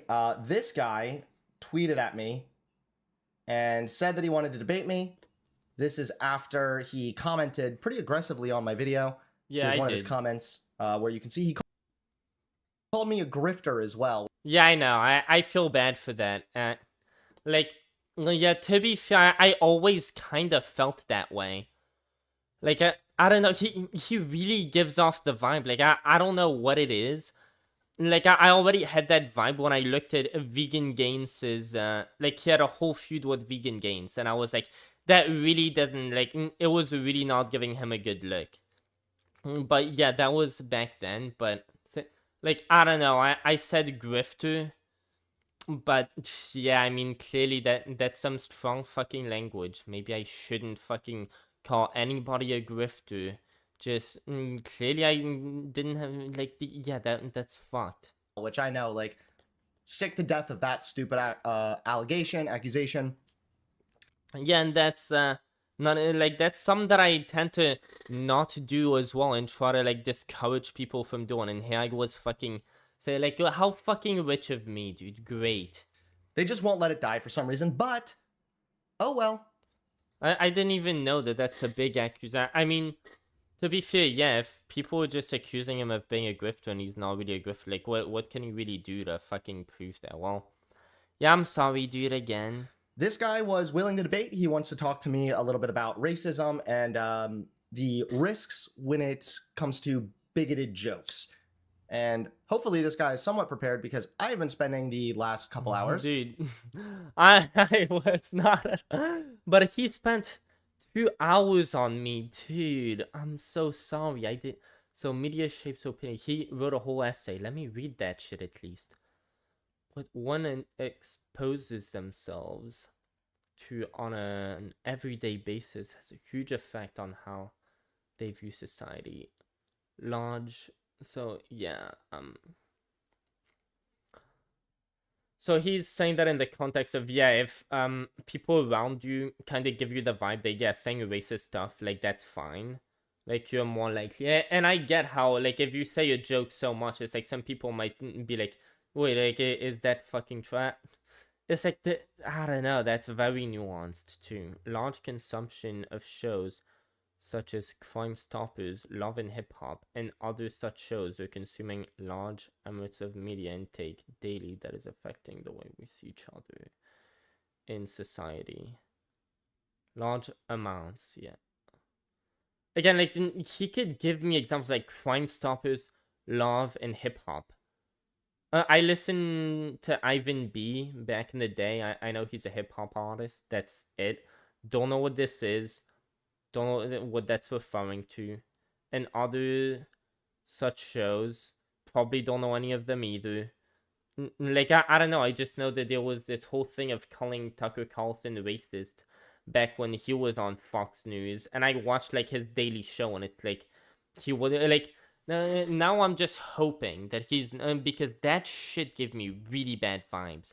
Like, I was in France, and holy shit, if I had been back over here, I would have made a whole video just debunking, like, everything that he said, debunking that whole fucking interview. you would have seen that video and I would have been fucking mad. I would have been like, like I would still have been like, Tucker is not a racist, but this is fucking bullshit. I was mad over that shit. But like his show, at least on Fox News, he was never racist in that. But he was like the most common reference that people cited. Like, yeah, if you see like the media is so racist, look at Tucker Carlson. It's like, oh my god, shut the fuck up. But dude, I'm not even done reading his paragraph.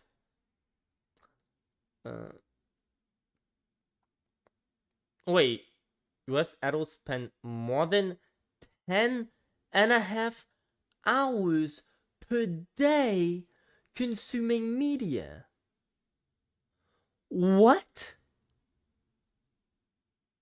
That's not fucking true. There's no way that's fucking true. Do most people not have jobs? US adults, they most likely have jobs. Do they spend more than 10 hours not only awake but also away from their job? Like, just that by itself. What? Bro, he never brought that up. I would have had questions about that shit.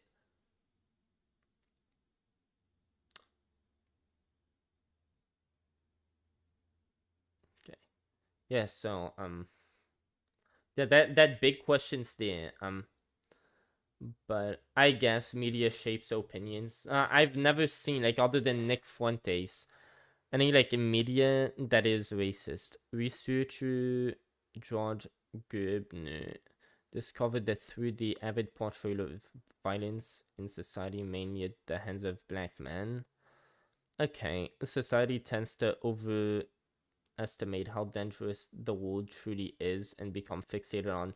But let me ask you a question though. Where do you grow up? You grow up around some black people, some white people, unless you're maybe in private schools. In some private schools it's overwhelmingly white people because that's like only for rich kids, and like most like very rich people are white, I guess.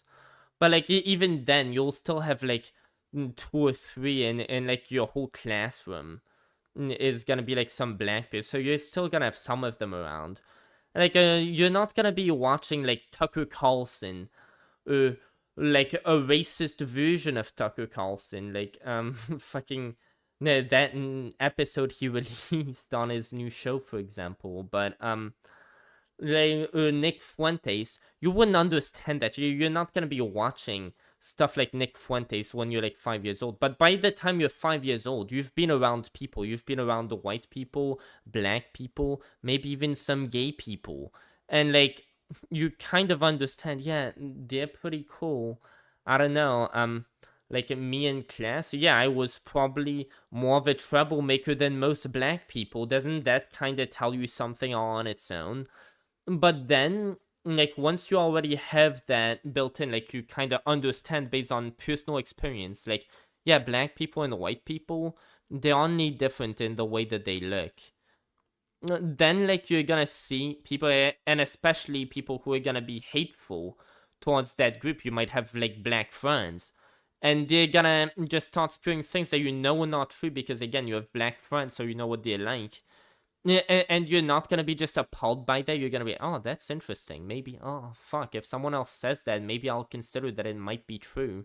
But right now, I'll take it with a grain of salt. And maybe if enough people start saying that, then I'll be like, okay, well, I don't know, maybe there's some truth to that. Or will you be like, okay, fucking retard, let's move on. That guy's a dumbass. I'm gonna tell all my friends that this guy's a dumbass if I have nothing better to tell them or something. Like, what? Okay. And next, what else?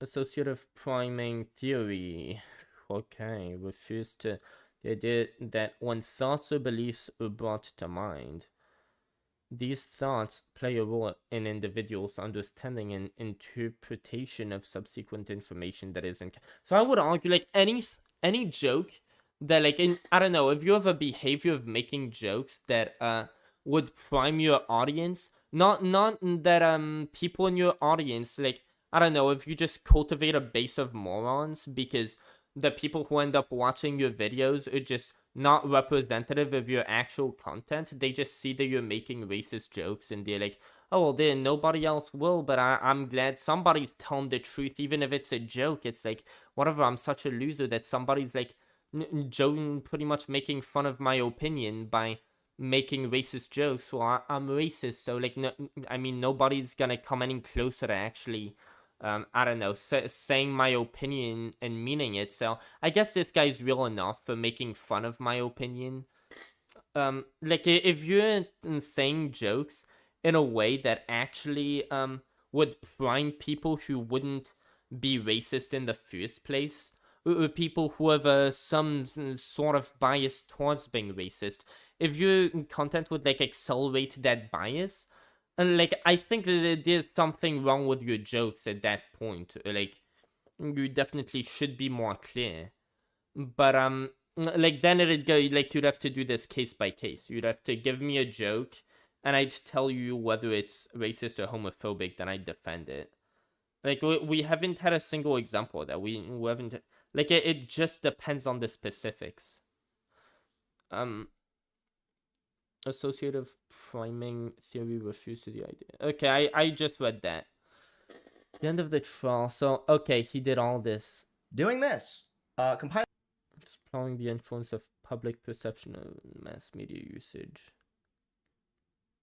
Okay, and again, that's not necessarily that's related, but like the argument overall is like, oh, well, if you make a joke that is homophobic, that's bad.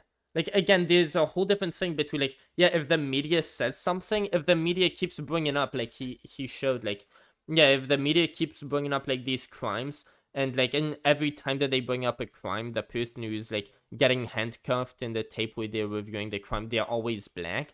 But that's not got anything to do with what I'm saying. That's not my point. I guess, like, I was arguing that there is no racism really being spread on a social level. So yeah, I guess that is related actually. But like it is true that black people disproportionately commit more crime than white people, and that's just because you'd imagine that poorer people would commit more crime.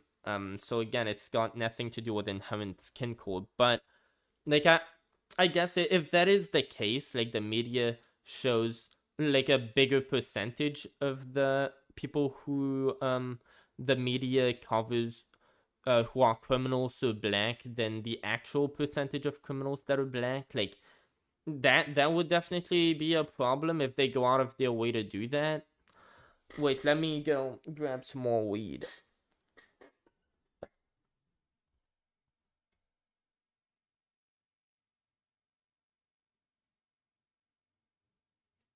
But yeah, my point is that if the media does that, that's not an example of them making a joke. Like, they aren't making a joke. If they say, oh, well, like, they just choose more black people to give a misrepresentation of, like, black people are more criminal than reality shows.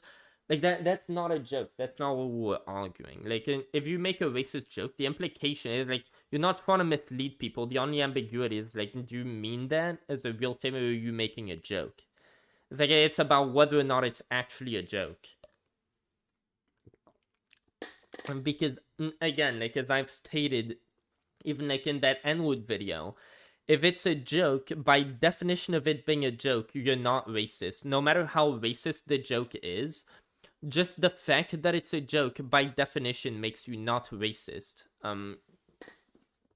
Because otherwise you'd actually fucking mean it, and it wouldn't be a joke. But, okay, I made my point. Media exposure and usage have significant impact on shaping views, attitude.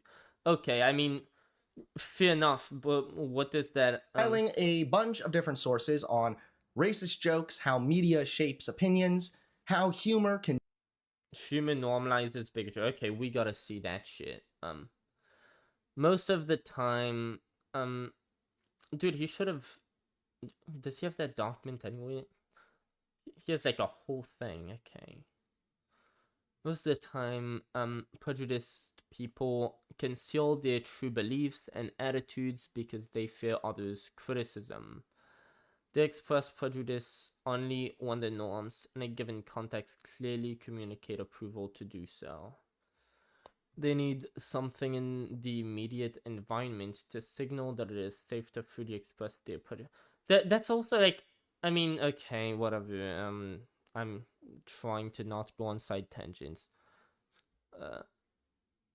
Jokes can play a role. Yeah, normalizing behavior, but don't you get, like, that's my point. I'm trying to normalize the behavior because, again, like, what I don't think I actually got to say that, but I was going to say, for example, when I made that point in my N-word video, when I was in class, in 9th grade, like, somebody told the teacher a joke. They were like, hey, what's the difference between a Jew and a pizza? The pizza doesn't scream when you put it in the oven. Like, and everybody fucking laughed at that shit. Nobody was mad. Like, the teacher, like, smacked him upside the head with her book, but, like, in a friendly way. And she was like, that's so fucked up. But, like, nobody fucking took offense to that, right? Well, then, that's how you know, like, the whole... Now, making that type of joke, maybe now with, like, the whole Israel-Palestine conflict... Maybe it'd change. Maybe then like if you said that but that kind of reflects on like, is it acceptable or not? I mean, on whether the discrimination is still really prevalent. And I think that you making a racist joke kind of sets the precedent and kind of puts the image of, yeah, like, we're kind of over that shit. That'd be the type of what's it called? That'd be the type of signal that you get, like, okay, well, nobody even cares. I don't have to, like, worry about just race anymore. Like, race literally doesn't matter. Like, what I say couldn't, like, possibly be interpreted in a racist way. I'm not afraid that will happen. And then there's just okay, dude, I'm having trouble finishing a fucking sentence at this point. Jokes can play a role in normalizing behavior, especially for people already holding bigoted beliefs. This is why the audience is crucial. Okay. Let's suggest that genuine...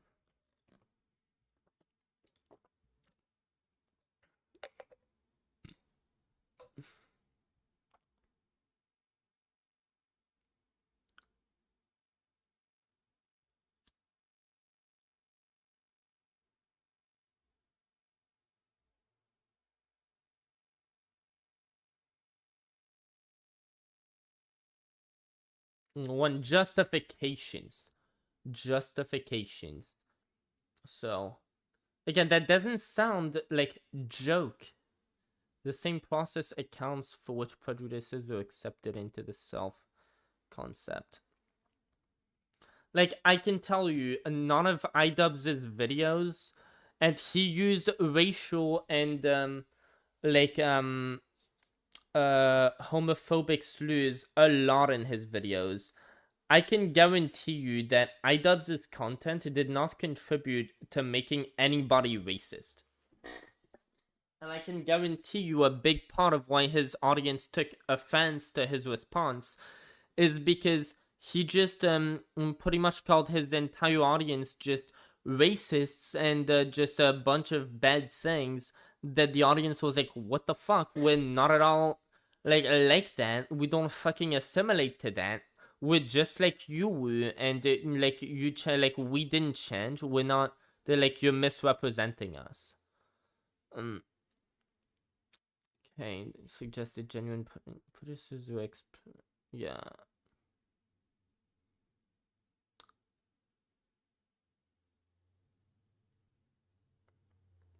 Okay, whatever. This is hurting my brain. Normalize bigotry. And finally, replicated studies spanning over the course of 17 plus years showing that when there are... Let's see. Sexist humor, specifically jokes that little women, is often perceived as harmless.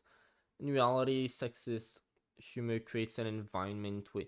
I don't know, because a lot of the time, sexist humor, it's like people just making jokes about grabbing her by the pussy and shit like that. And you're talking about I don't know, your friend or something. And it's like, yeah, what the fuck? Like, you're friends with that person. Why would you, like, make jokes about grabbing them by the pussy? Like, that's kind of...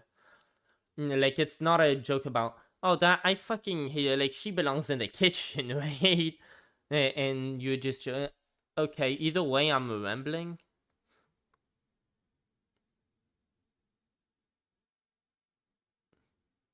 Yeah, like, I would imagine that if you take a group of people who are making sexist remarks, I don't think you'd say sexist jokes. It'd be more like sexist remarks.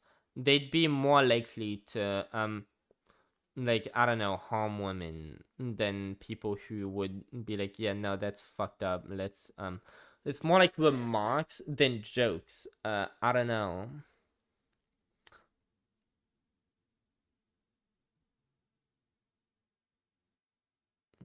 Okay. Well, of course, I'm sure that like a rapist, they would be all in for the, like, yeah, and they just make sexist remarks. They just turn them on to just say shit that's just provocatory. But it's like, again, it's a very different if you make sexist jokes and if you make sexist remarks, and the context matters a lot too. If, like, a lot of the time, they'll be just maybe laughing, thinking about them doing the like fucking creepy ass shit that they're talking about. How, oh, I'm gonna fucking grab her by the and then but it's like it's not even really a fucking joke. It's just a remark and just belittling people. Like, if you're belittling people, you're making fun of them. You're like joking at them. You're like laughing at them. Like, it's not really a joke, though.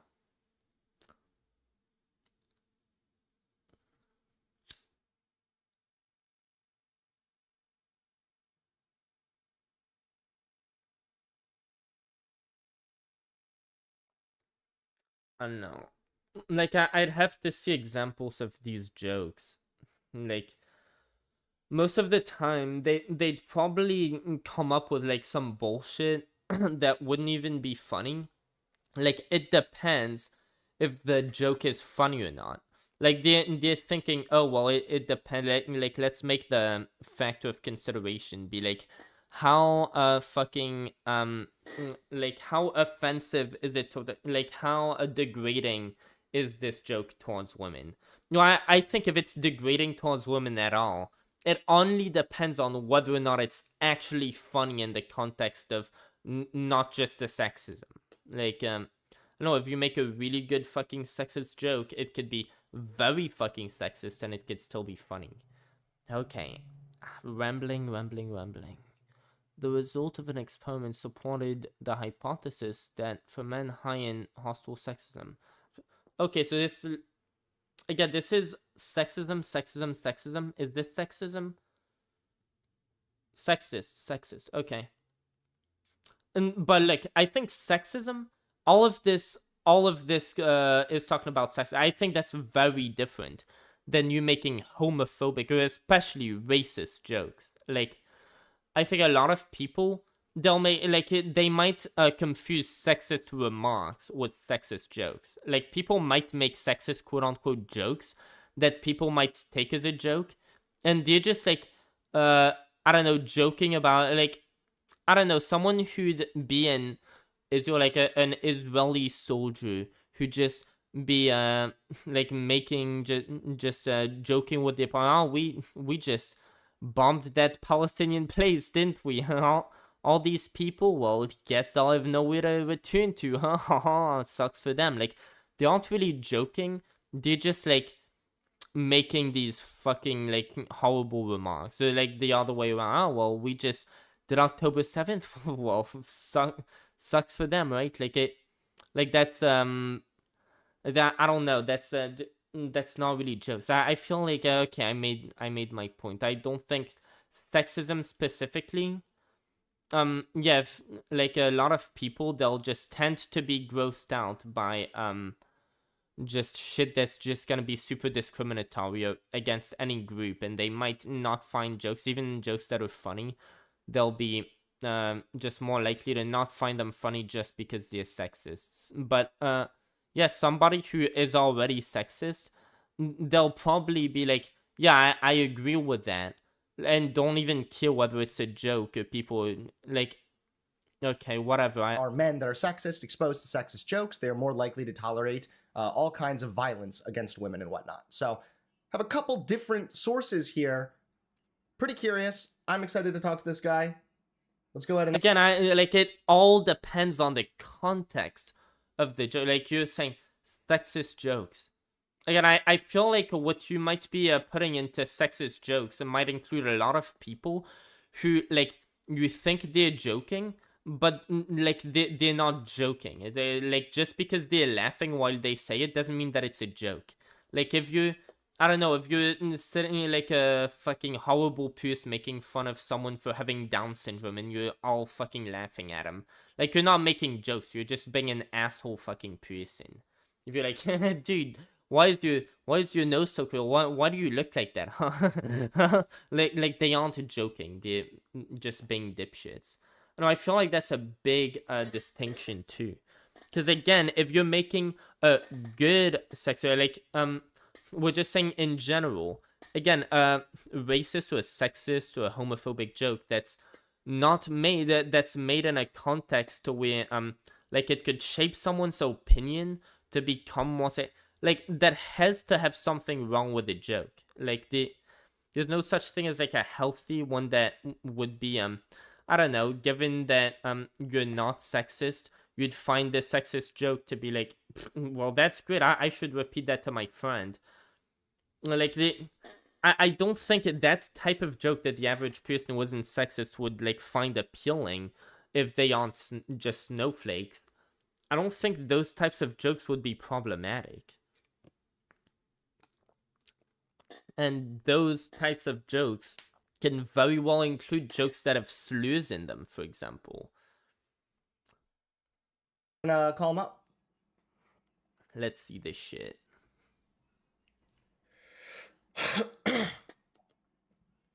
Hello? Yo, what is up? How you doing? Holy shit, Good, yeah, you're very quiet. I was really quiet. Oh no. Oh no, what happened? I should have brought my mic up to this. I wonder, it would have probably made my live stream look... How did I sound this quiet? Dude, there is no way. Bro, let me see my live stream. Debating Hunter... No, I don't sound... Are you preparing for debate tomorrow? No, it happened, Ricky. Like, I was debating earlier. I was debating Hunter Avallone. Yeah. Dude, I should look at my stream chat. Quiet right now. Hold on one second. Okay. It's partially my problem. I didn't have you turned up loud enough on my end. Go ahead and give me, say testing, 1, 2, 3 now. Testing, 1, 2, 3. Guys, does it sound really quiet to you? Come on, I think I sound pretty good. Want me to tune my camera on or no? No, you don't need to turn your camera on. It just, I guess, yeah, if that's as loud as you can get it, then I guess we'll have to just roll with it there. Okay, wait. Let me try to... Does that sound better? I got my... Yeah, that sounds better. Yes. Okay, so... I don't know, I don't think I have a lot of ideological problems with you. Most of my beliefs would probably align with you. I mean, I'm pro-choice, I'm pro... I'd be pro-open borders, to be honest. But yeah, earlier in... So I was just watching that video of you reacting to your old self. Mm-hmm. So, yeah, you said that, like, your opening point was, oh, well, yeah, I can make fun of... fucking mumbling a lot, fuck. Minorities, but I can also make fun of, like, straight... Like, you made a joke about gay people, and then you made a joke about straight people, and you were like, oh, well, the difference is gay people are gonna get so offended over the gay joke, but white people really aren't wasn't gonna the get... What's up? Sure, so let me elaborate a little bit more. more. Yeah, so on that, I wasn't trying to, like, give his position now. I was just describing. Yeah, I took way too long to describe that. It's like, yeah, he was saying in his original video that, like, yeah, they are, I have a, like, gay joke and I have a straight joke. Oh, well, the difference is that a lot of gay people are gonna be mad over that. What's up with that? And then from there, I never got to make my point. He then said, oh well, the reason why it's and that was I really should have brought this back up because I really want an answer to that. He was like, oh well, the difference is a lot of people, they aren't gonna know what gay even means. And it's like, what? What, like, dude, oh my god, I should have brought that back up. I had completely forgotten we went on a different tangent, and I just completely forgot to ask him because he just like started clarifying, and I think I forgot about that. So again, the argument is not like, oh, gay people might get offended or anything. It's more an argument about the likelihood that a joke or humor or media, yeah, I was just trying to bring up this side point, can normalize potentially dangerous and bigoted beliefs. So yeah, like his whole thing, he was like, yeah, he had a lot of studies to back that up, but that was actually gonna be a big point that doesn't actually need studies. Like, his whole reasoning for how that would work is because, say that you don't really know what gay is, and the reason why you wouldn't really know what gay is because, I mean, come on, everybody knows what a white person is. Those are like the majority of people. How could you like not have ever seen one of those? But like gay people, I don't know, like 8% of the, like, no way you've, like, maybe you're just sitting here just talking with someone who y'all are just talking about gay people at some age where you don't even know what gay is, and that's like all the context you have, so you go off of that. It's like, and that was pretty much his argument as to how that goes. It's like, oh well, since this is kind of a minority, less people know about them, so they don't have as many opinions. When like everybody's talking about gay people all the fucking time for some reason. Like you know what gay is, but yeah, let me keep watching this. Oh, dude, let me take that right now. Wait. Okay. Okay, there we go. It's taken. Wait, what? I'm sorry, I cut you off. no worries. So it's not so much like that gay people are going to get offended or something. Just if a gay person gets offended over a joke, that doesn't mean that the joke is then therefore homophobic or something. Yeah, shit, that wasn't my point at all, and he just kept going. It's far more about the likelihood that that joke can cause some kind of harm. In this case, it would be normalizing bigoted viewpoints or views and perceptions of minority groups. And I know that I've already kind of read some of your tweets, and I know that you think that's very stupid, and you think what I'm saying is that, well, since nobody knows what gay means, if they hear a joke about... Oh, no, he brought it up. Okay, I'm so glad he brought it up. I was about to message him. Like, should I really wanted to bring this up. Okay. Hey, they might think that gay means AIDS. Oh, no. That's not my argument. My argument is actually that media shapes opinions, and you can't deny that. Therefore, joke... Yeah, but like, the paper that he brought up, I'm glad I read that.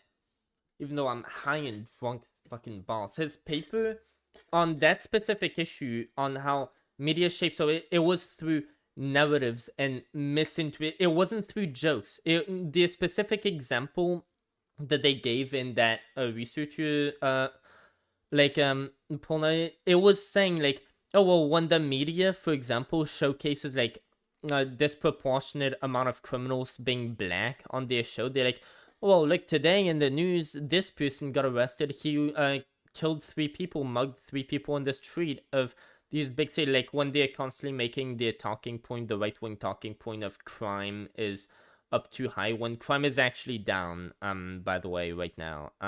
Under our president, that everybody forgot he's a president, but he's still the president and he's still a Democrat, Joe Biden. But yeah, people are gonna bring up, oh, well, crime is high.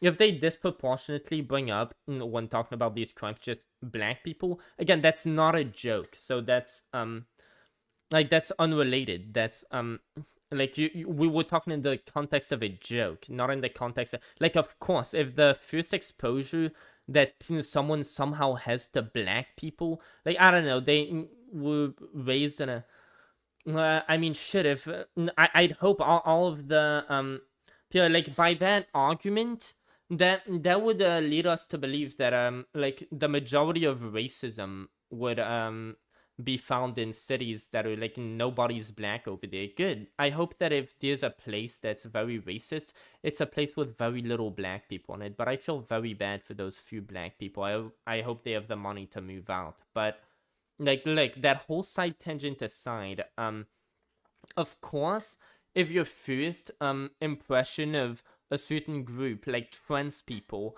is to watch Tucker Carlson, you're gonna have a very negative opinion of trans people. And I gotta say, like, despite all the credit I give to Tucker, that is so harmful. What he spews on his show about trans people, straight up things that are not true. Like, he should do more fact checking because he does so much harm with that. But like, yeah, of course, but that's not a joke. He's never made jokes about that. Like, he's being serious. He's like, these people, they want to castrate your children. This is the cult. They have a, like, fetish for kids. They're pretty much pedophiles. Like, he said that about trans people, and it's like, these types of things, yeah, that's a problem. And that's what your thing that you were referring to, that's kind of what it was saying. It was saying, yeah, that type of stuff, media, like, impressions in that type of effect, when they do that stuff, that nothing to do with jokes. That consistently disparage minorities, that ends up doing more of a harm. That shapes people's views and attitudes. And I have multiple different studies about this too. Okay. But for example, with AIDS, so you were like, okay, well, if people hear that, like, gay people have AIDS, well, they're gonna be like, oh, well, do gay people have AIDS, maybe I should stay away from them. Like, can't you use just critical thinking skills? Like, I'm guessing if you arrived to that conclusion from that joke, that like, oh, gay people have, maybe I should stay away from them, doesn't that kind of assume that you already have a preconceived notion that is biased against gay people? Yes, like, and that is your takeaway from that joke? Yes, and that's part of the problem, though, is that the audience by which, or the audience to which you're delivering these jokes to is incredibly. And I think that the biggest problem is also the assumption that this would be your first or one of your first exposures to like the concept of being gay. I think that's like very false. Like, if you're listening to jokes about gay people, for you to even understand what that means, to have an opinion on it, you need to kind of understand. So I don't think the jokes have much of an impact in that. It's a very big just prerequisite that, like, you know little enough about the subject for this to genuinely shape your opinion. Like, that's a lot. Like, and that's a big premise that I'm not so willing to accept. Crucial, because when there are people that might already hold bigoted views, when they hear jokes that disparage minorities, they do take that as a acceptance, as normalizing that kind of behavior. Yeah, and by the way, what do you think causes that behavior? And okay, that's not a very good question. I'm thinking, like, so people who already have this preconceived notion, but if they already have that preconceived notion, it's okay, I need to shut the fuck up. I'm forgetting what I'm saying.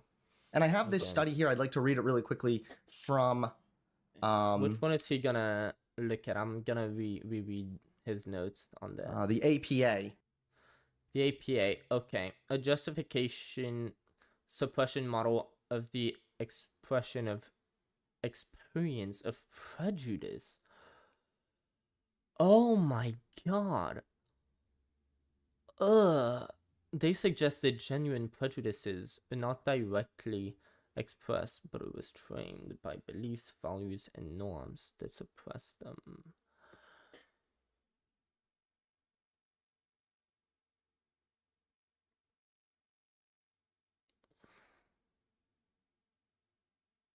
Again, that's the word justification. I need to... Did he link me that study? And it talks about how genuine prejudices are not directly expressed, but instead they're restrained by beliefs, values, and norms that suppress them. Prejudices are expressed when justifications release suppressed prejudices. Well, yeah, I remember I was confused at that. I was like, what did you even just say to me right here? Dude, I'm still trying to have it sink in. What did he just fucking say? But when justifications, what did he... Oh my god, dude. Let me go use the fucking bathroom again. Why? What is wrong with me, dude? What the fuck? Why do I keep needing the bathroom? I swear to god, I drink more water than I did back when I live streamed. I guess, like, I started doing drugs and me vaping. Yeah, that requires me drinking a lot of water. Dude, whatever, bro.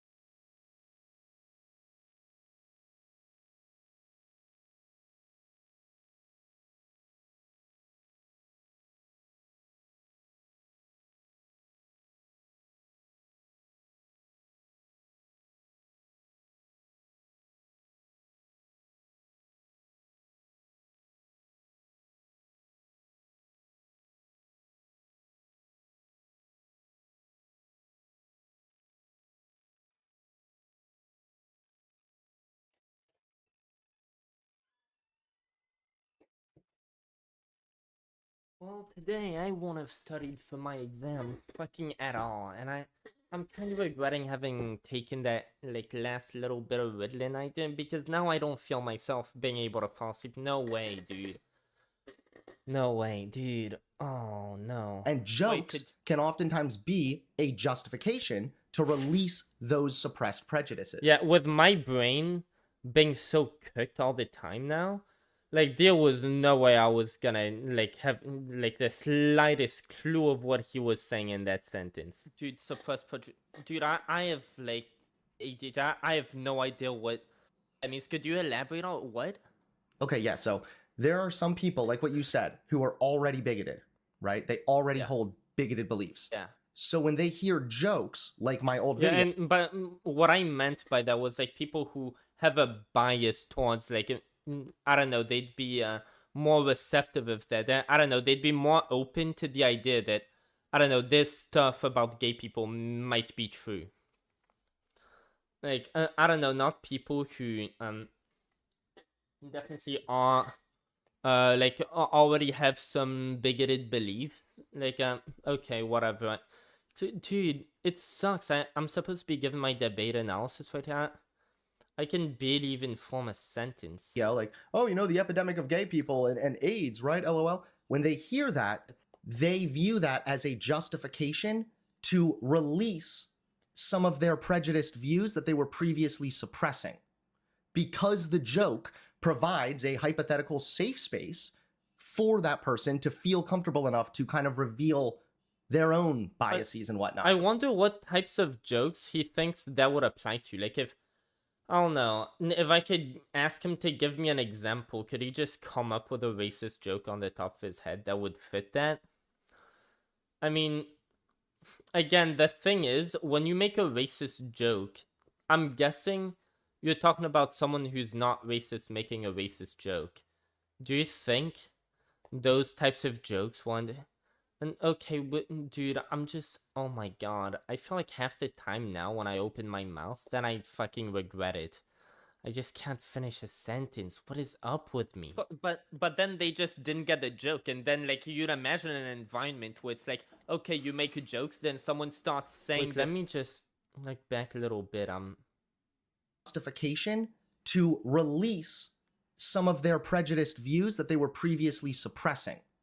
Because the joke provides a hypothetical safe space for that person to feel comfortable enough to kind of reveal their own biases and whatnot. Of course, but then they just didn't get the joke, and then like you'd imagine an environment where it's like, okay, you make jokes, then someone starts saying this thing, but they aren't joking. The joke ends up falling on them because it's like, oh well, you end up being that like weird odd man out, like, oh, we're just making jokes pretending to be homophobic, but wait, you're actually homophobic? Then you end up being the creep. Like it's just some outlier. No, but I'm saying, what if you are not homophobic? So, because of that, you think it's fine and dandy to tell a homophobic joke because you know you're not homophobic, so who cares?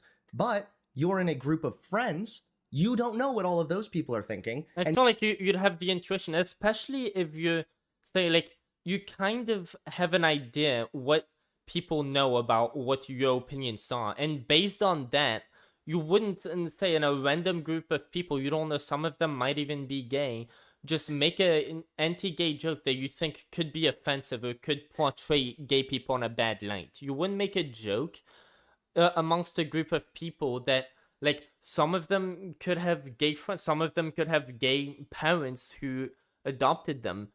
Like, around a group where not everybody knows, like, oh, yeah, I know this guy, I know he's not homophobic, like, I know him well enough to... Like, you wouldn't be comfortable making that type of joke around those people if they don't already know to some extent, like that they wouldn't take it personally, or that they would like actually be. And I don't know, like does that make sense? And you don't know how many of those people might have prejudiced beliefs that now, upon hearing that joke, they view that again as justification. Then, like when you make a homophobic joke, there's a big difference between a racist joke. When you're making a racist joke, you're not trying to pretend that you sound like you actually fucking believe it. You're just can I even say this shit on stream anymore? It's like my favorite racist joke that I like, keep fucking saying now, dude. I don't even know, dude. Like it's just absurd stuff though, like that nobody actually fucking believes. Like next time I hang a N-word, I don't think I could say N-word anymore. I'll hang them upside down, and everything that falls out of their pockets, I'll return it to the store. Okay, I came up with that one in like 2016. That was dope, right? Is that okay? Does anybody who's like racist, who is anybody like, does anybody around you ever, like in any situation, people who would be around you, they'd hear that and they'd go, yeah, actually I kind of really, yeah, to be fair, shit, maybe I should think about that. You know what? I was thinking maybe racism is like underrated. That's something else I gotta consider. That I don't know. I think even more that it's underrated. More than like, holy shit, like imagine actually fucking believing that, right? Imagine taking that shit seriously. But it's legit just a hyperbole, just like you parodying fucking racism, right? Like that shit doesn't make a racist. Like if you parody someone, you're not bringing them in a good fucking light. When you make racist jokes, you're trying to be like overly fucking racist to the point where like everybody would be like, hey, yeah, if you genuinely think that it'd be a good idea. I was like, yeah, the full joke was like, I just read the Quran and it inspired me to do good deeds. So you know what? I read the verse about like how accepting. Yeah, it inspired me to be just as accepting as the Quran is. So yeah, next time, like yeah, that's how the. And it's like the whole thing of the joke. I didn't give the joke in full. The joke was supposed to be in the context of, yeah, let me be just as accepting as the Prophet Muhammad was. Like that was the joke. So that's kind of a statement, and especially if you're racist, you probably like what the fuck was okay? Another like a brain fart. Great. But yeah, the whole context behind that would be like, yeah, Islam isn't really that. But then like you'd be like, oh well, isn't that racist? Well, I'd say the same thing of Christianity, by the way, and I made a whole dedicated video on that. Yeah, and Christianity, although there are a lot of views about like peace and love, like it doesn't push the best about like gay people. I don't know, it's not very accepting of them and a lot of stuff like that. And I view that as validation. Yeah, I think the burden then falls on making sure that when you make, and again, the jokes that you were talking about, you said like there was this actor who got cancelled for making jokes. I think it all depends on the I don't know who that person is. I don't know the context behind it, but Kevin Hart? think whether or not, yeah, Kevin Hart, never heard of that person, but I think when you make a joke like that would be racist or something like that, you'd have to say, like, if it's not pretty obvious that what you're saying is a joke, well, then I guess it's kind of your fault. But if it's clear enough that you're joking, I don't see how it could possibly be bad. Because then if some people, they misinterpret that as, oh, maybe you're not actually joking, and that's how it affirms them into thinking, oh, well, then... Like, what the fuck was I saying? Oh my god, dude. My brain, I just remember, I just like, what the fuck? I feel bad for him having to like try to decipher me. It must be hard to decipher me fucking too, dude. Clearly I am more empowered now to go and say that opinion because clearly I'm not the only person who believes that. It's like if you made it clear that you were joking, well then, so it all depends on whether you make it clear that you're joking. Yeah, I think that a lot, you're right. But then me and you would both agree then that the speaker or the person delivering these jokes has a responsibility to deliver them properly and accordingly. So Kevin Hart, just to be clear, I know you said you didn't know much about him, but I was talking about tweets he had made that he was claiming were jokes, but they included homophobic slurs in them. Yeah. That's a bit of a stretch from just like, oh, he made a little joke.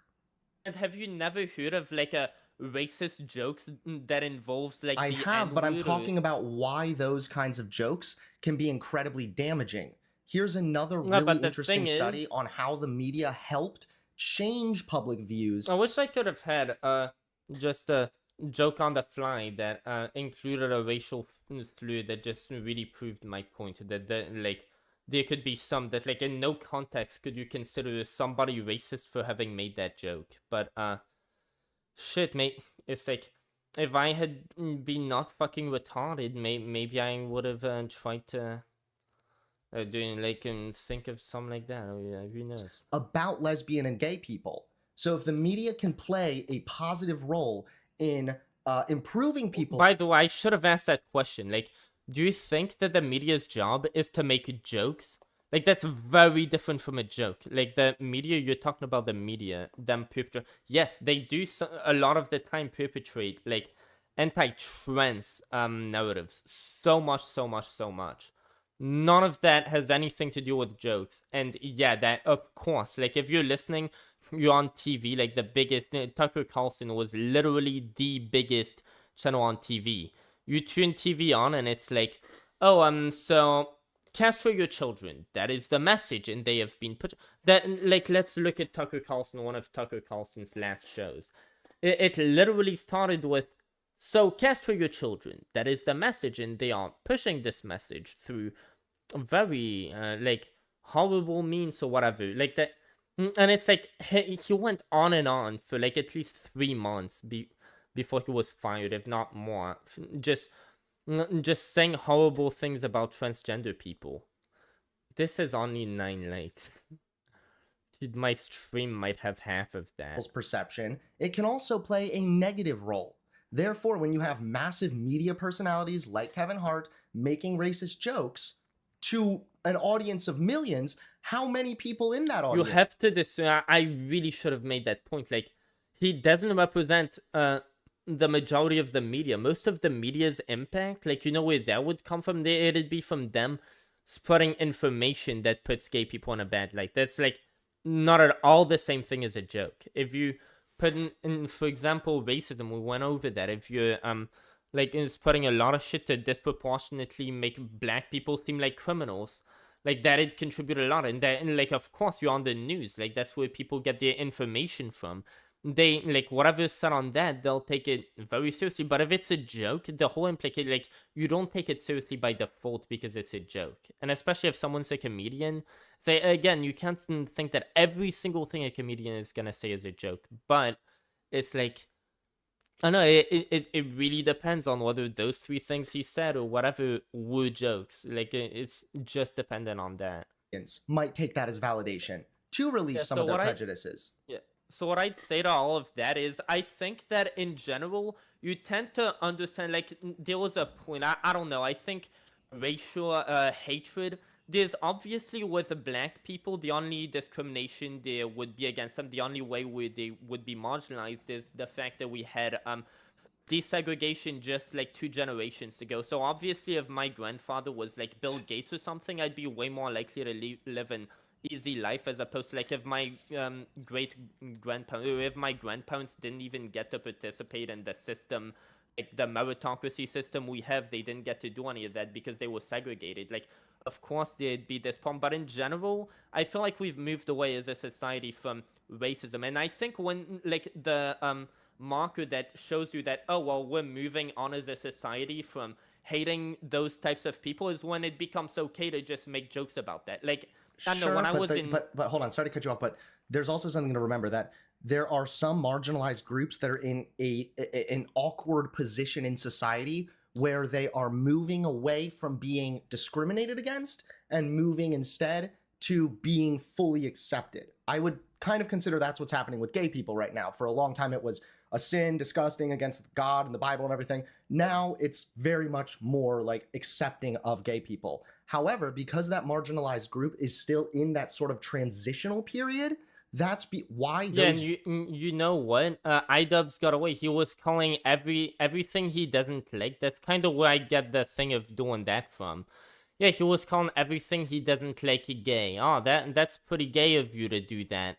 And like, he wouldn't say that's pretty black of you. That's pretty, like, I don't know, some derogatory of Jews. Oh, that's pretty Jewish of you to do that. Even Jewish, like, I don't know, that'd be... Like, gay, yeah, there was pretty much no discrimination against gay people, at least that I remember. I don't know, I shouldn't just make that blanket statement because, like, I don't remember any homophobia, but I mean, I'm pretty antisocial fucking person. Yeah, okay, whatever, I forgot the point I was making. Dude, oh, dude, I should... And I just keep smoking more weed. It's so stupid of me. Fuck. Jokes and things can have an even greater negative impact because this is a group that's currently right now moving away from being discriminated against. And just for, well, hold on, really quick, one more thing I'll say. You talked about black people and whatnot. Media was also used. Dude, I already forgot what he even said. Oh my god. God and the Bible and everything. Now it's very much more like accepting of gay people. However, because that marginalized group is still in that sort of transitional period, that's why those jokes and things can have an even greater negative impact because this is a group that's currently right now moving away from being discriminated against. And yeah, that's why like then it becomes more socially acceptable to make those jokes because it's like, yeah, that would increase, that would speed up the process unless you're trying to make these jokes with the intention of, oh, well, it's not actually a joke. But then why would you make a joke? If it's not actually a joke, it's not a joke to you then. So it's like, that would just make no sense by the definition of a joke. So, unless these are like bad faith actors, all of these racists, they actually don't, they just want to like get people into their cult. And they're gonna just make fun of their own ideas for a while until they tell you, hey, this stuff I've been making fun of, what if I told you I actually believe all of that? Would you think I'm a loser? Or would you maybe by some chance, I don't know, like tell me, yeah, actually you're right and I've been thinking that too? I thank you for finally saying that. And I thought you were making fun of me this whole time and I was starting to agree with you more and more. And like, do you think that would make sense? Versus just yeah, if you're making these types of jokes, obviously like you don't believe that stuff, you're just making fun of people who believe that stuff, and maybe people who are just snowflakes who are gonna get triggered over anything that like that. And that's also yeah, because when there are snowflakes that just get overly triggered over everything concerning it, like that also doesn't help. That makes people go more in the direction of, well, okay, based on these social justice warriors, I'm gonna have a more negative opinion of that group. So if you slam those people, as long as it's justified, as long as you're only slamming people who are just being overly protective and like they're just kind of being assholes to people who are just trying to go by their lives, just and saying, oh, well, this, I can see some negative connotation in this, let me just accuse you of being discriminatory right here. I know going after those people in general is kind of healthy because those people are like slowing down progress in like that, those people being accepted. And that's usually the types of, again, if you're not racist, which again, why would you be making racist, or like it's not a joke then, but okay, I'm repeating myself again. Okay. Well, hold on, really quick. One more thing I'll say. You talked about black people and whatnot. Media was also used. Jokes were also used to discriminate black people. I'm sure you're familiar with minstrel shows in which people would do blackface. No. There was no idea what that is. There's a thing called but on the media, like, how many people in the media now do blackface? Like, what is that a representation?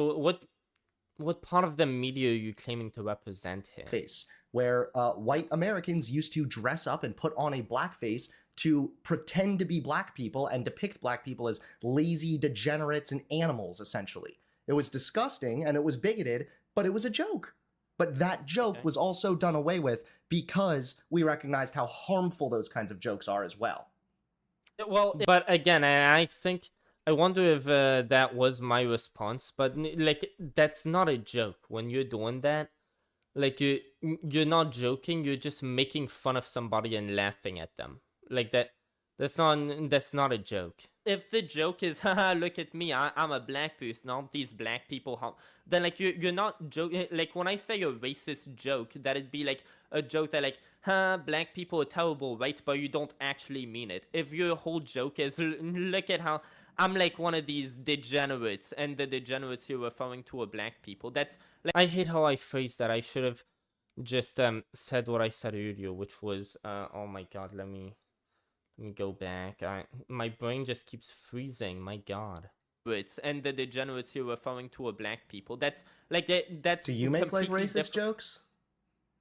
Yeah, I definitely do like to make racist jokes, but Oh my god, my brain just keeps freezing. That it'd be like a joke that like, huh, black people are terrible, right? But you don't actually mean it. If your whole joke is... Yeah, if your joke is, you're making fun of racism by just exaggerating it, such as like, again, the joke I brought up earlier, it's like, that doesn't do racism any benefits. Like, that stuff makes racism look appalling, right?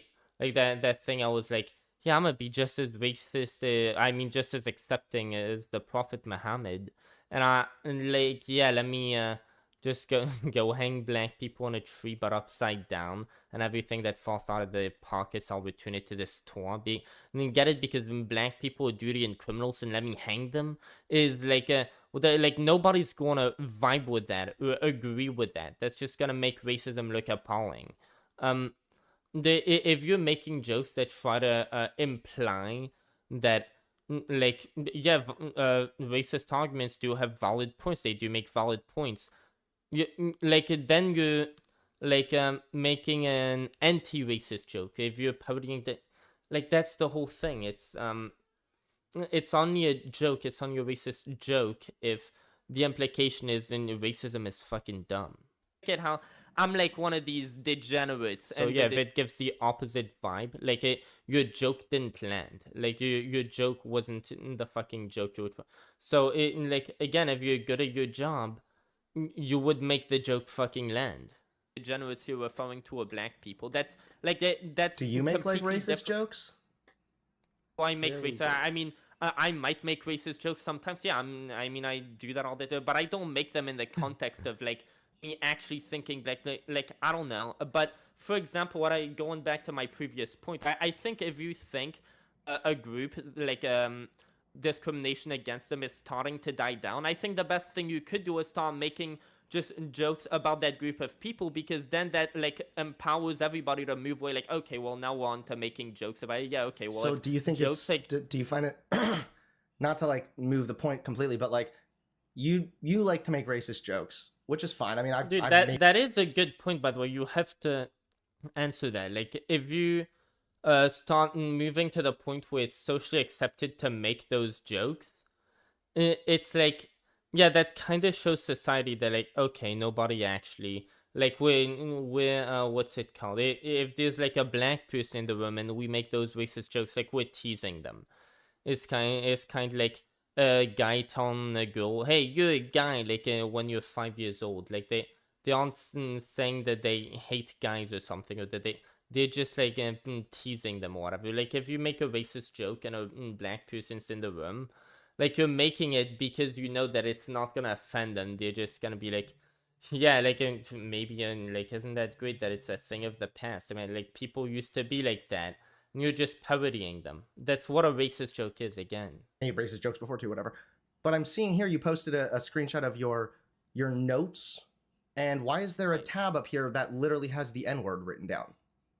Oh, because I used to be way more edgy back in the day. No, that has that? Well, probably, I don't know. Let me look at the context of that. Is that on my notes? It says N-word word or something, and I was just curious why. Okay, I can give you. I can tell you. So that was a script. So I was making a script for a video. Let me show you that video. I could link it. But I was saying the N-word is not racist. I made a whole video titled that, and that was my script for the video. So here's the video. I could just it to you. I don't really need to see the video. I think that this is actually kind of demonstrating a little bit of my... Yeah, I was just referring to the word, yeah.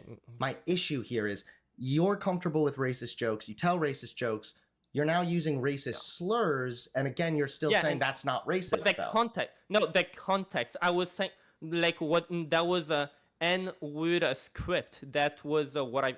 So if I refer to the word, I'm saying, Okay. Well, yeah, I'm not here to... I don't really care at the end of the day. I just think that if we're recognizing... So now, look, this is an important point, too. So the whole reason why I think there's this whole panic around the N-word, I think white people should get to say the N-word. Why is that? Well, if you hear a word all the time said around you, now where I live, black people will say the N-word pretty much as often as white people. Someone like me might say the F-word. I say the F-word all the fucking time. And if I have to live in a society where like a group of people around me are saying this word literally multiple times in a sentence, if I end up like I can't say that word, and every time I have to think, oh well, if I just tried speaking like the people around me, I'd get beaten up, and that's supposed to be to punish me for slavery, It's not which I supposed to be never took a part on. It's not really supposed to It's be like- to punish you, and I also sometimes agree that some of that stuff can get kind of cringy. I think that the N-word is generally harmful. I wouldn't really consider it to be like a good word, but I also think that, hold on, wait, please. I also think that if it is a harmful word, that applies also when Black people say it as well. So I would be consistent on that position. However, again, there's some pretty big differences here as to why it's not really okay for white people to say the N-word, right? Like white people white people invented this word to specifically dehumanize Black people. So for Black people to reappropriate that word, it kind of makes sense, right? Like it makes sense that white people probably... like now you're seeing people as a group, like, oh, white people did that to Black people, so now Black people, like, those aren't the same people. Like, don't you see how that is a huge generalization? Like, don't you think that your left-wing media might have given you that notion that that's okay to that? Because then, like, you're using history to assimilate to what group of people to what group of people. Like, you're assimilating white people now to slave owners back then, when, like, back then, like, history is not in, like, people now that it's not representative of the general population now, because what were white people like back then? Well, racism was just the norm, just like we think that homophobia is wrong. Well, they thought that equality was stupid because of course Black people aren't the same as us. They're literally like just like monkeys. That was what everybody thought back then. And to just go and, oh well, Black people should reappropriate that word now, and the implications of that is literally just people around you in school will be saying a word all the time, but then you can't say it, and you have to think back like, oh well, that's because of what not I but other people did, and I'm supposed to assimilate some, like, you do see how that just assimilates guilt into you. If you can't say that because your ancestors were this way, that assimilates guilt, and like you share responsibility. We would want to steer clear of that word. No, like you're saying white people invented this word. Again, it's not white people. I didn't invent this word. I'm from France, by the way. Not that that makes any of a difference. But then when, like, you might say, oh, well, I don't think it's okay for Black people to say it either. Sure, but when you look at society in general, like, you cannot, like, when I go to school, I see like most Black people will say that word a lot. Like, is it not correct to say, okay, well, if everybody around me is gonna say that all the time, is it not fair to say that if people around me are gonna say that? Because what did society choose? Dude, this is literally like this is like if all your friends jumped off a bridge, would you do it too? What? That's like the dumbest thing ever, yeah. It's saying a word. That's not like jumping off a bridge. I'm saying it's the same kind of example. It's the same thing that parents say. How? I don't know. That, like, he's saying, oh, well, because it's bad. No, but, like, my point, and I didn't really get to... I know he wasn't really filibustering, but my point off of that is, well, the meaning of the word has clearly changed. Because if the connotation, if people are saying it all around you all the time and they're Black, do you think they are saying it in the way of like these dirty people? No, because the meaning of the word has changed, but yet I still can't use it. Well, why would it matters that I can't use it because people around me are using it, and so I can't speak like them? Are they speaking in a negative connotation towards the Black people, or are they Black people who have reappropriated the word? So, like, if I was to try to speak like them, why would you imply that, oh well, when I'd say it, it'd have that connotation, but like the people around me, that's not the connotation they use it in? So, like, if I don't know, that's just, yeah, okay. Just if everybody's doing something around you does not just mean it's okay or make it right. But not to... No, but how would you... And again, when Black people, like, he's saying it's wrong, but it's about whether or not it's racist. Okay, so when Black people say the N-word, is that racist? Okay, well, why not? Because, like, the connotation, and, like, they're Black, so that just gives away that the connotation is obviously not negative towards Black people. well, white people who just say it in the same way, they just want to get to have equal rights, right? And it's like, yeah, I know you have free speech. Okay, well, there are consequences if you use that free speech in the same way that black people do. Why don't you get the same? Okay. You determine whether saying this word is wrong or is it not wrong? I would determine that based on the information that I first gave you, which is that jokes and media can help to normalize certain stereotypes and beliefs. Oh my god, wait. And it can... I don't think that was the point I was making. Wait. Not to... No, but how would you determine whether saying this word is wrong or is it not wrong? I would determine that based on the information that I first gave you, which is that jokes and media can help to normalize certain stereotypes and beliefs, and it can make people who already hold bigoted beliefs Dude, I more should read the comments. There's some pretty good shit, but I've been missing out on that. I didn't even look at that comfortable expressing their bigoted beliefs. Therefore, if you have white people running around saying a slur, but they're saying it because it's a joke, yeah, but they're saying it like he keeps neglecting. I should really have brought that up to just confirm with them. Okay, so let's just get straight what a joke is. So in the context of a racist joke, what would it mean for that racist joke to be a joke? Okay, well, if you're like pretty much parodying racism and making it look bad, if you're making racism be like look in a positive light, if your joke is putting racism in a positive light, it like that's not what we're talking about. We're talking about racist jokes here. That's just a racist comment. The like racist comments are racist. Racist jokes are not racist. That's the same negative effect.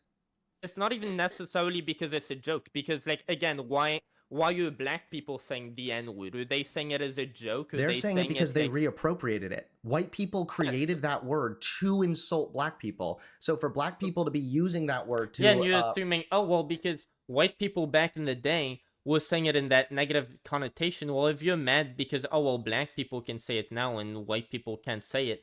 Well, because white people back in the day would say it in that negative connotation. Well, people today who just want to speak like those around them, oh, well, when they wouldn't actually speak like those around them, they would just be racist. Based on what? Like, you're just saying, oh, well, because the people back then were like that, the people today should be expected to be like that. That's just completely fucking horse shit. Refer to each other, there's a different context there. That's okay, why... so if I wanted to speak like the people, okay, so if I wanted to greet my white friends, like, what's up, my N-word, that'd mean that I'm, like, insulting them, that I'm calling them black by my connotation because I'm white? Because that... The history matters. Okay, so if you're white... No, history matters so that you can just reappropriate in these things, like the historical backgrounds of certain people, and just be like, oh, well, that just mattered. Dude, my sentences make no fucking sense by now. I should probably just end the stream or, like, look at my stream chat first, but... yeah, whatever. I don't know, I don't know. I'm kind of just, like, half fallen asleep now. Person, and you use the N-word in the same context that a black person would say the N-word. Like, is that wrong? Because, again, like, a black, you're saying, oh, well, white people did that in that context. Like, trying to pin that on me, and it's not pinning it on me, it's just saying, because white people back then did these horrible things. No, it's because of the context of the word. Dude, the word was... I needed to fucking finish my sentences, and I kept stumbling and mumbling, because nowadays I just do that. I'm never talking to anyone anymore. So, I just spent all my days in my room, so I just tumbled and I just couldn't finish a sentence because he thought he understood what I meant, and I just wasn't fucking done, and that just kept happening. Used exclusively by white people to dehumanize black people. So nowadays, when white people use that word about black people, it comes across as, yes, very offensive. Yeah, and isn't that on the fault of those exuding the racist behavior of just assimilating white people now to the horrible descriptions that would fit white people back then, such as racist? White people are no longer that. So, like, that's, again, their fault for interpreting it that way based on our skin color. That's, again, like, alluding to the example I was going to bring up. That's, like, you're saying, oh, well, black people going into the store with, let's say, oh, well, maybe black people shouldn't bring their hoodie into markets, because that's kind of offensive, because they kind of had a track record in history of just being thieves. And like, yeah, you know, if they come with that hoodie, it's like a white person, it's like, we get it, you're not a thief. But a black, just like we'd say, oh, well, a white person, they might be racist, because historically, they were racist. But I don't know now. Yeah, let's just assume they're still racist because we still live in the past. In the same way, you could say, oh, well, black people, I don't know, them having a hoodie, I don't know, that's kind of offensive that they're thinking that we wouldn't be suspicious that they might be hiding something in that hoodie. It's like, yeah, that's also fucking racist to say that, in the same way that just assuming that everybody who's white is just gonna say that in the negative connotation instead. Like, bro, yeah, okay, and I never got to finish that point. Due to the history. But to be honest, I'm not here to argue with you about, like, the context when it's okay to say the N-word. I don't really actually care that much. I'm talking more specifically about that was a leading point to it. Like, for example, like, he was saying, like, slurs. Okay, well, that's a determination. Like, the only thing that mattered from that video was, like, what was the context of these slurs that makes you think, like, it was not okay? And then, like, he brought up the qualifier, oh, well, slurs. That's like, you know it's gone too far when it involves slurs. Okay, well, that's the majority of the jokes when they say, oh, well, this joke has gone too far. Oh, this guy said a slur. Like, turns out, oh, well, saying slurs, yeah, no, that's, like, that doesn't mean that you're racist. That's just, like, some random qualifier that people say, oh, well, that's way too far. But then the whole point of a joke, the whole point of a racist joke, if you're trying to parody, either make fun of the snowflakes who are taking the activism too far and just pissing people off, like, either you're making fun of them or you're just parodying the ideology, yeah, then you want to go full in and just go full extreme and maybe say a slur. Like, that just goes hand in hand with the motive if you aren't racist. Why wouldn't you want to do that? The overall jokes. And I kind of feel like you might be an example of the exact thing I'm talking about, because okay, here how? you have because you're using the N-word, you're writing the N-word down. You don't think there's anything wrong with saying the N-word, and you also tell racist jokes. Do you think any of that came from maybe the jokes that you were being told that helped? And what, like, he's trying to say that why? Because what is that demonstrating racism? Is that helping racism in some way, shape, or form? That I don't think this is a problem, but this isn't a problem. Like, it's just not a problem. I think, like, don't I think that, yeah, this is an example that proves what he's saying. The fact that I happen to think that me being white and saying the N-word is okay. Yeah, I think me being white shouldn't be a determinant of whether or not I should get to say a word, and that's just basic common sense if you're against racism. Like, that's my entire fucking point. I think that came from the fact that I came to America when I was 6 and I saw people around me saying that, and I was like, okay, well, that's a curse word. I love saying curse words. I love being edgy, so let me just repeat that. And then people sat there tell me, oh, well, you're white, you can't say that. And then people told me, oh, well, basically it's because, like, these white people back then did that. Okay, so since you also have white skin, well, like, why would you say that me saying the N-word because I'm white, there's a different context because I'm white? Well, because it's of the history. You're appropriating. Yeah, because of the history, except that based on that, you could say, like, that's just a justification that you're giving for just anti-white racism. Oh, well, look at the history. Look at it in the history. Just like, and I should have really brought that up. I completely forgot to bring that up. It's like when people say, oh, well, you know why it's okay to enslave those black people? Because look at the history. Like, they were just savages. They were in Africa. These Africans were just savages. And we were, and also, oh, well, you know what? The history. What were we doing with enslaving black people? Well, we were saving them. Like, they were just prisoners of war of the other tribe. The other tribe would have killed them if we hadn't saved them. So, like, I don't know, maybe slavery isn't so bad. Just look at the history. Like, the history doesn't make any fucking sense as an argument. Because of the history, but don't you understand that the history has nothing to do with me? So when you, like, no, the history doesn't have anything to do with you. Wait, hold on. But it has everything to do with the word. No, but when you assimilate... No, it doesn't have anything to do with the word unless you're saying, oh, well, depending on whether you're white or whether you're black. So then it's not the history that is, it's whether you're white or you're black that has to do with you saying the word, because history tells us that white people back then, oh, they were really evil, but like black people, well, they were kind of the victims. And it's like, but thoughts have changed since then. So it's like the history isn't relevant to now because it doesn't accurately represent now. Assimilate the history of that word within the context of white people to my skin color. Like, don't you see how that's offensive and a generalization towards white people? That like, oh, well, if you're white and you say that word, we should just assume that not to the same context is extent and racist? not at all the same way in which black people are still currently discriminated against. I should have asked how. Like that is a big thing because you're not getting to say a word that people around you say all the time. It's like, imagine if we told just Mexicans that, oh, well, you can't say the word fucking because you know what, like Trump said about all these rapists in Mexico. So, well, you can't say the word fucking because you might be a rapist. Like, that's offensive. Don't say that.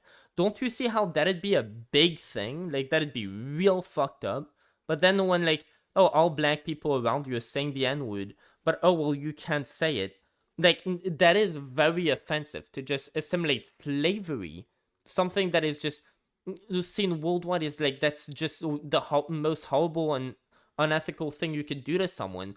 Like, we're just gonna assimilate that guilt, and I know he would say, yeah, it's not really the guilt. No, it absolutely is. You're saying you share responsibility in the fact that, like, oh, well, you shouldn't count that. That's like your ancestors you're talking about who did all this, right? Like, put you back in your place. No, it doesn't matter whether it's your ancestors, because then let's just say, oh, well, we're gonna go back to history. How far do you want to go in history? We were all born from the same, apparently we're all related in some way. I mean, like, Vsauce made a whole video about that, where, like, the human species started in Africa. There you go, just dismantles your whole thing, just go far enough back in history, and we're all black. There you go, we're all from Africa.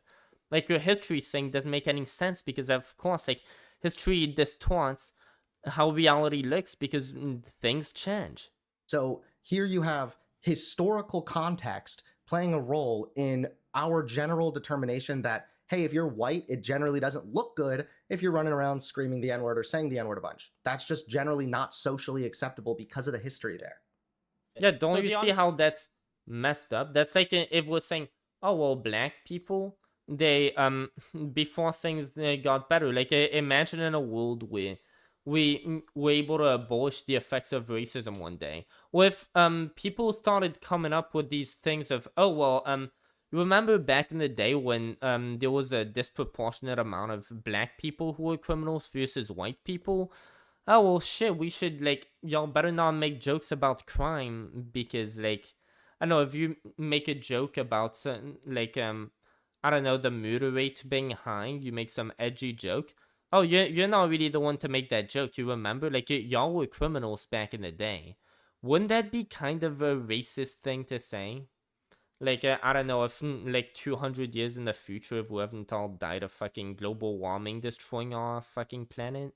Only racial oppression that I'd say that the United States... I'm sorry, can I just finish up my second half of my Dude, point? Sorry. I think I came off as just not having a single fucking argument because I was mumbling. And, like, I wouldn't get to finish my mumble, my thought. I don't even know if I would have been able to finish a coherent thought if this guy gave me enough time. Like, dude, just listening to this, it's, like, cringe. I didn't have my thoughts together. But, yeah, I really feel like I didn't get to push my points through. I blanked there for a minute. But the second half of my argument is also that that's not discrimination because of the historical context there. And again, you're not being discriminated against as a white person for not being able to say the N-word. Not to mention, you have free speech, so you actually can say the N-word, but then you'll just have to deal with the consequences of that yourself. Yeah, okay, yeah, of course. Second of all, the way black people are marginalized in this country is if you look at how, if somebody has a black-sounding name, like an ethnic-sounding name, when they apply for a job, even if they... You know what, I think what I'll do...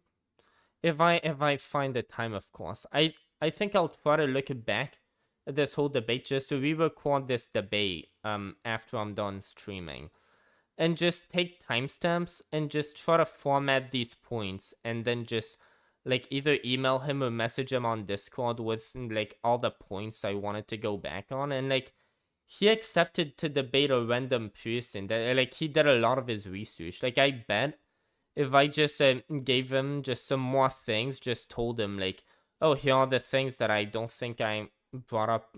Like, I'm sure he'd be fine to do a follow-up debate. It's not like I was being disrespectful. I mean, I legit apologized to him for having been disrespectful earlier. Which, like, yeah, I stand by that. I'm sorry for that shit. But, yeah, I mean, I could definitely try to do that. Because right now I'm kind of just, like, rambling and stuff. But, yeah, I feel like I missed a lot of things I wanted to say. I could just DM him. I mean, the opportunity's still there, dude. I haven't missed shit. Because clearly, well, I'm just... Like, I hate how nowadays, especially since I'm so... like, I'm never in society that much. I'm just, kind of, like, I don't know. I go to work, I guess. Like, now 2 days a week. But a lot of the time, I'm just in my room with my negative thoughts. And it just kind of, like, deteriorates my mind little by little. And, bro, and then I fucking do drugs to... feel better about that. And it's like, yeah, my mind's definitely, and on top of that, I'm like fucking autistic, retarded in like so many ways. Dude, it's like, yeah, dude, everything I just said, dude, I forgot what I just said. Great. Motherfucker, let's just keep what, by the way, is anybody watching this fucking cancer that I'm spewing right now? Like, anybody give a shit that I'm talking anymore? Dude, come on, that's disrespectful of y'all. Get the fuck back to talking to me. They have the exact same qualifications as the guy named Jake Smith. Jake Smith almost always gets a callback, and the ethnic sounding name Okay, so gets by the way, I'm conceding on that point. Like, that's definitely a good point on, like, yeah, there are still some social factors to racism that are, like, considerably big. So that definitely, like, I concede on that. thrown out. This study has been replicated over and over and over again. So here you have a marginalized group who are less likely to get employed if they have an ethnic sounding name. That's discrimination. Being compared to white people not being able to say the N-word. Yeah, that sounds like a huge... Yeah, and again, yeah, that's pretty fair. That's a pretty fair comparison to say. But either way, one is going to be very hard to treat. I guess the other one... It's like, I guess you could just bitch about it, but that doesn't really move the goalpost. But, like, you can, like, I can definitely say, I should have said right off the bat, if this is true, like, this is definitely a problem, by the way. I'm not sure if I might even have said that. But I have to say, well, if you can acknowledge that one is clearly wrong, it's clearly wrong if there's, like 25%, every bit of that 25% more is just absolutely fucked up. Well, in the same way, for the same exact reason, white people not getting to say that word based on the association they have from on the basis of history with fucking slave owners. Like, again, I wished I had come up with that point back then instead of the, oh, well, black people and just being criminals and thieves point. I wish I said, oh, well, if Mexicans, we decided as a society that it was not socially acceptable for them to say the word fucking, and they would get in just as much trouble as some white person would get for saying the N-word. If a Mexican was caught saying the F-slur because, oh, you're talking about fucking someone, but for, well, you can't use that word because, well, Trump said that you're a fucking rapist, and oh, well, look at that. There's a lot of rape happening in Mexico. Oh, no, would you look at... Like, if we use that basis... And I get that's like, slavery objectively happened. But, like... so, like, that's just as... Actually, that's just as invalid because, yes, saying, oh, well, slavery happened, that's in the past. Just like you saying, oh, Mexicans are all rapists. That's not true. Well, in the same way, saying that we're all racist based on that. Dude, I'm losing my... And I better, like, when I am done reacting to this, I better just end the stream and get typing up my fucking, like, points on this. Just get re-recording the whole debate, and then just start typing up the points, and then try to go to sleep. What time is it? Oh, no, it's already 8. Huge point, and that could actually change my mind. Like, do you have any studies linking? Because as far as I'm concerned, like, the only discrimination black people really face, I don't know, I've heard that apparently black neighborhoods are really over-policed, and I think that's pretty fucked up. But other than that, it seems like there's just this huge thing of, oh, people are racist. Yeah, I've lived in the US since I was 6 years old. I have met one racist person. Like, I don't know. Yeah, so what it is, and right, but see, that might be playing a role in, or is why you might not fully understand the point I'm trying to get at, is that racism, there's multiple different kinds of racism, right? There is interpersonal racism, which is most likely the kind of I've racism. done that. Do you want to know what another one of my racist jokes are? Just look on my channel. I didn't distribute N-word passes. I sold N-word passes on Kickstarter, and by the way, I should say I didn't actually do that. I made that video that I was planning to post onto Kickstarter, and then I forgot to fucking post it onto Kickstarter because I'm a fucking dumbass. Yeah, like, I was just too lazy to create a Kickstarter account. I was like, yeah, I gotta do that at some point. That point never came, so but I did make a video that I had Vegan Games react to, by the way, a black guy.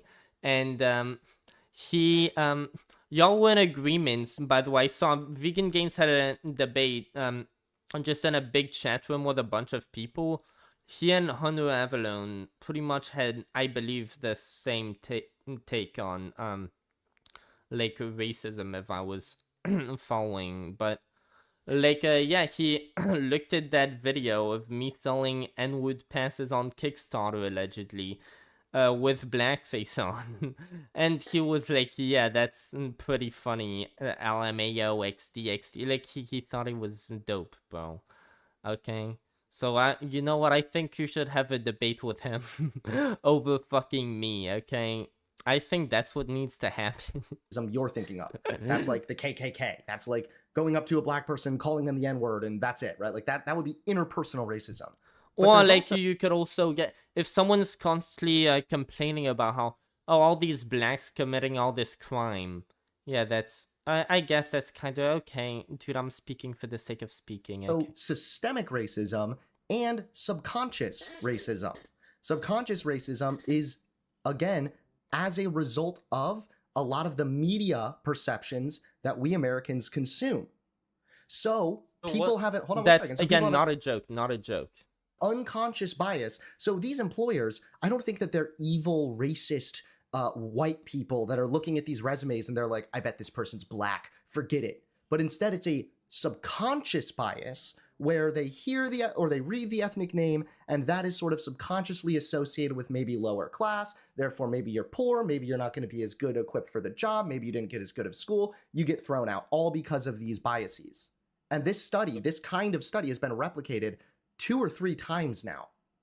Okay, well, I'll have to look that up, but can't you say, so you're also at the same time going to say, oh, well, yeah, I guess you could say the N-word, you have free speech, but then, like, yeah, you're gonna have to deal with the social consequences. Well, what are the social consequences of that? Well, if I say the N-word, if I'm a black person, people are gonna assume, oh, well, he's, like, but me, if I say a word that, like, I hear people around me saying all the time, it's just normal for people around me to say it, but it's not normal for me to say it, even though people around me are saying it. But well, why would that be? It's because of people's subconscious, like, thing that you're talking about, where they go, oh, well, this person, if he acts like me, oh, well. Yeah, just associated with the history. That's a subconscious thing that you're just associating. Like, you don't think I'm a slave owner, but, like, you're pretty much associating me with that slave owner by being like, oh, well, you know how they use that, in what context they use that? Like, why would I be expected to use that in more the context that they use it, rather than the context that my black friends who I actually live with today use it? Like, why would I be close to an ideology, or like how I would see the world, to people who just lived back in the day doing things that we all collectively agree are bad, such as slavery? Why would I, like, associate more with them than with those around me who I see every day? There must be some link, and then they link me to the behavior of people hundreds of years ago. Isn't that the same thing as linking black people? Oh, well, you're black. Oh, well, maybe you shouldn't be in a store because you're gonna rob that store. Oh, well, if I'm white and I it's not, speak like everybody else. No, oh, well, maybe because one is requiring an assumption, the other is just history. So the other is, here's white people that... Okay, well, black people do commit more crime. And of course there are like explanations as to why, which is,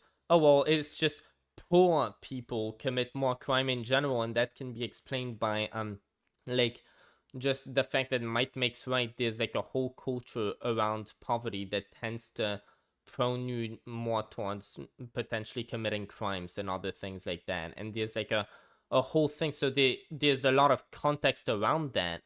But at the end of the day, it is true that black people are just like, there's context to this historical reference. It's in the past, actually. People like that who are white, nothing to do with that.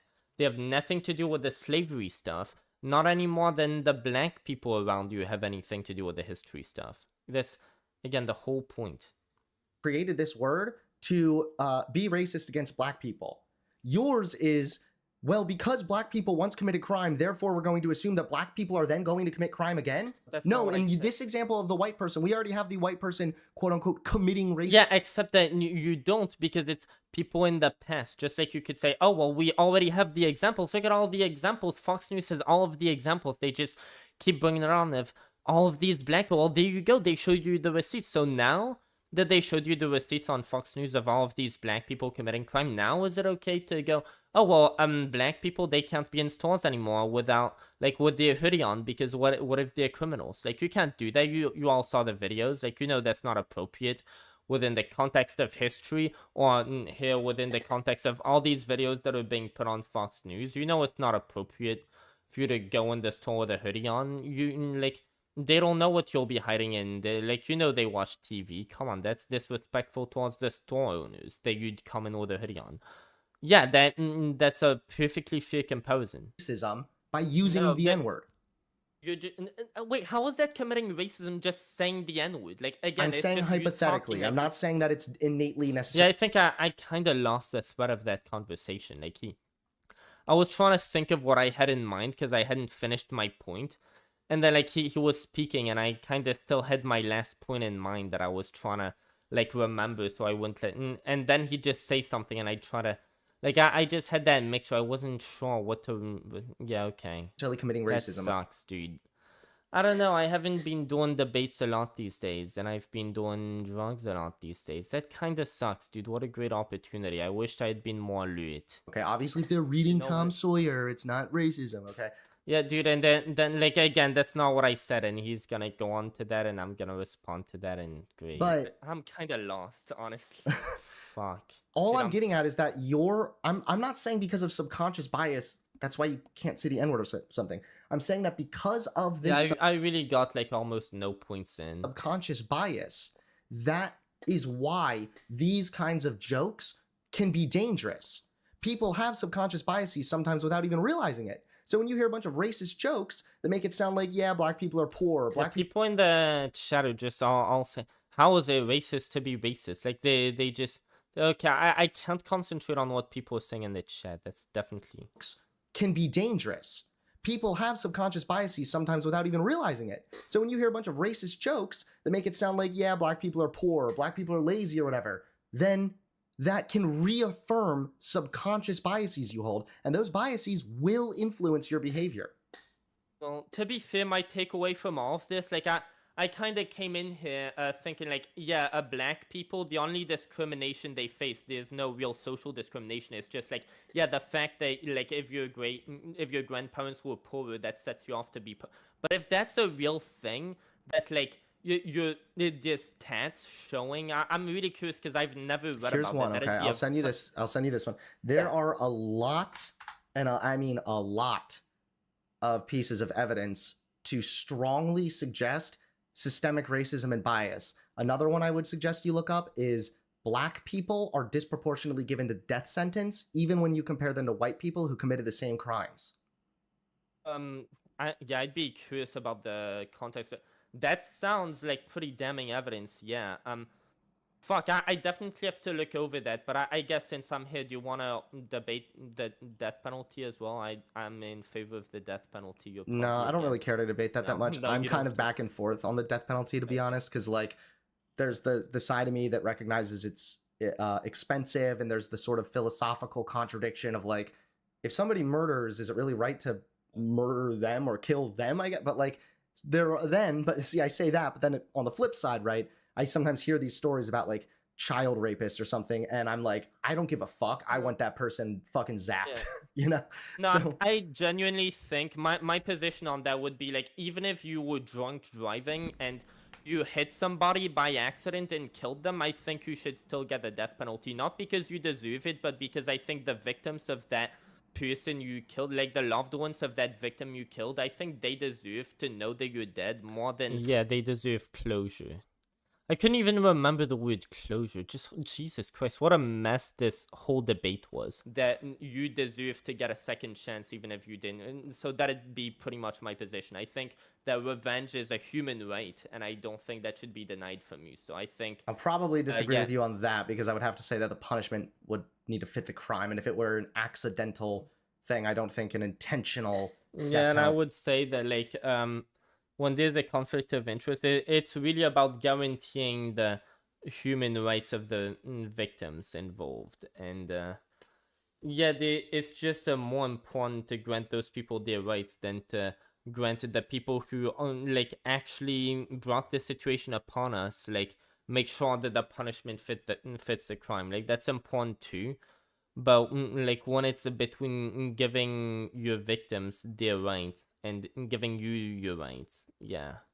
Penalty in response would necessarily be appropriate, but I don't seems know. like a conversation for another time. Dude, I hate that. Like I was half asleep doing that. I had smoked weed earlier. That fucking sucks. I will say this. Okay. I appreciate you calling in, and I know that this conversation got kind of like convoluted, and I know that some people in chat along with you, we were getting kind of lost convoluted? there. But what's convoluted? Just like mixed up. Just like really mixed up. Like it got a little confusing there. But basically, in summary, all I'm getting at is that since media and jokes can play a role. Dude, too much of a pussy to actually... Why in the fuck would I just say the N-word on his stream? Like, that'd be such an asshole thing to say. This guy's giving me a platform. He obviously thinks that it's wrong to say it. He even told me, like, yeah, black people saying it, I also have a problem with that, by the way. It's like, it'd be such an asshole thing of me. Like, he's giving me a platform. I get to actually have a conversation with him.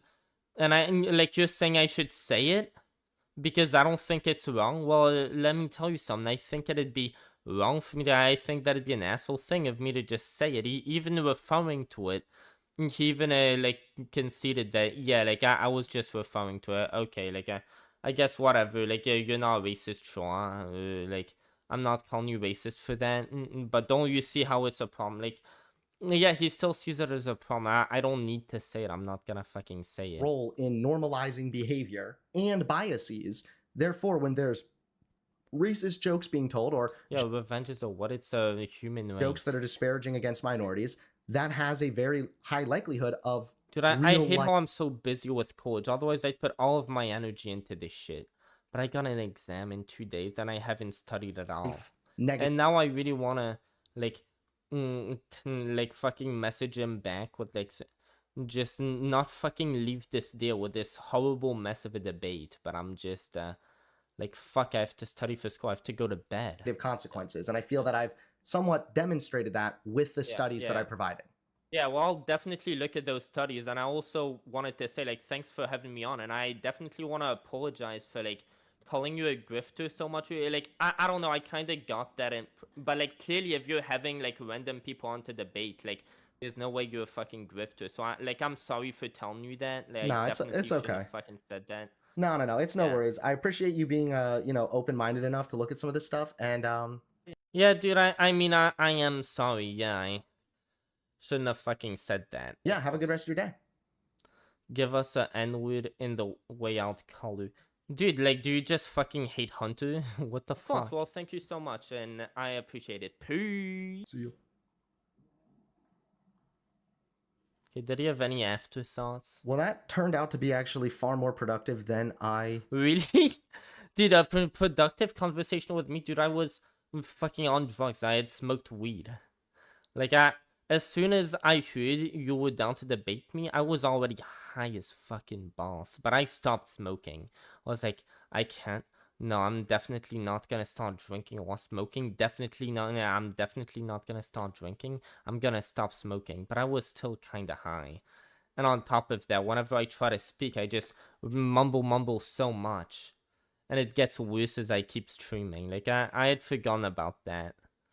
But, yeah, whatever. I definitely don't think I did a good job. But I'm glad he thought that was productive. I mean, yeah, he changed my mind. I mean, this is pretty damning. Like, what can I say? Holy shit, I definitely gotta consider that in the future. I know that there were some people in here saying he was being racist, and I know you probably wanted me to attack him or something, but I think that we made more progress that way. And he seemed very open-minded. Yeah, I mean, if you were going to call me racist, like, what was that gonna prove? You could call me racist, and I could be like, well, I'm not racist. Like, like if you, yeah, that wouldn't help the conversation. I think you really did a good job, yeah. Hearing more information. Like, I think I did a bad job in the way that, like, it took me way too long to complete my sentences. And in the middle, he thought he, like, got the gist of my point, so he started refuting it, and then, like, I never got to finish, but I just had in my mind, like, the next thing I was gonna say, so I didn't fully listen to him. Or am I just coping that I fucking, like, did bad? Am I one in the chat? I forgot nobody gives a fuck that I exist right now. Dude, that's so fucking sad, but let's keep hearing what he has to say about me. It's dope. Also, Dude, funny enough, I've hated this guy for a long time, and after all, I don't hate him anymore. Dude, is this a sign from God? Is this a sign that God is real? Is this a sign, dude? Who fucking knows? I didn't even get a chance to bring up the other, like, Oh, man, huge point. He didn't even bring it up. Holy shit. Let's hear this. part of my research, so I'll bring that up now.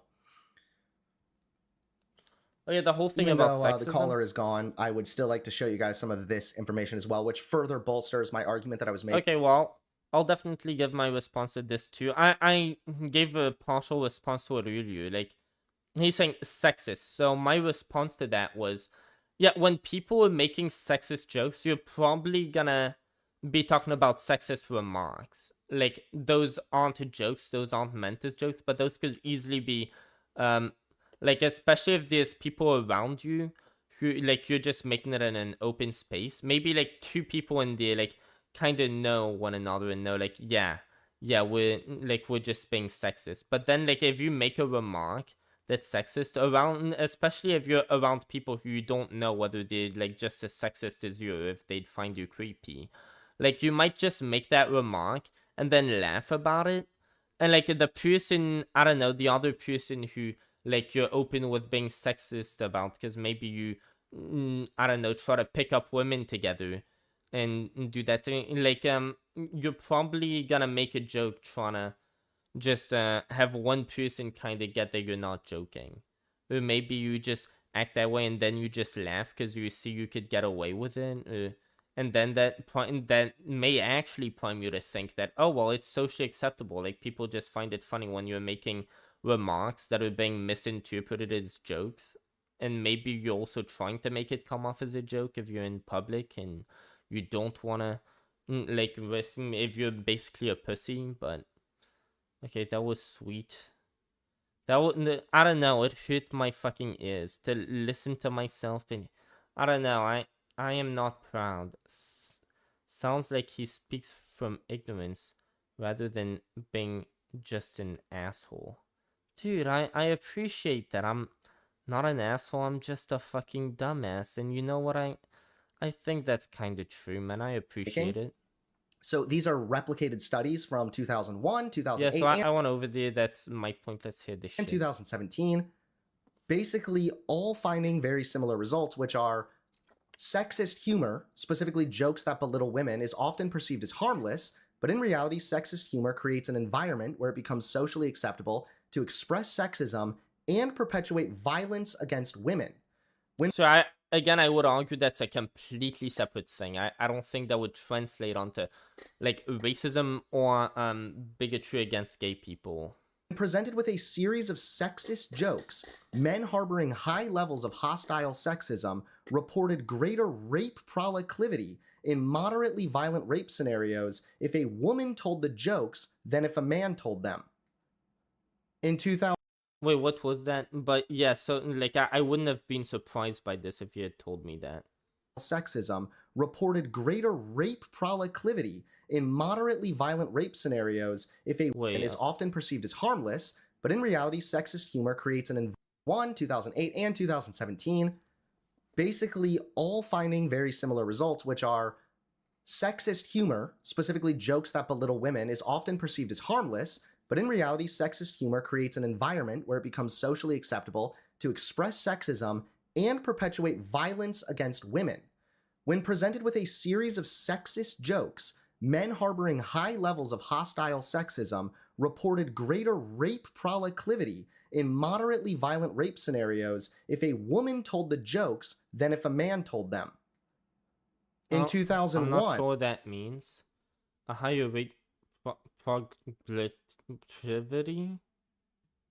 If a woman said the sexist joke than if a man said the...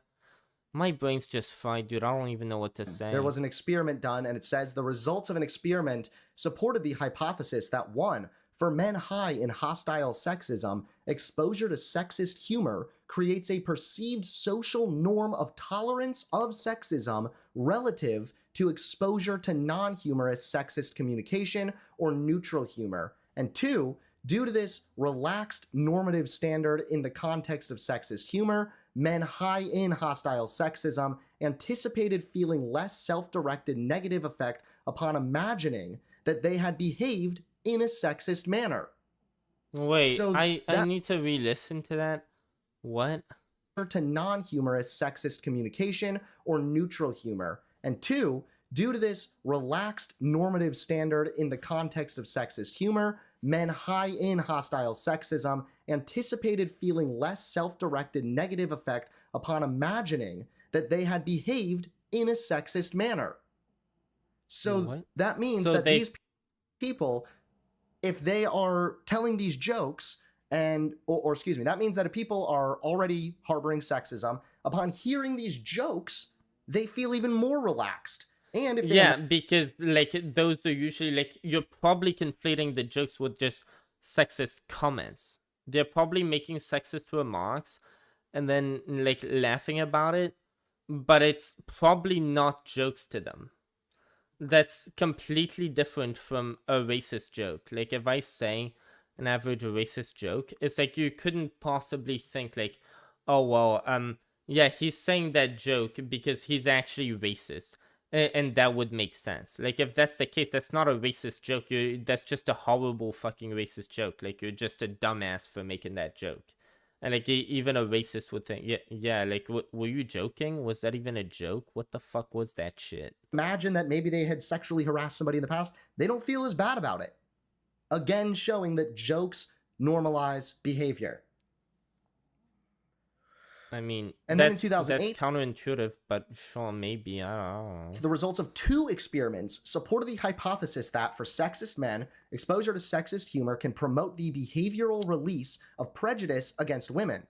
Experiment 1 demonstrated that hostile sexism predicted the amount of money participants were willing to donate to a women's organization after reading sexist jokes, but not after reading non-humorous sexist statements. Wait. Let me just... My brain's so fried and I just keep smoking weed. It's so fucking dumb. Why do I do this shit? And then in 2008, the results of 2 experiments supported the hypothesis that for sexist men, exposure to sexist humor can promote the behavioral release of prejudice against women. Experiment 1 demonstrated that For sexist men, exposure to sexist humor can promote the behavioral release of prejudice against women. Hostile sexism predicted the amount of money participants were willing to donate to a women's organization after reading sexist jokes, but not after reading non-humorous sexist statements or neutral jokes.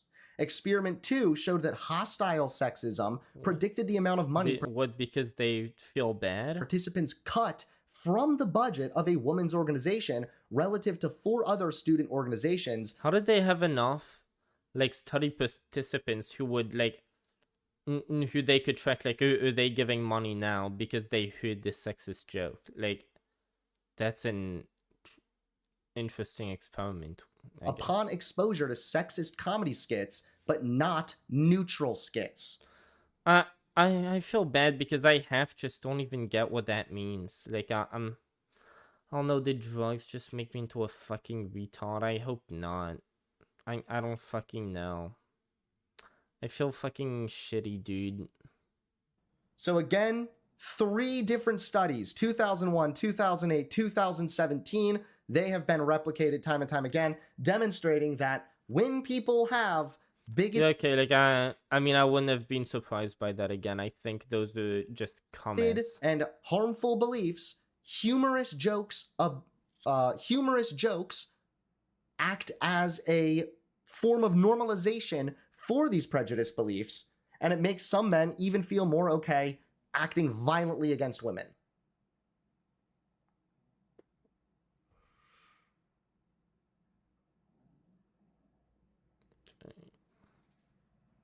The guy you just let off the hook with your wait. Okay. What did I do Chuck now? Whiskey, are you joking right now? What are you talking about?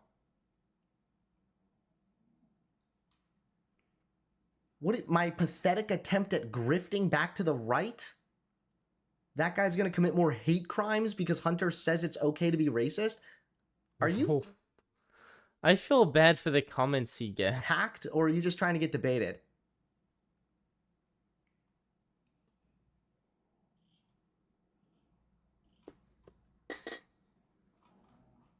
I never let the guy off the hook either. I said that at the end of the day, I'm not really here to debate him as to whether or not when it's okay for white people to say the N-word or something, because that's not what the argument is. The argument that the discussion is about whether or not jokes. I mean, to be fair, that was a big part of it, and the reason why I brought that up is because he said, oh, well, what makes it bad, definitely, like, this joke definitely goes too far because it's a slur. Like, that's the only qualifier that you gave for the only example that you gave of one of his jokes going too far, and clearly, like, oh, well, we know the context here, we know it's not good, we know, like, you can't really defend that one for sure because he said a slur. Like, yeah, that's like, that was a point that was worthy of contesting. Like, that's the only example he gave for why, oh, well, we know that this joke went too far. Other than that, I had really nothing to go on for what would he qualify as a joke that goes too far. So, yeah. Can lead to harm or not. And I think that I was able to pretty swiftly demonstrate that. Now, guys, don't forget to donate so that we start the new podcast, okay? Of course, your donations will be greatly appreciated. I can't really go into too much detail, but I am going through a little bit of some personal stuff. Dude, I've been live for 6 hours now. Holy fuck, dude. 2 viewers, but no one's commenting anything. That's really weird. Stuff as well. So basically, that just means that finances are not super great. They're a little bit tight. So if you are able to donate and support the channel and help the podcast goal, please put something in the super chat so that your donation will pop up on screen. Okay.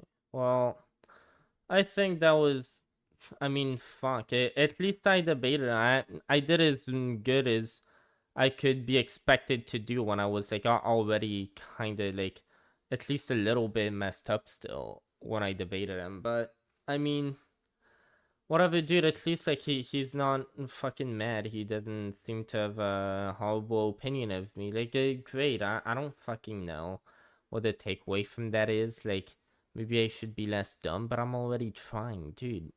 Okay, well, I'm gonna try to just clip that. I don't know if I'll have to... I don't know, like, if I try to get back to him on this in a little bit, like, here's other stuff to do, dude. I can't just bring that shit back up in, like, a week. Then that's the problem. Like, that could get me off of my grind on school, and if I let myself be thrown off by just a little bit, like, I could just end up failing my whole fucking semester. Like, that'd suck, dude. Okay, well, I